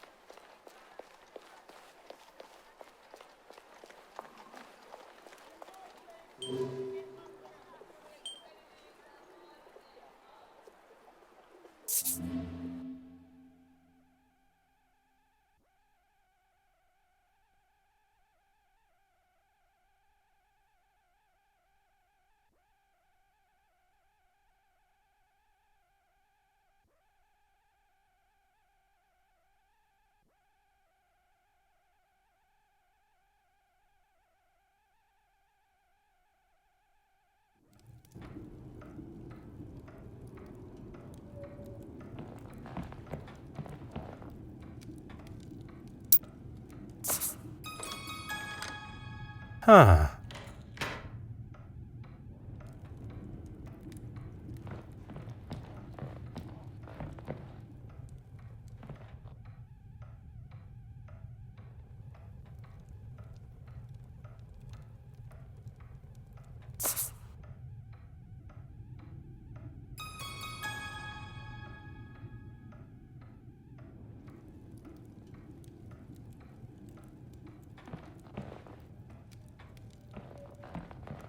Ah. Ah.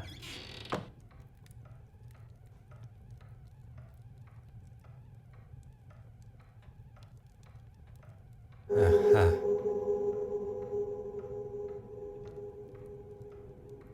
The pigment of this paint is brighter than it should be.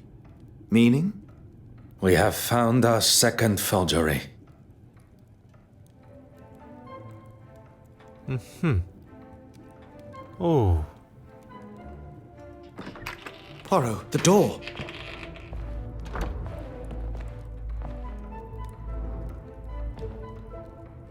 What are you doing in? Ah. Monsieur Christiansen. Welcome home. This doesn't look good, does it? We have much to discuss. So Mr. Christiansen had an opportunity and a motive, but he continues to deny killing her. And still 2 forgeries remain. I knew it. Pardon, monsieur? I knew that's why she stayed so friendly with her. Irene always said she was besotted, that she could get her to do whatever she wanted. Perhaps you should elaborate on the identity of her? The curator. Evelyn, what's her name? She could spot a forgery at 20 yards. What better person to show you the ropes so you can make your own? If the board of trustees at the museum got wind of this, Miss Warbeck's career would be finished. And in her own words, if anyone was to jeopardize her career, she wouldn't be held responsible for her actions.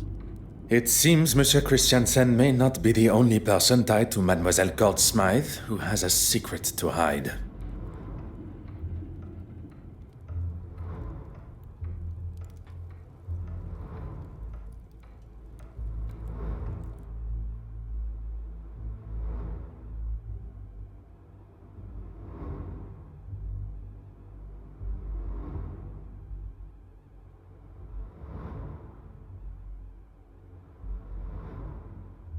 Madame Hélène has confirmed the surprise appearance of her husband during the intermission of her show.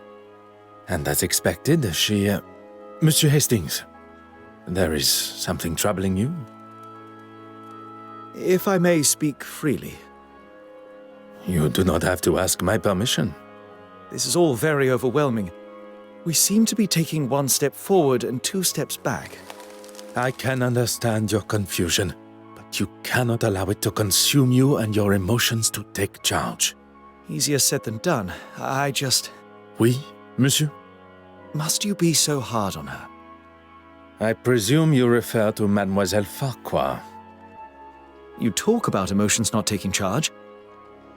She is a suspect in a murder investigation, not a guest at afternoon tea. If Mademoiselle Farquhar is more important than discovering the truth and finding justice, I would have thought you would know better of me by now. I'm sorry, but I don't agree with how you spoke to her. When it is your investigation, you will have the authority to conduct your questioning how you see fit. Until then, I will continue in a manner that has and continues to bring criminals to justice. And I'll just keep my opinions to myself. Let us focus on the case. What do we know about Mademoiselle Warbeck's relationship with the deceased? Mr. Christiansen suggested she had romantic feelings towards Irene, but she was just another of her pawns. She cleaned the master key to hide Mademoiselle Smythe's actions, but perhaps she then became worried about her own involvement. You think she could have killed her to stop the truth coming out to the trustees? Which would in turn ruin her career. It is certainly a possibility.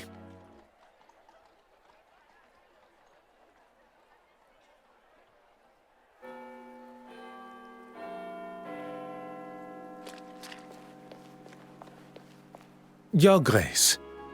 Detective Poirot, good morning. Can I assume there is still a murderer loose on the streets? London is a very large city. I would fathom a guess that there is more than one, as I have not had the chance to arrest him yet. Your confidence astounds me. Look, you had better make it quick. I'm meeting the young Russian girl here. She had some questions about the museum building at the gala. Questions I'm sure only I can answer. God teaches us to forgive and love thy neighbor. Sometimes that can be more challenging than expected. Has she offended you personally? Using the museum for her sordid meetings with those uncouth men? I'd say so. She doesn't strike me as someone that would be caught up in that sort of thing. And what sort of thing am I referring to? Well, Exactly. If you don't know, it would be wise to remain quiet until you're spoken to. I walked in on them in the restoration room a couple of weeks ago. I had come straight from my regular Sunday service, as I had some business to tend to. I opened the door and saw them all sitting there, scheming and planning. You are not aware of what they were meeting about? Do you need to wash your ears out? I just told you what they were up to. And I could see she had the financial books out. Why would she need them? I'm not even privy to those. And when she saw me, they stopped talking immediately. Surely that is a sign of their guilt? Merci, Your Grace.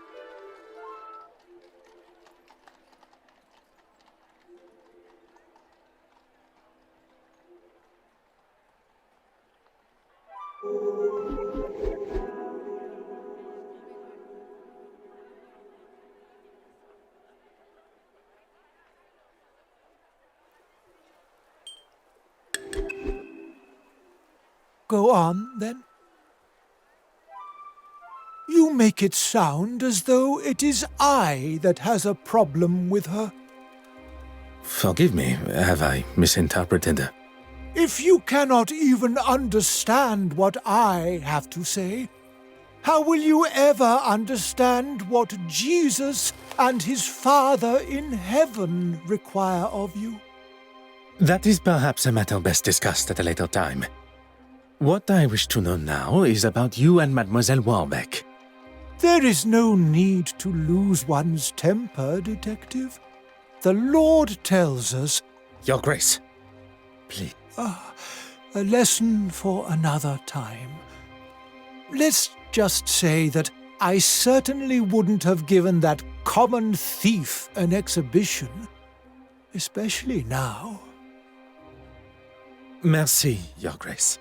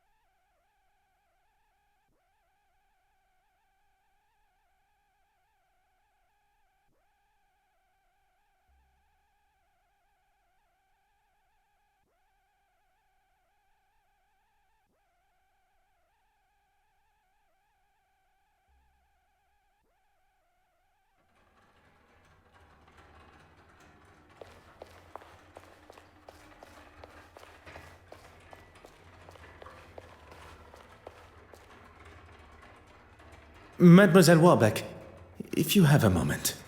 I'm actually rather busy. Is there any chance you could come back later? I would have thought recovering your painting and identifying a murderer would be at the top of your priority list.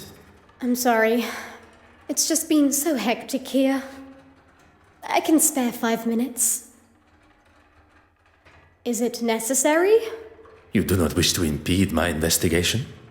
No, but I don't really understand what they have to do with the case. It is important that... That is quite all right, mademoiselle.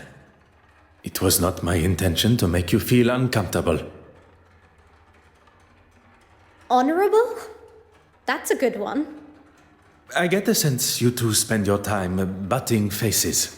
Butting heads. Oui, butting heads. It would be easier to say what we do agree on. I don't know what he has against me. I didn't like one of his suggestions for an exhibition, and since then he's made it pretty clear he wants me gone. Usually after an exhibition, the artist's work would be returned to them. But on this occasion, that is not an option. I still have every intention of going ahead with the exhibit that includes her work, even if the trustees are against it. I'm still the curator of this museum. I'm hanging her work now, and that's that.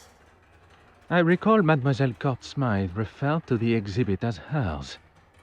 Her level of arrogance and hypocrisy is now even more evident. You have been most helpful.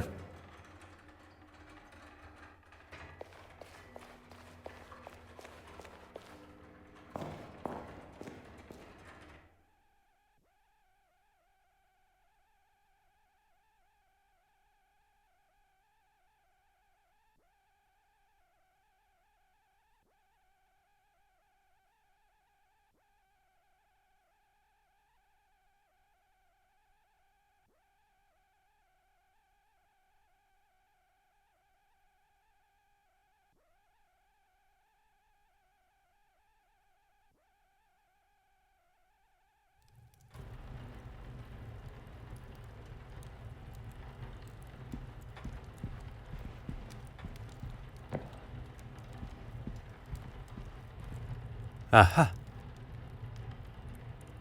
Ah.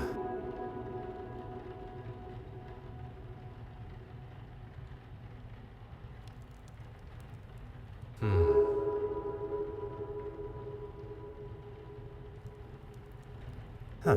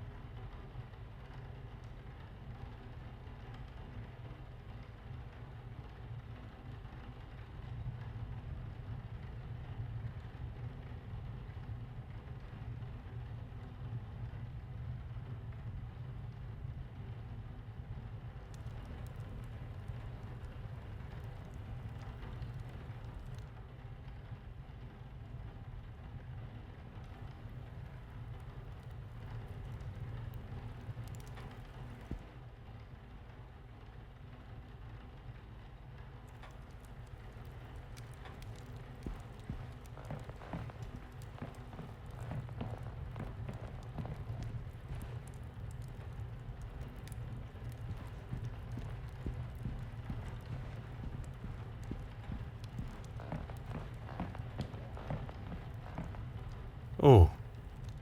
Hmm.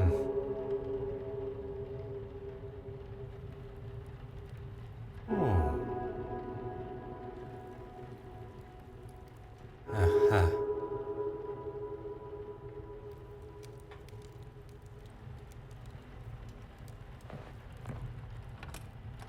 Aha.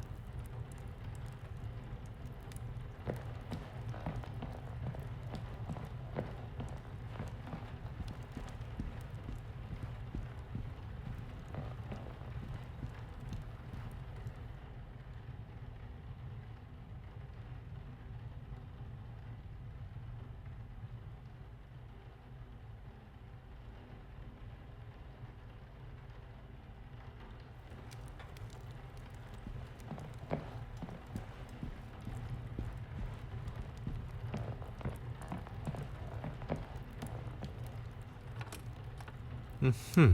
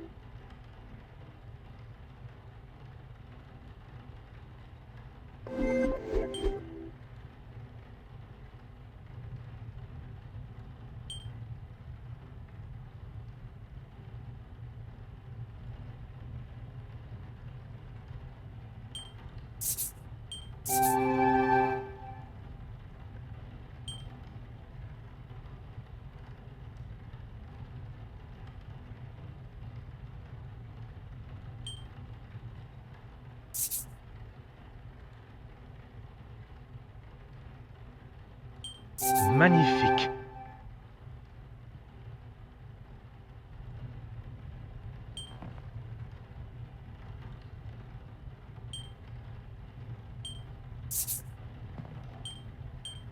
Some would say a lucky guess.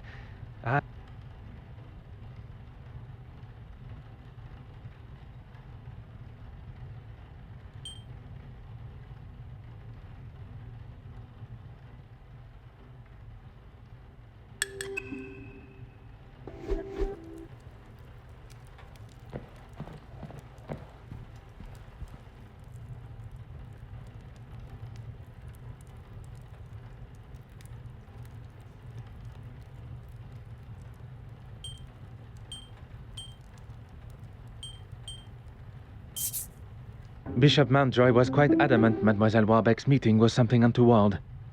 Although I believe anything she does, he will likely look upon negatively. To have a young woman undermine him in front of the other trustees would have been the ultimate insult. He allows his personal feelings to accentuate his cynical side, instead of allowing facts and evidence to show the truth, as one should. Mademoiselle Warbeck was doing nothing detrimental to the museum. In fact, quite the opposite with her attempt to modernize it, likely against the old-fashioned trustees' opinions.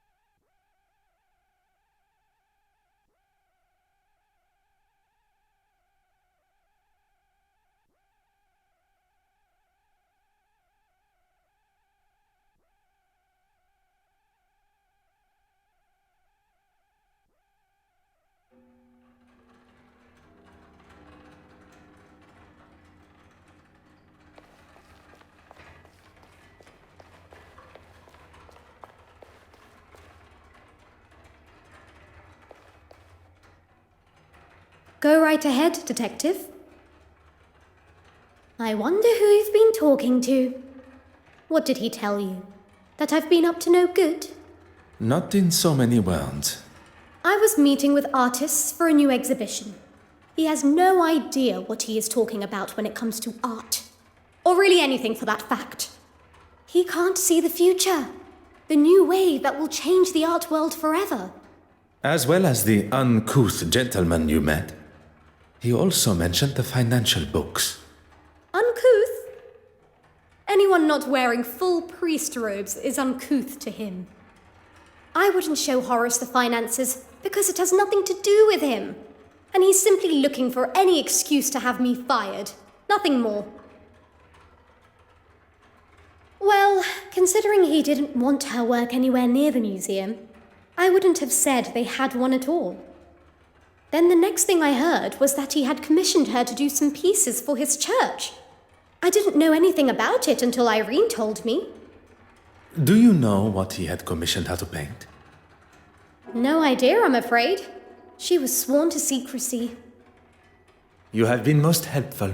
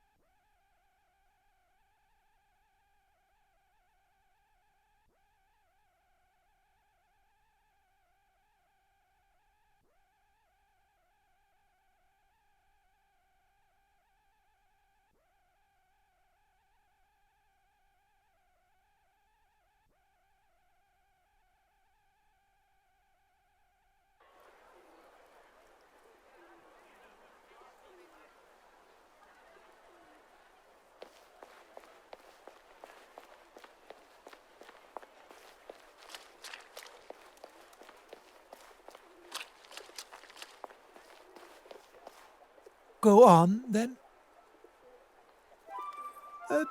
You'll have to be more specific than that, Detective. The paintings produced by Mademoiselle Cortsmith's brush. Oh, yes. Well, I thought it was necessary if she was to feature in the museum. You couldn't just use her other pieces as reference?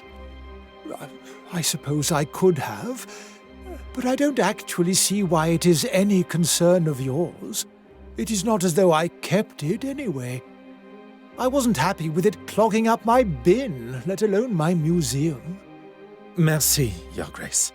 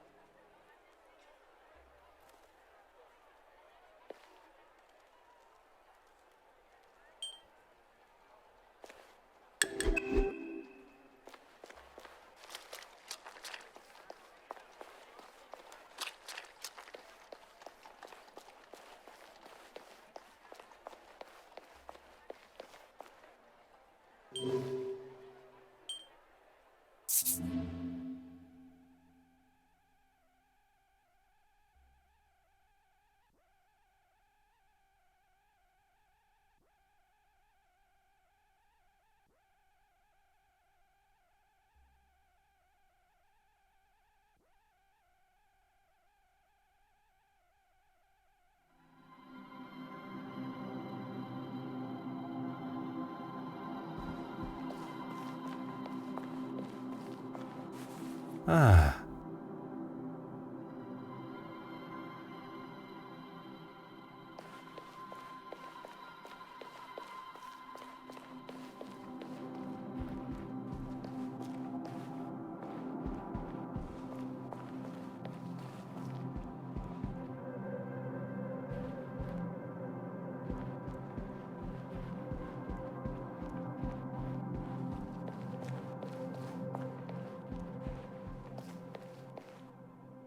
Oh.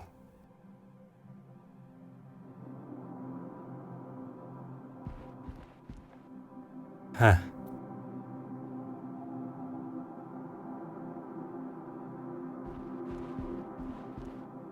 Hmm.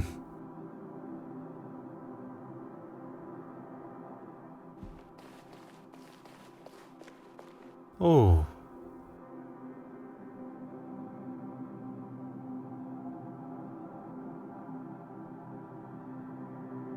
Huh.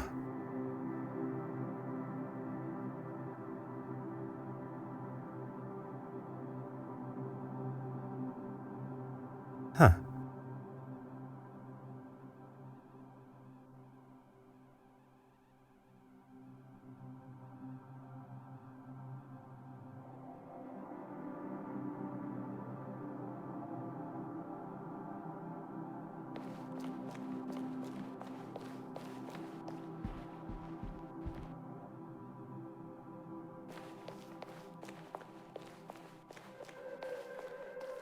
Oh. Mm-hmm. Huh.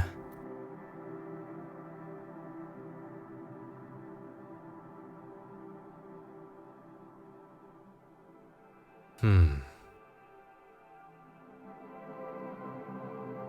Oh.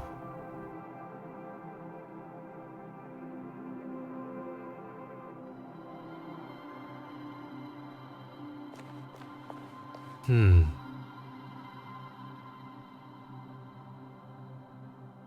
Ah.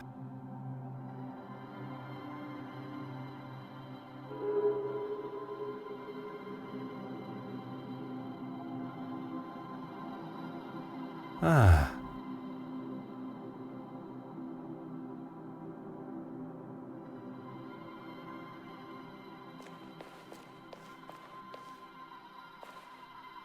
Oh.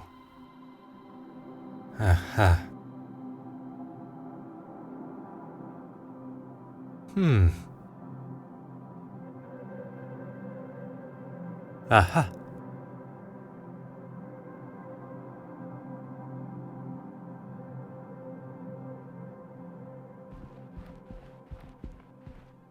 Huh.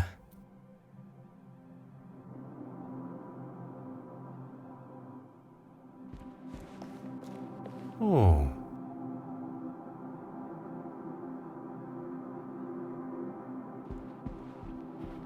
Hmm.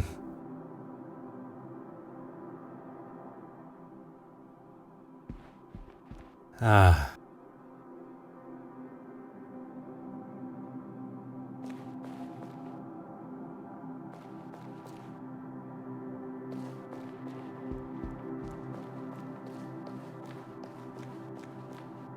Ah.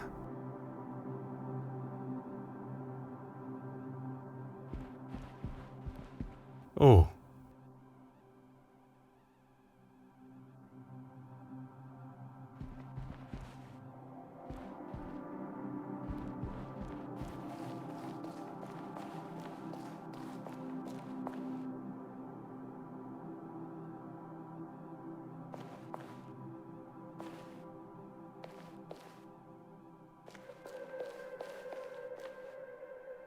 Huh.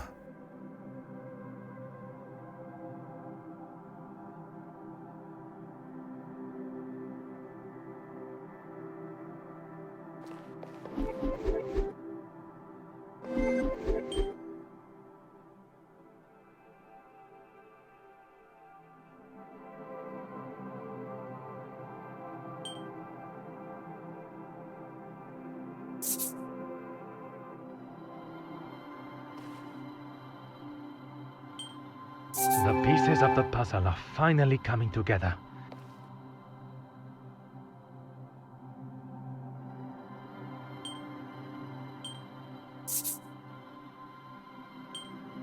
Hot on the culprit's heels.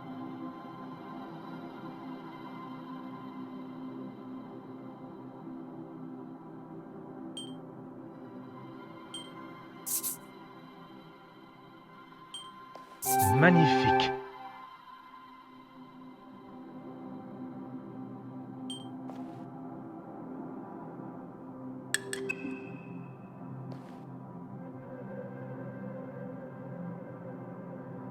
It appears that the good bishop has been replacing the church's original artworks with fakes painted by Mademoiselle Court Smythe. He commissioned her to make these forgeries so that no one would notice when the originals disappeared. Disappearing where, though? You don't think he's selling them, do you? Why else? Mademoiselle Babagnan appears to have been right about the bishop's connection to the black market. Now, Hastings, we must ask ourselves, where might Bishop Mountjoy be hiding the original paintings from the church before he sells them on?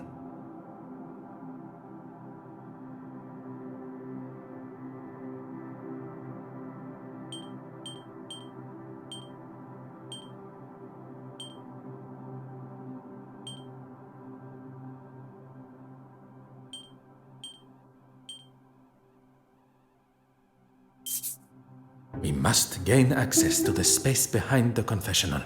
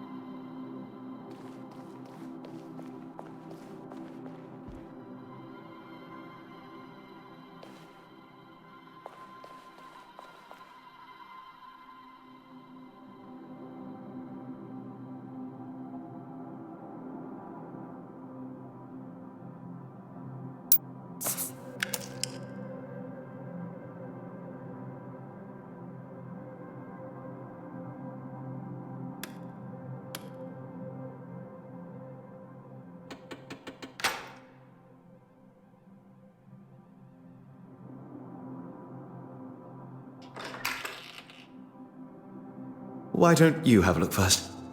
Do not tell me you are afraid of the dark.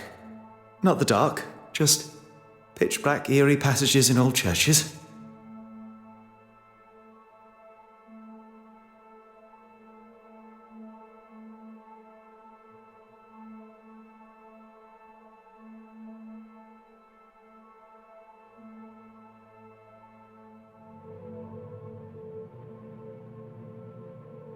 Poirot, where are we? If I am not mistaken, this is part of the secret tunnels that were built hundreds of years ago to sneak those that did not agree with the powers of the country out. And why exactly are we in here? The why must never be obvious. That is the whole point. Right.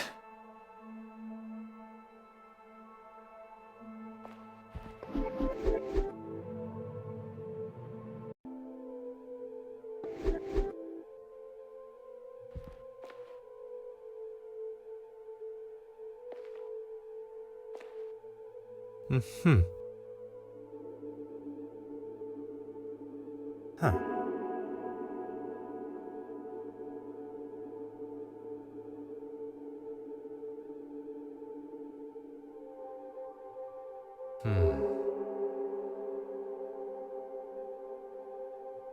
We have our third forgery. There is evidence of a much more modern painting on the back of the canvas. Thank goodness. Don't know how I would explain finding the original in such a state. Bishop Mountjoy must have discovered the painting that he received from Mademoiselle Courtsmythe was one of her forgeries. And lashed out. Now it makes sense. He's been using this room to store his own private art collection. I can picture him sitting here smug as anything, surrounded by stolen paintings. What I find most unfortunate is that not only does he deprive the world of beauty and joy from seeing these works, but he also keeps them in such dark and dank conditions, the old fool. He's even having to light his candle clock to keep from drifting off down here. Such a waste, don't you think, Poirot? One's opinions are now worth listening to. I was only voicing my thoughts. You have thoughts beside those of Mademoiselle Farquhar? Really, Poirot? You still think so little of me?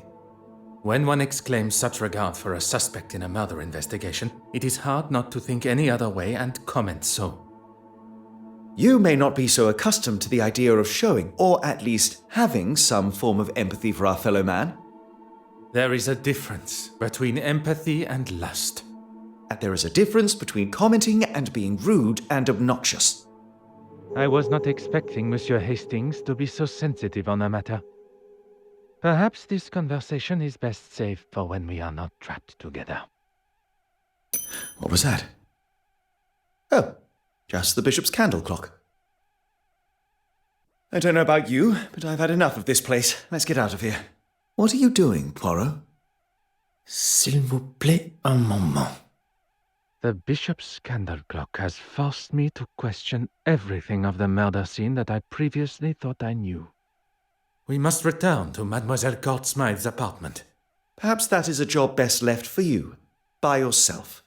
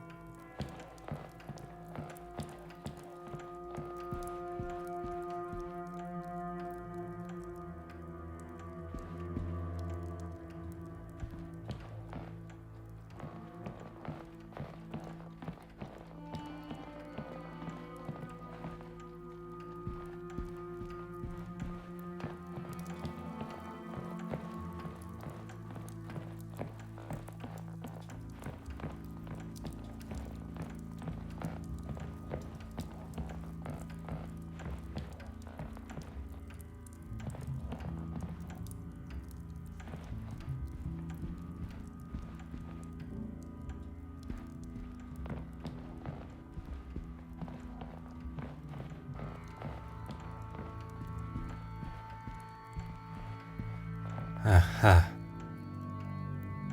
Oh.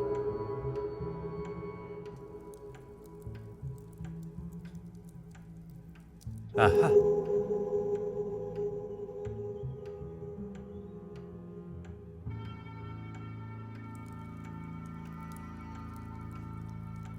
Ah.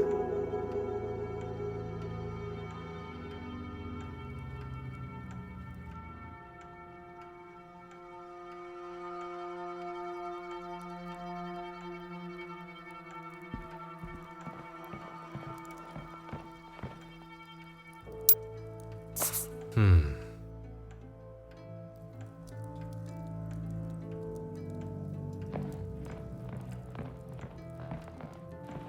Oh.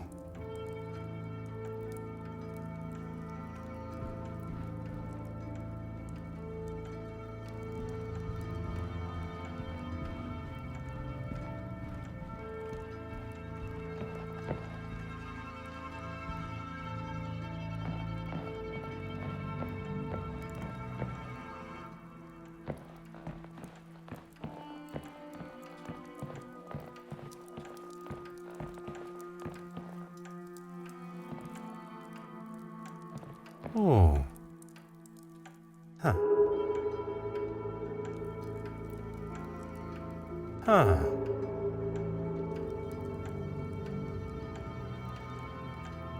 Huh. Hmm.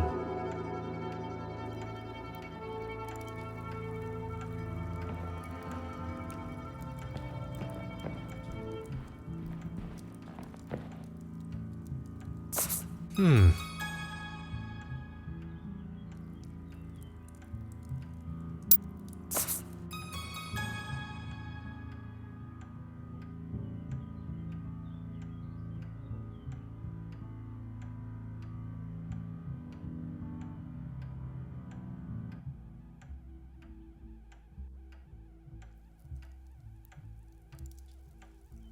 Et maintenant? Oh. I believe myself to be the greatest detective in the most prestigious police force in the world. But I have been duped and swindled, falling directly into the trap laid by the killer. And now I stand here alone, contemplating what is to come next. Monsieur Hastings was quick to make his excuses to retire to his abode and not return to the scene of the crime by my side. I hope there is not something further that troubles him. One does not need added strains at a time when steps must be retraced and a new timeline considered. Sacré! I have spent my time staring into the sun when deceit and deception has taken place in the shadows. A murderer remains free, but the truth of the fire eludes Detective Hercule Poirot no more, and soon neither will their identity.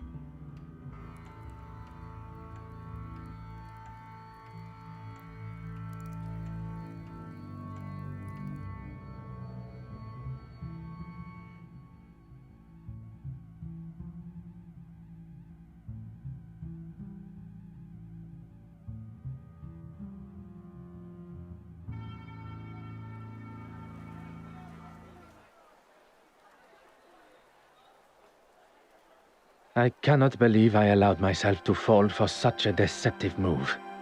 The killer knew I would ask for an alibi, and they knew how to cover their tracks perfectly. Now, though, I have the upper hand. The killer believes that I have extinguished all avenues of my questioning, unaware I know the truth of the fire.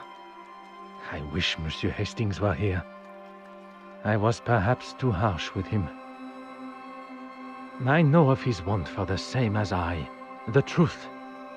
But now I fear that I have lost him to my own tenacious demeanor. Now more than ever do I need my little grey cells working at full capacity.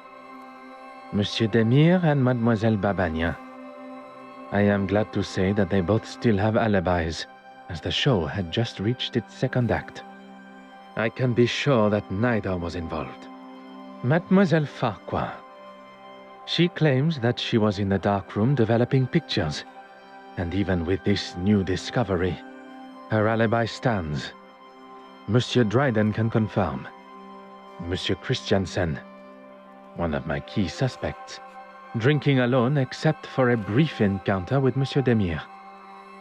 But Madame Allen can substantiate his trip to see her at the theater to apologize during the intermission. Which leads us to the good Madame Allen, on stage performing Innocent. A side note, I must make an effort to see her production. From what I have heard, she sounds quite captivating. The Honorable Bishop Mountjoy. His Compline prayers had not yet begun, but Mademoiselle Warbeck and he were together in what I can only imagine to be an uncomfortable meeting for them both. Her innocence has already been confirmed, although upon learning of how she has been treated, I would not have been surprised. Last but certainly not least, Monsieur Aylesworth, and the article in the newspaper documenting his, as some see, heroic speech amongst the House of Commons is alibi enough for the murder. And where are we left now? Every suspect seemingly as innocent as they were yesterday. But when one looks most innocent, that is when Detective Poirot is most suspicious.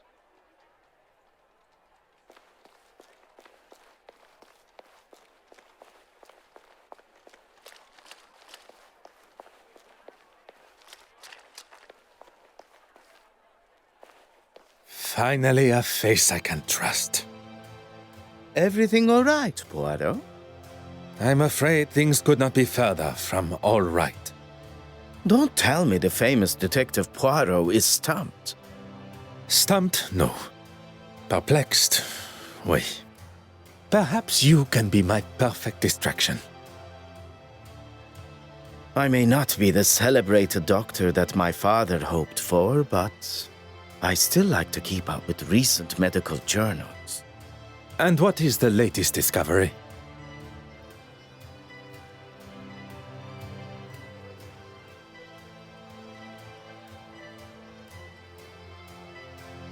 This particular article is about the effect of cocaine on the user's body.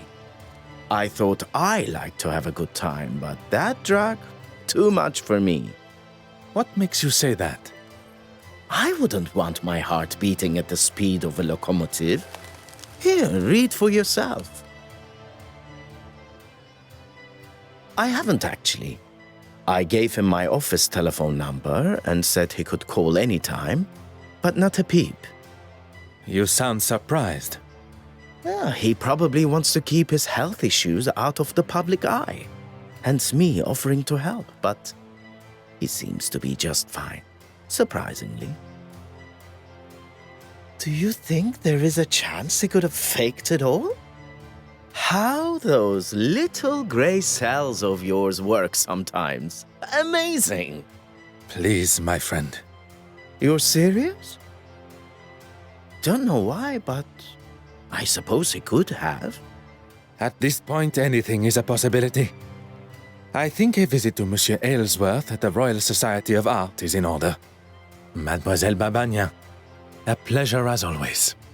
Good morning, gentlemen. I'm afraid my pleasantries are to be cut short this morning. I have a most pressing matter.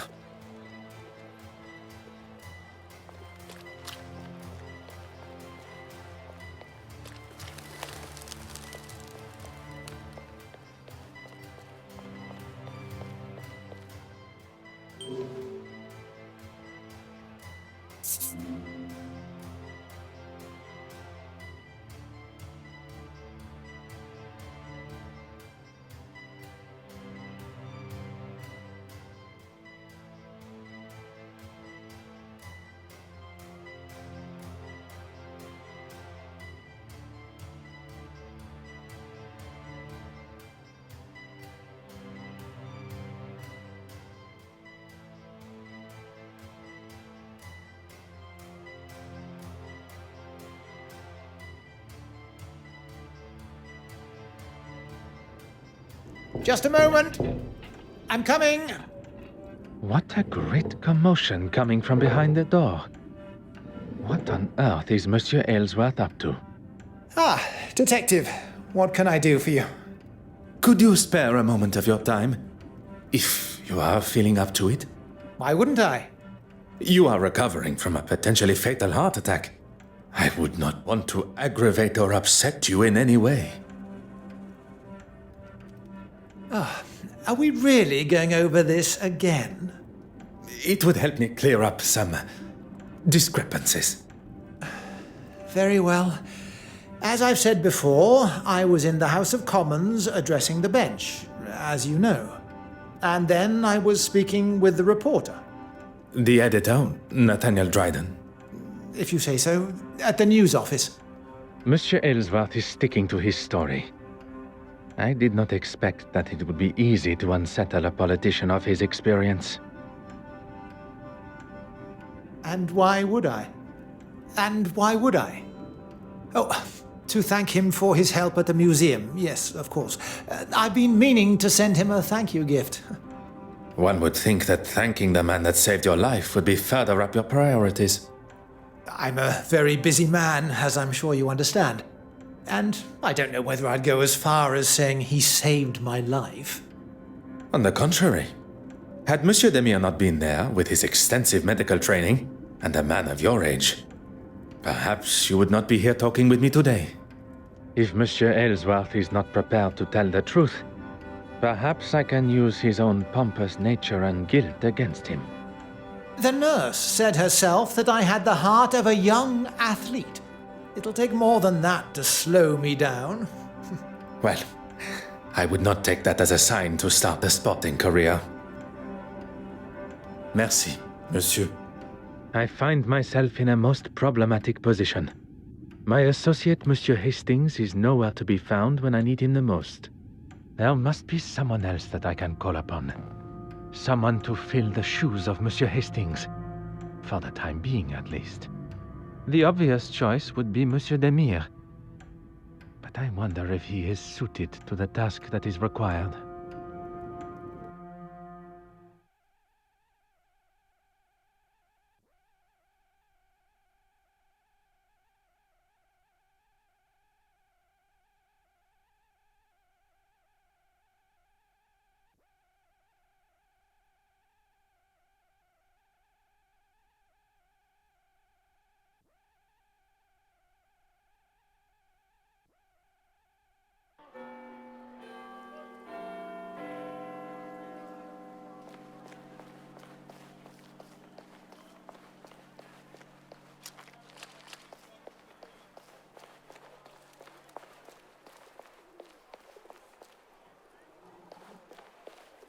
Good morning, mademoiselle. My apologies for my earlier departure. That's quite all right. Mr. Demire informed me of the facts. The case has taken a direction I had not foreseen, and it now leaves me. I will not stand here and listen to you wallow. How can I help? Go on? I require a distraction. I promise you will come to no harm and... Who am I to distract, and from what? Monsieur Aylesworth. I need to gain access to his office without his watchful eye. Detective Poirot, preparing to cross the line of law. Not cross, merely tiptoe alongside. I assume you have already devised a plan? A requested tour of the Royal Society of Art building should give me appropriate time. Then that is what I shall do.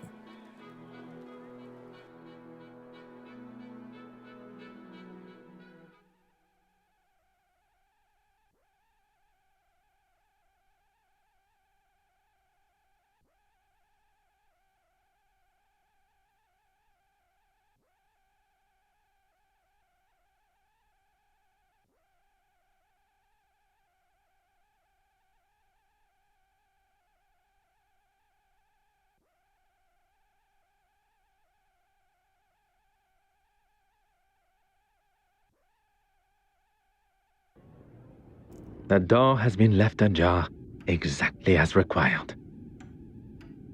I could hear Monsieur Aylesworth fumbling around behind his door on my last visit.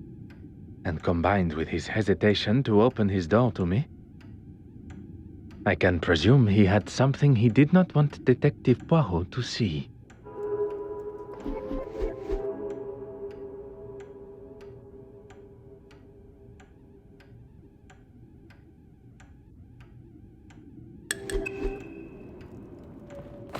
Ah.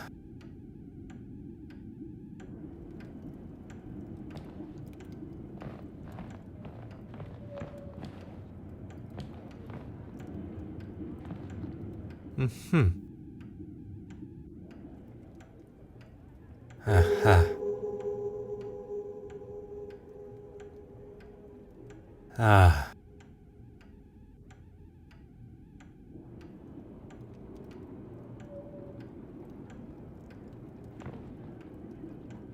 Hmm.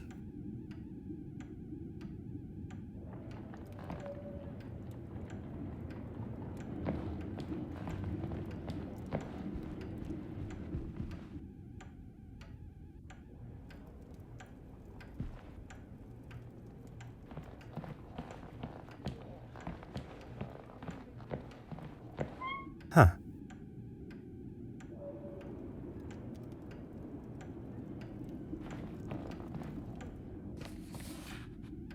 Hmm.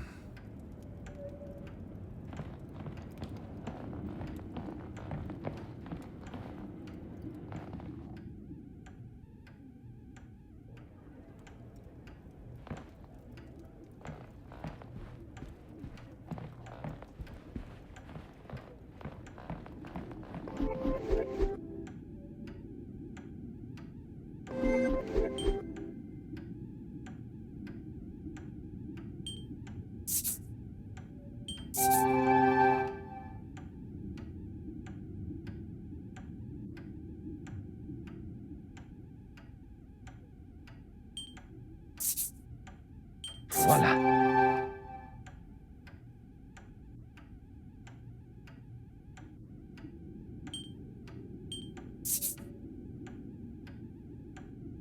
Some would say a lucky guess.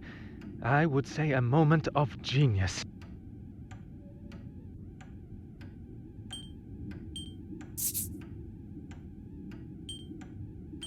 The answer was staring me in the face.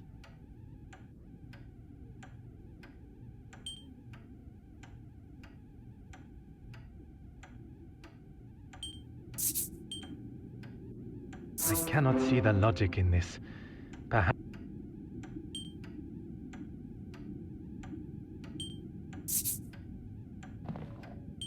this will not get me any closer to my goal.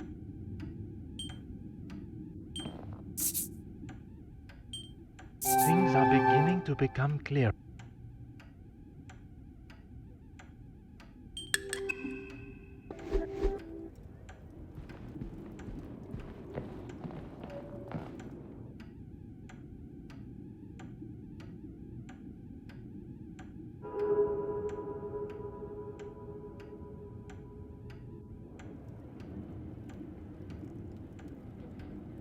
Put your hands up and step away from there. Monsieur, there is no need. Enough of your phony pleasantries. Let's see what the real police have to say. The first thing they would notice is the politician aiming his revolver at an officer while they are conducting official police business.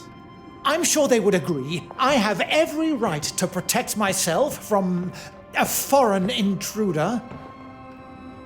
If you were to lower the gun, perhaps we could discuss the situation we find ourselves in. You may have authority in your own country, but not here. Now, explain yourself.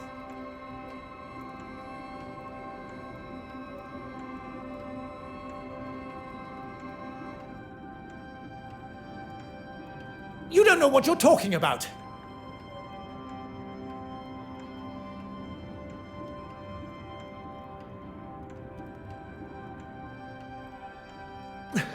Enough! I need a second to think about all this. How has it all come to this? No, it's not my fault. It's... It is not too late. Your intentions were good. Scotland Yard will look sympathetically at... If you had just left that fool Hardwick to it, we wouldn't be here, and I wouldn't have to do this. I have done nothing but remain honorable to my oath to uphold the law. It is Monsieur's choices and actions that have brought us to this point, and he must accept responsibility for what is to come.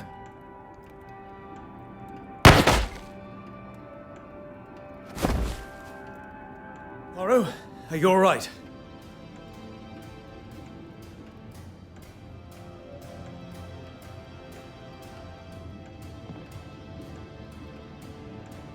All the better for seeing you, Hastings. I was worried I was going to miss him. Your timing and accuracy could not have been more perfect. What do we do now? We take our leave. And what about him? Will he be okay? He shall be fine. Although I am not envious of the sore head he will awake to. Come, there is much to tell. Behind the bookshelf. But I never.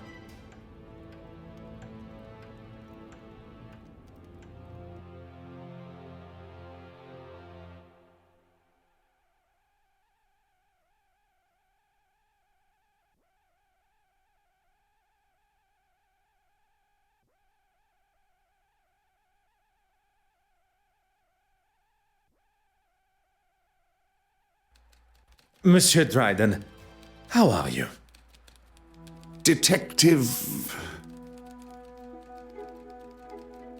Poirot. Yes, of course. What can I do for you?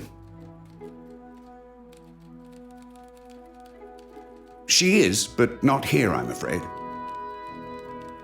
Do you know where she is? She said something about heading back to the museum. For what, exactly? Forgive me. I recently inherited a number of belongings from a deceased relative, including an undeveloped spool of film. I'd like to help, but there isn't anyone here that could develop them for you. I'm more than capable, and I'll leave it tidier than when we arrived. In that case, knock yourselves out. I've got a meeting to run to anyway. I shouldn't be longer than half an hour or so. Pardon? Where has this confident and daring version of Monsieur Hastings been hidden? We all have a hidden side. It's just our own choice of when to show it.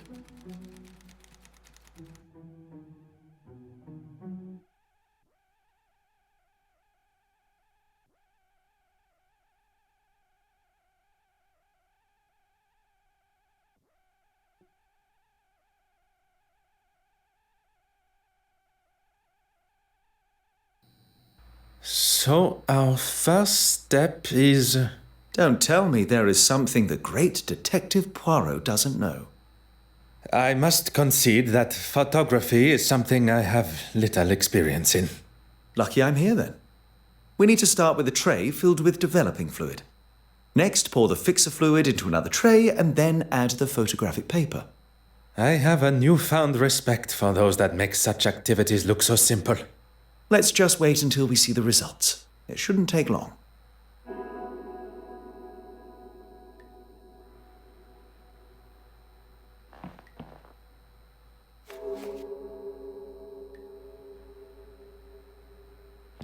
Huh. Mm-hmm.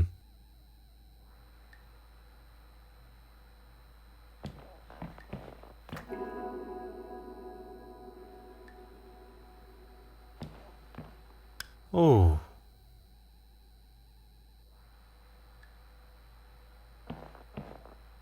Oh.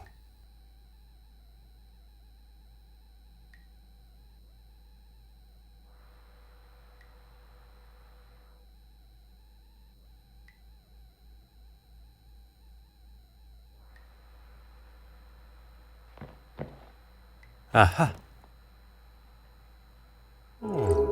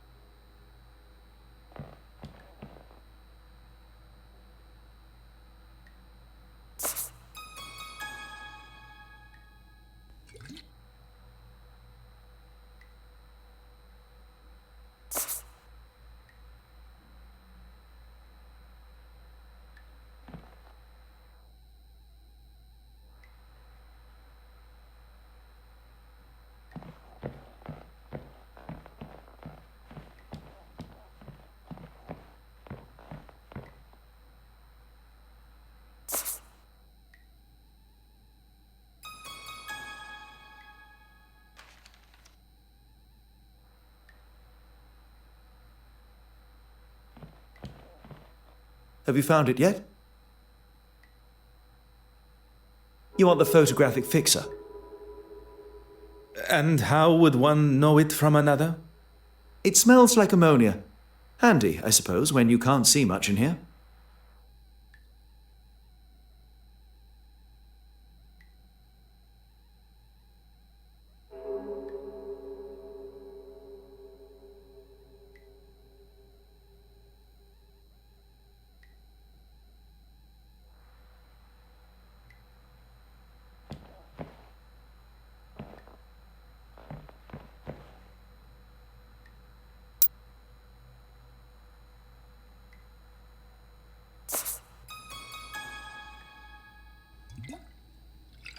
Okay, I think that's everything.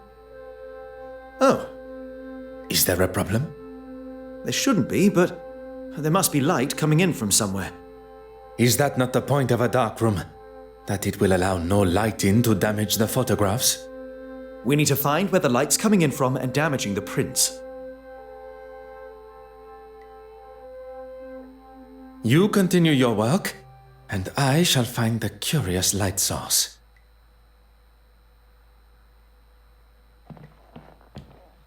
Huh.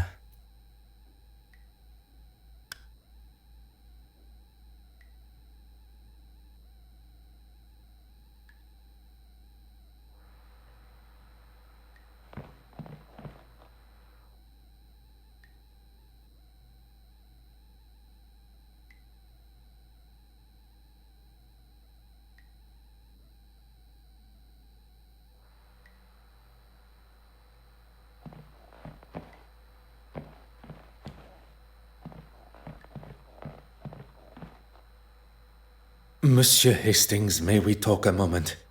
I'm in the middle of developing these. Can it wait? I'm afraid not. We've already been over this, Poirot. I don't want to argue. I have no intentions of continuing our previous conversation. What we She didn't steal the painting, though. We know that. Her guilt in Mademoiselle Court-Smythe's murder.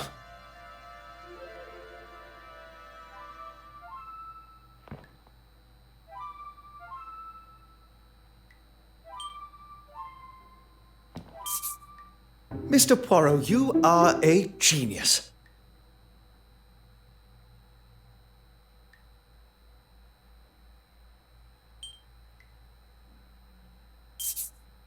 Mr. Poirot, you are a genius.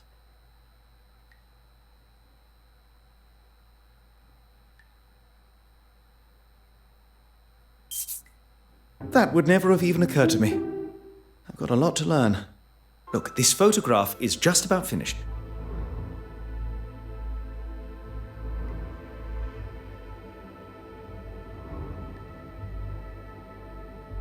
Is that? It appears so. And what has she got in her hand? That can't be the same cigarette case. The cigarette case that was taken from Mademoiselle Farquhar's luggage on our voyage here. It appears Mademoiselle Farquhar had a much closer relationship with Mademoiselle Court-Smythe. I would say they... Cousins. Oui, monsieur. Hastings, I must thank you. For what? Allowing myself to be enticed by Miss Farquhar's feminine nature. For saving me from whatever Monsieur Aylesworth and his revolver had planned.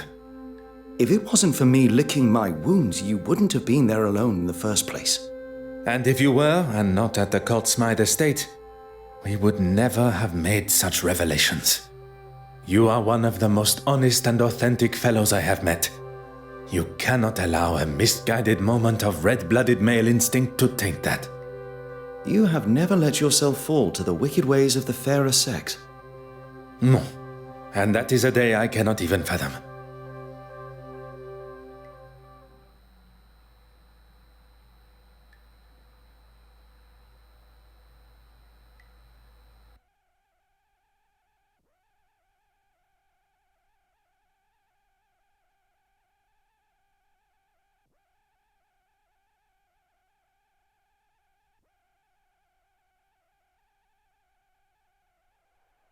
With Hastings' help at the Court-Smythe estate, something I would have liked to have considered, We now know the reasoning behind Mademoiselle Farquhar's brutal actions towards her own cousin.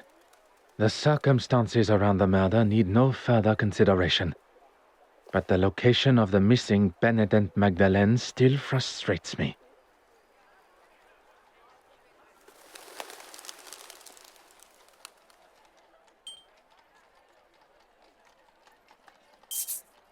A moment of peace before one's little grey cells must ponder how Mademoiselle Court-Smythe made it from the museum with the painting in tow. Ah yes, Hastings had something for me. An invitation to Mademoiselle Court-Smythe's exhibit.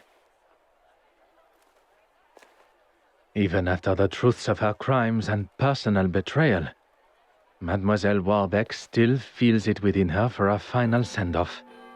Perhaps Mademoiselle did not leave with the painting at all.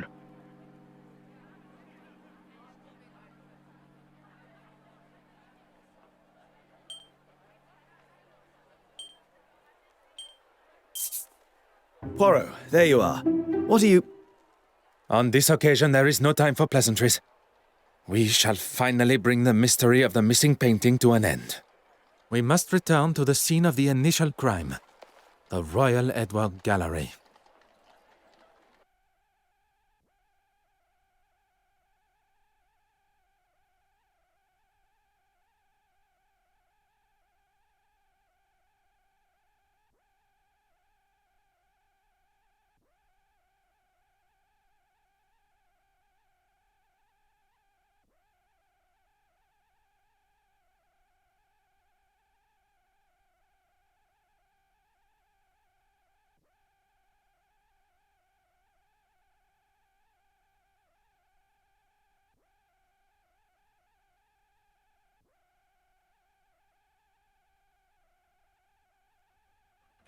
Is everyone present?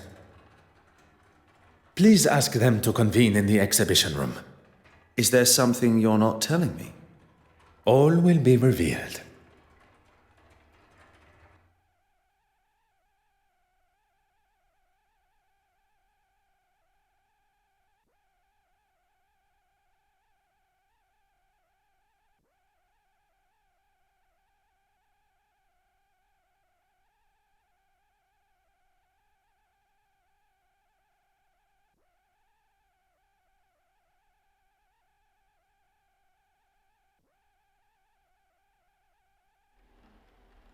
Messieurs et Mesdames, thank you for joining us here today.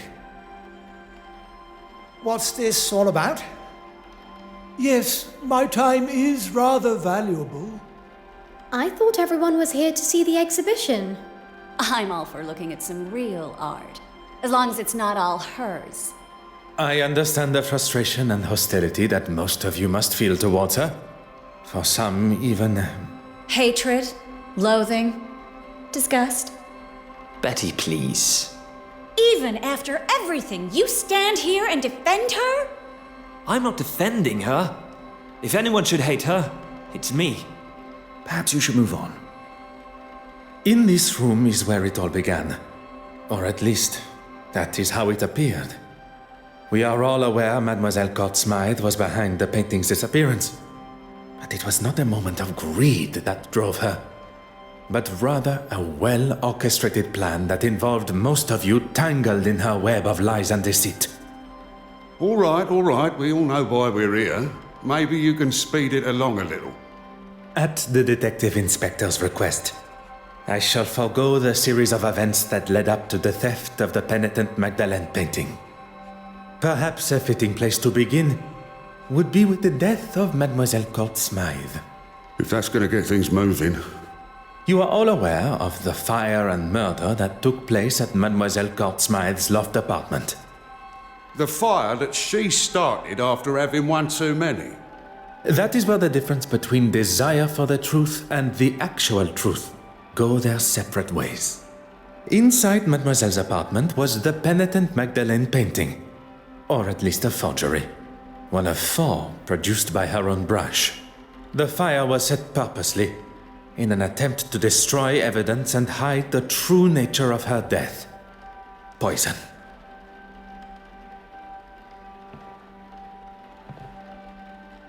You know where the painting is, and who killed Irene.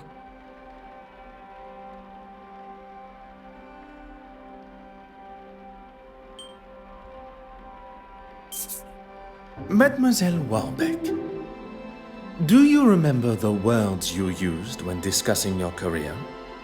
No, I mean, yes. You're taking it out of context. On the contrary, Mademoiselle Court Smythe threatened your career by involving you in the theft. The exact context you described. I wouldn't kill her, though. I couldn't. You cleaned the key to the restoration room, did you not? You continued to deny your involvement with the deceased. A relationship that was nothing more than misplaced love. You think I don't know that now? I knew it had been her that took the key from my pocket. But when I confronted her... Behind bars, that's where she belongs. Give it a rest, old man. She can't speak to me like that. Before you continue riding your high horse, Your Grace, perhaps one should consider one's own actions. My actions? How dare you? You're making a mockery of me, the Church, and God Himself. It is you that makes a mockery, and I am sure God will forgive me for saying so.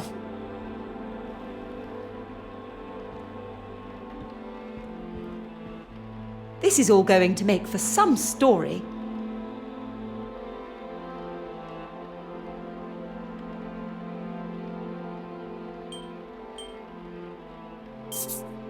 Deals were hatched, forgeries were created, and promises were broken. Mademoiselle Court Smythe used a mask of deception and authenticity to betray you all. She allowed for you all to see and know only what was necessary to complete your part. Except for one. As much as I'm enjoying this show, any chance we can get to who killed her? You shall have to wait only a moment longer. As there was only one accomplice left, and perhaps the most important. Not only her aid in the museum, but in the construction of the forgeries. Mademoiselle Farquhar's deception began before I had even left the shores of Belgium. You were part of it, the whole time. Taking us all for fools.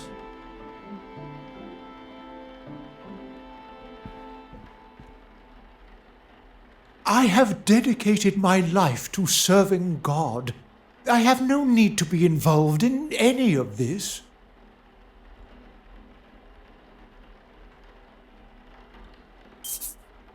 The pieces you had commissioned by Mademoiselle Court Smythe, which hang on your church walls.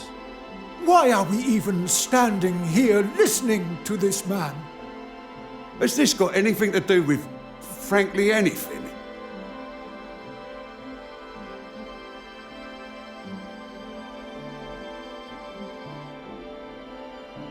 Mademoiselle Court Smythe's forgeries would be hung on the church walls, while the originals were sold on the black market to lace your own pockets. You have no proof of these accusations.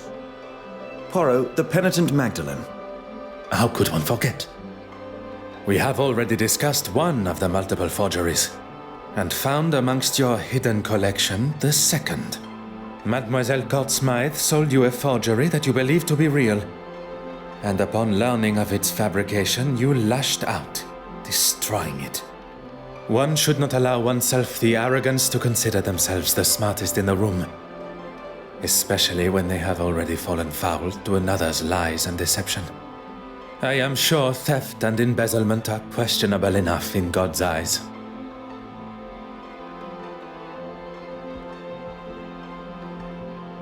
I know things got out of hand, but it was you that broke into my office in the first place.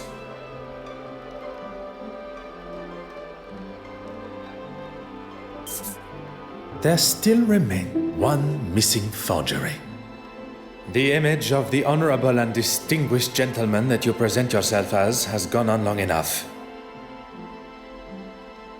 It may seem like an alien concept to you, but we English, we take great pride in how we present ourselves.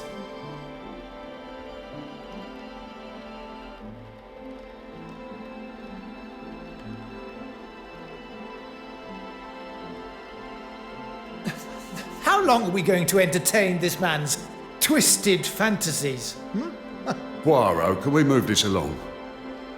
While searching the main hall for clues, a snuff box was found, full of cocaine.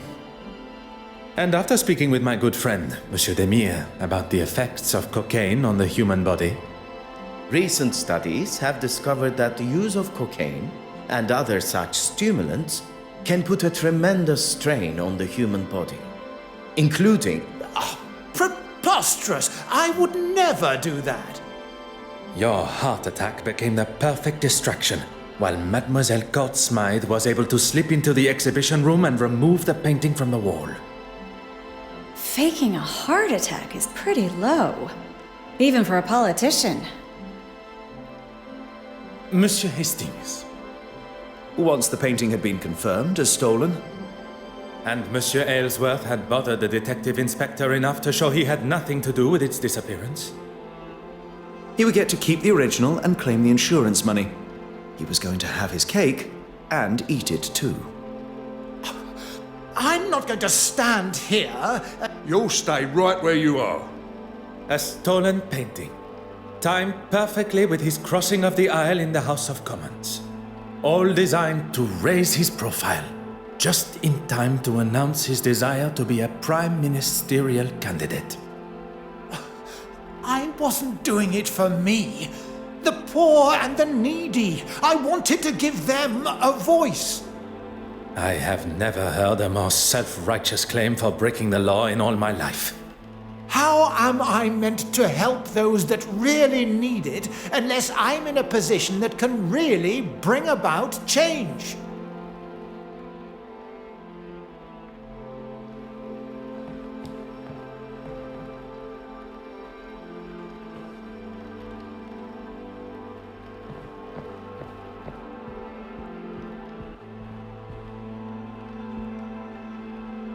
Haven't you caused enough damage?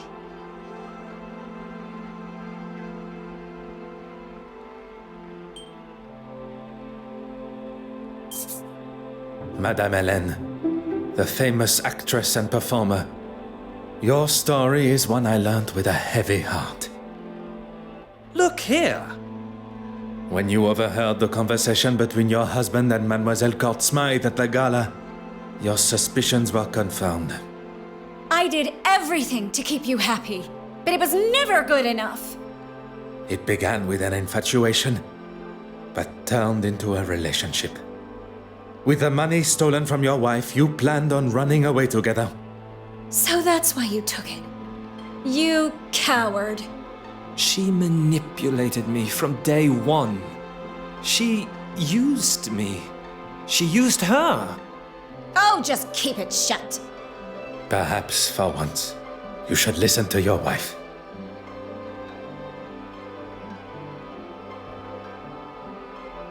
I wonder how many other hidden skeletons are going to appear.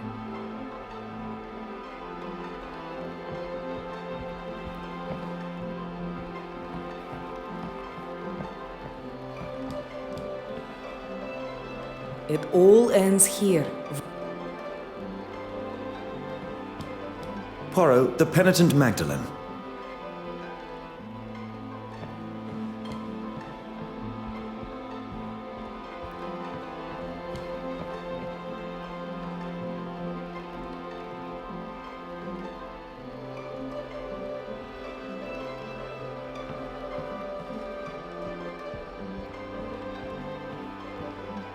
I know you have a flair for the dramatic, but I do have a job to do.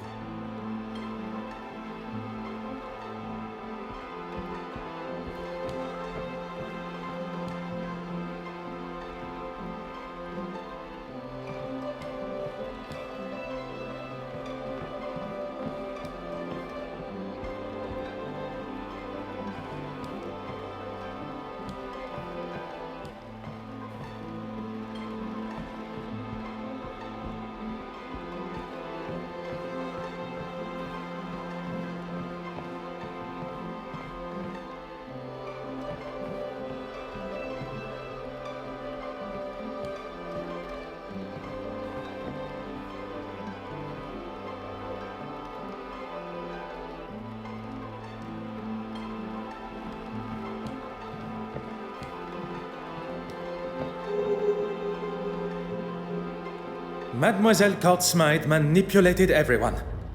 But that does not excuse the parts that you all have played. Poirot, the murderer. Tell us now, or I'm marching them all down the station. Of our suspects, all guilty in some form or other, only one committed the ultimate sin.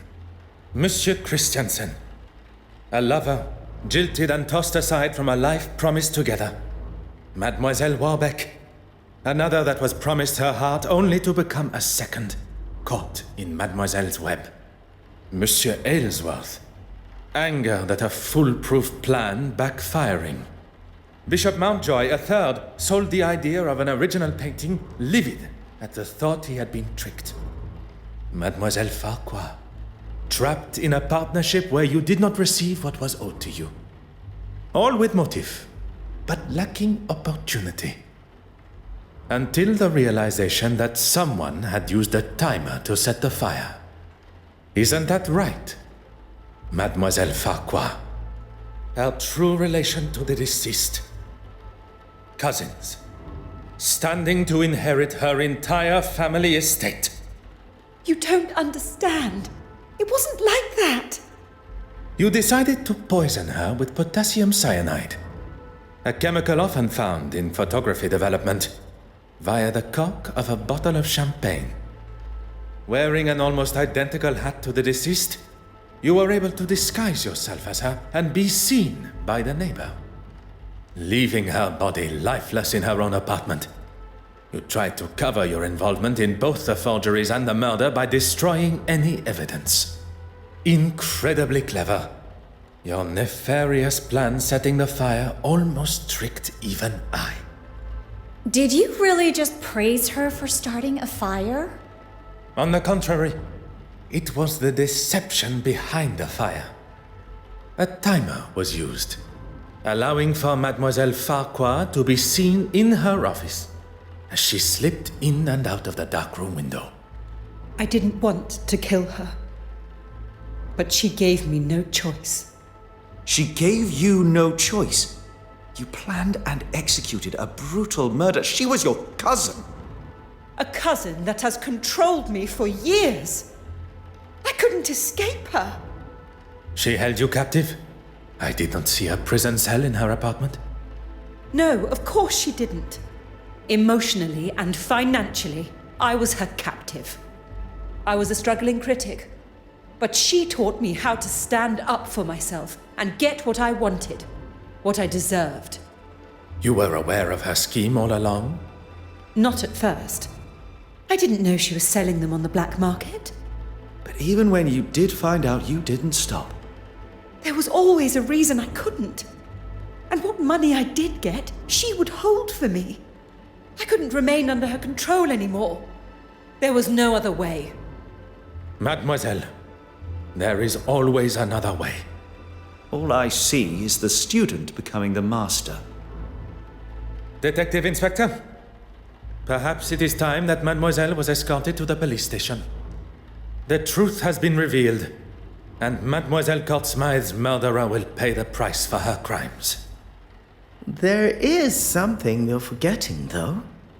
If you think for a moment that the location of the original painting has slipped my mind. Go on then, where is it?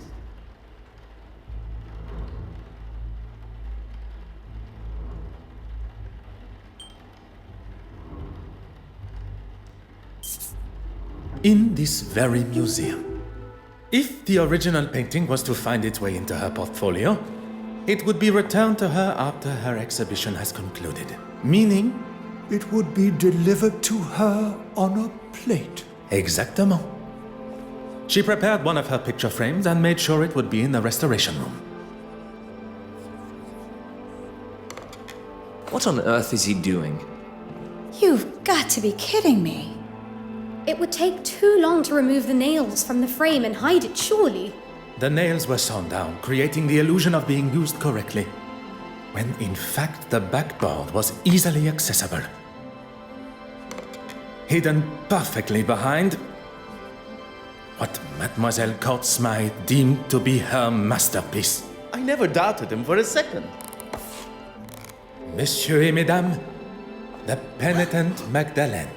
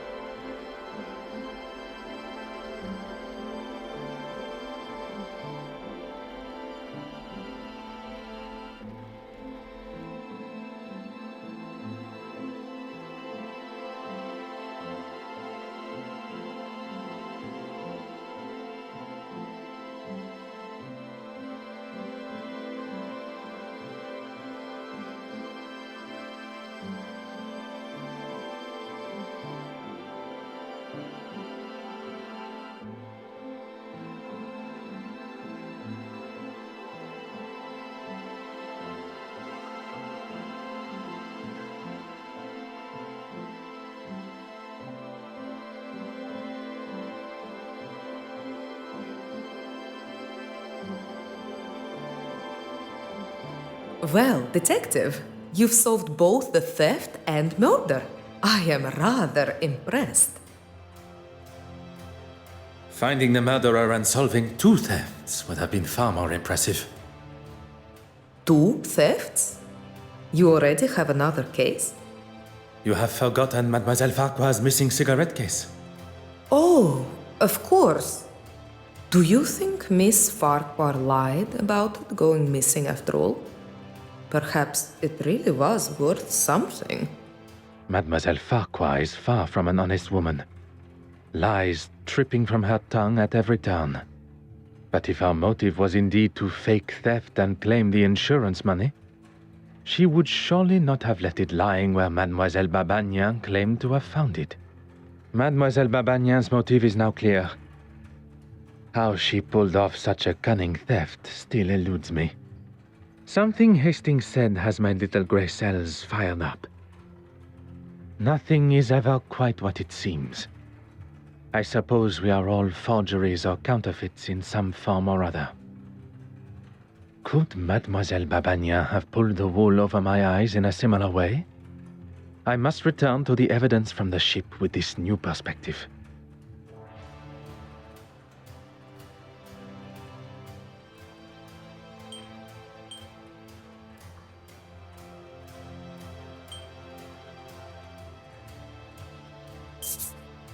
It is you that should be happy, mademoiselle. With no effort at all, you are able to save the day with barely a second thought. You turned a stolen heirloom with a thief and a victim into nothing more than a misplaced item. A case of being in the right place at the right time. I do not believe in coincidence. You were where you were meant to be. Had you not boarded when you did, you would likely have not been invited to the gala at all, or been able to be within touching distance of so many beautiful and historical pieces, including the silver mantle. One thing I have learned during my time here in London is that people portray a version of themselves, one to be seen or be met, and another that remains hidden from the world. What are you trying to say, detective? That there are some that wear a mask of authenticity. That perhaps, under different circumstances, I would have had the pleasure of meeting a different Mademoiselle Babagnan. Will you be leaving London now? There are a few small matters to settle before I leave. Mademoiselle Farquhar is now in the hands of the Scotland Yard, where she will stand trial for her crimes. You really do believe in the law, don't you? If you do not believe in the law, madness and lunacy will ensue. And everyone should be punished for their crimes? I believe that we should be held accountable for our actions. No one man is above the law. Or woman. And you, mademoiselle? Are you to leave London? There's nothing more for me here. I hear Paris is quite beautiful. Perchance our paths should cross again. Perhaps, under those different circumstances. I look forward to it, detective.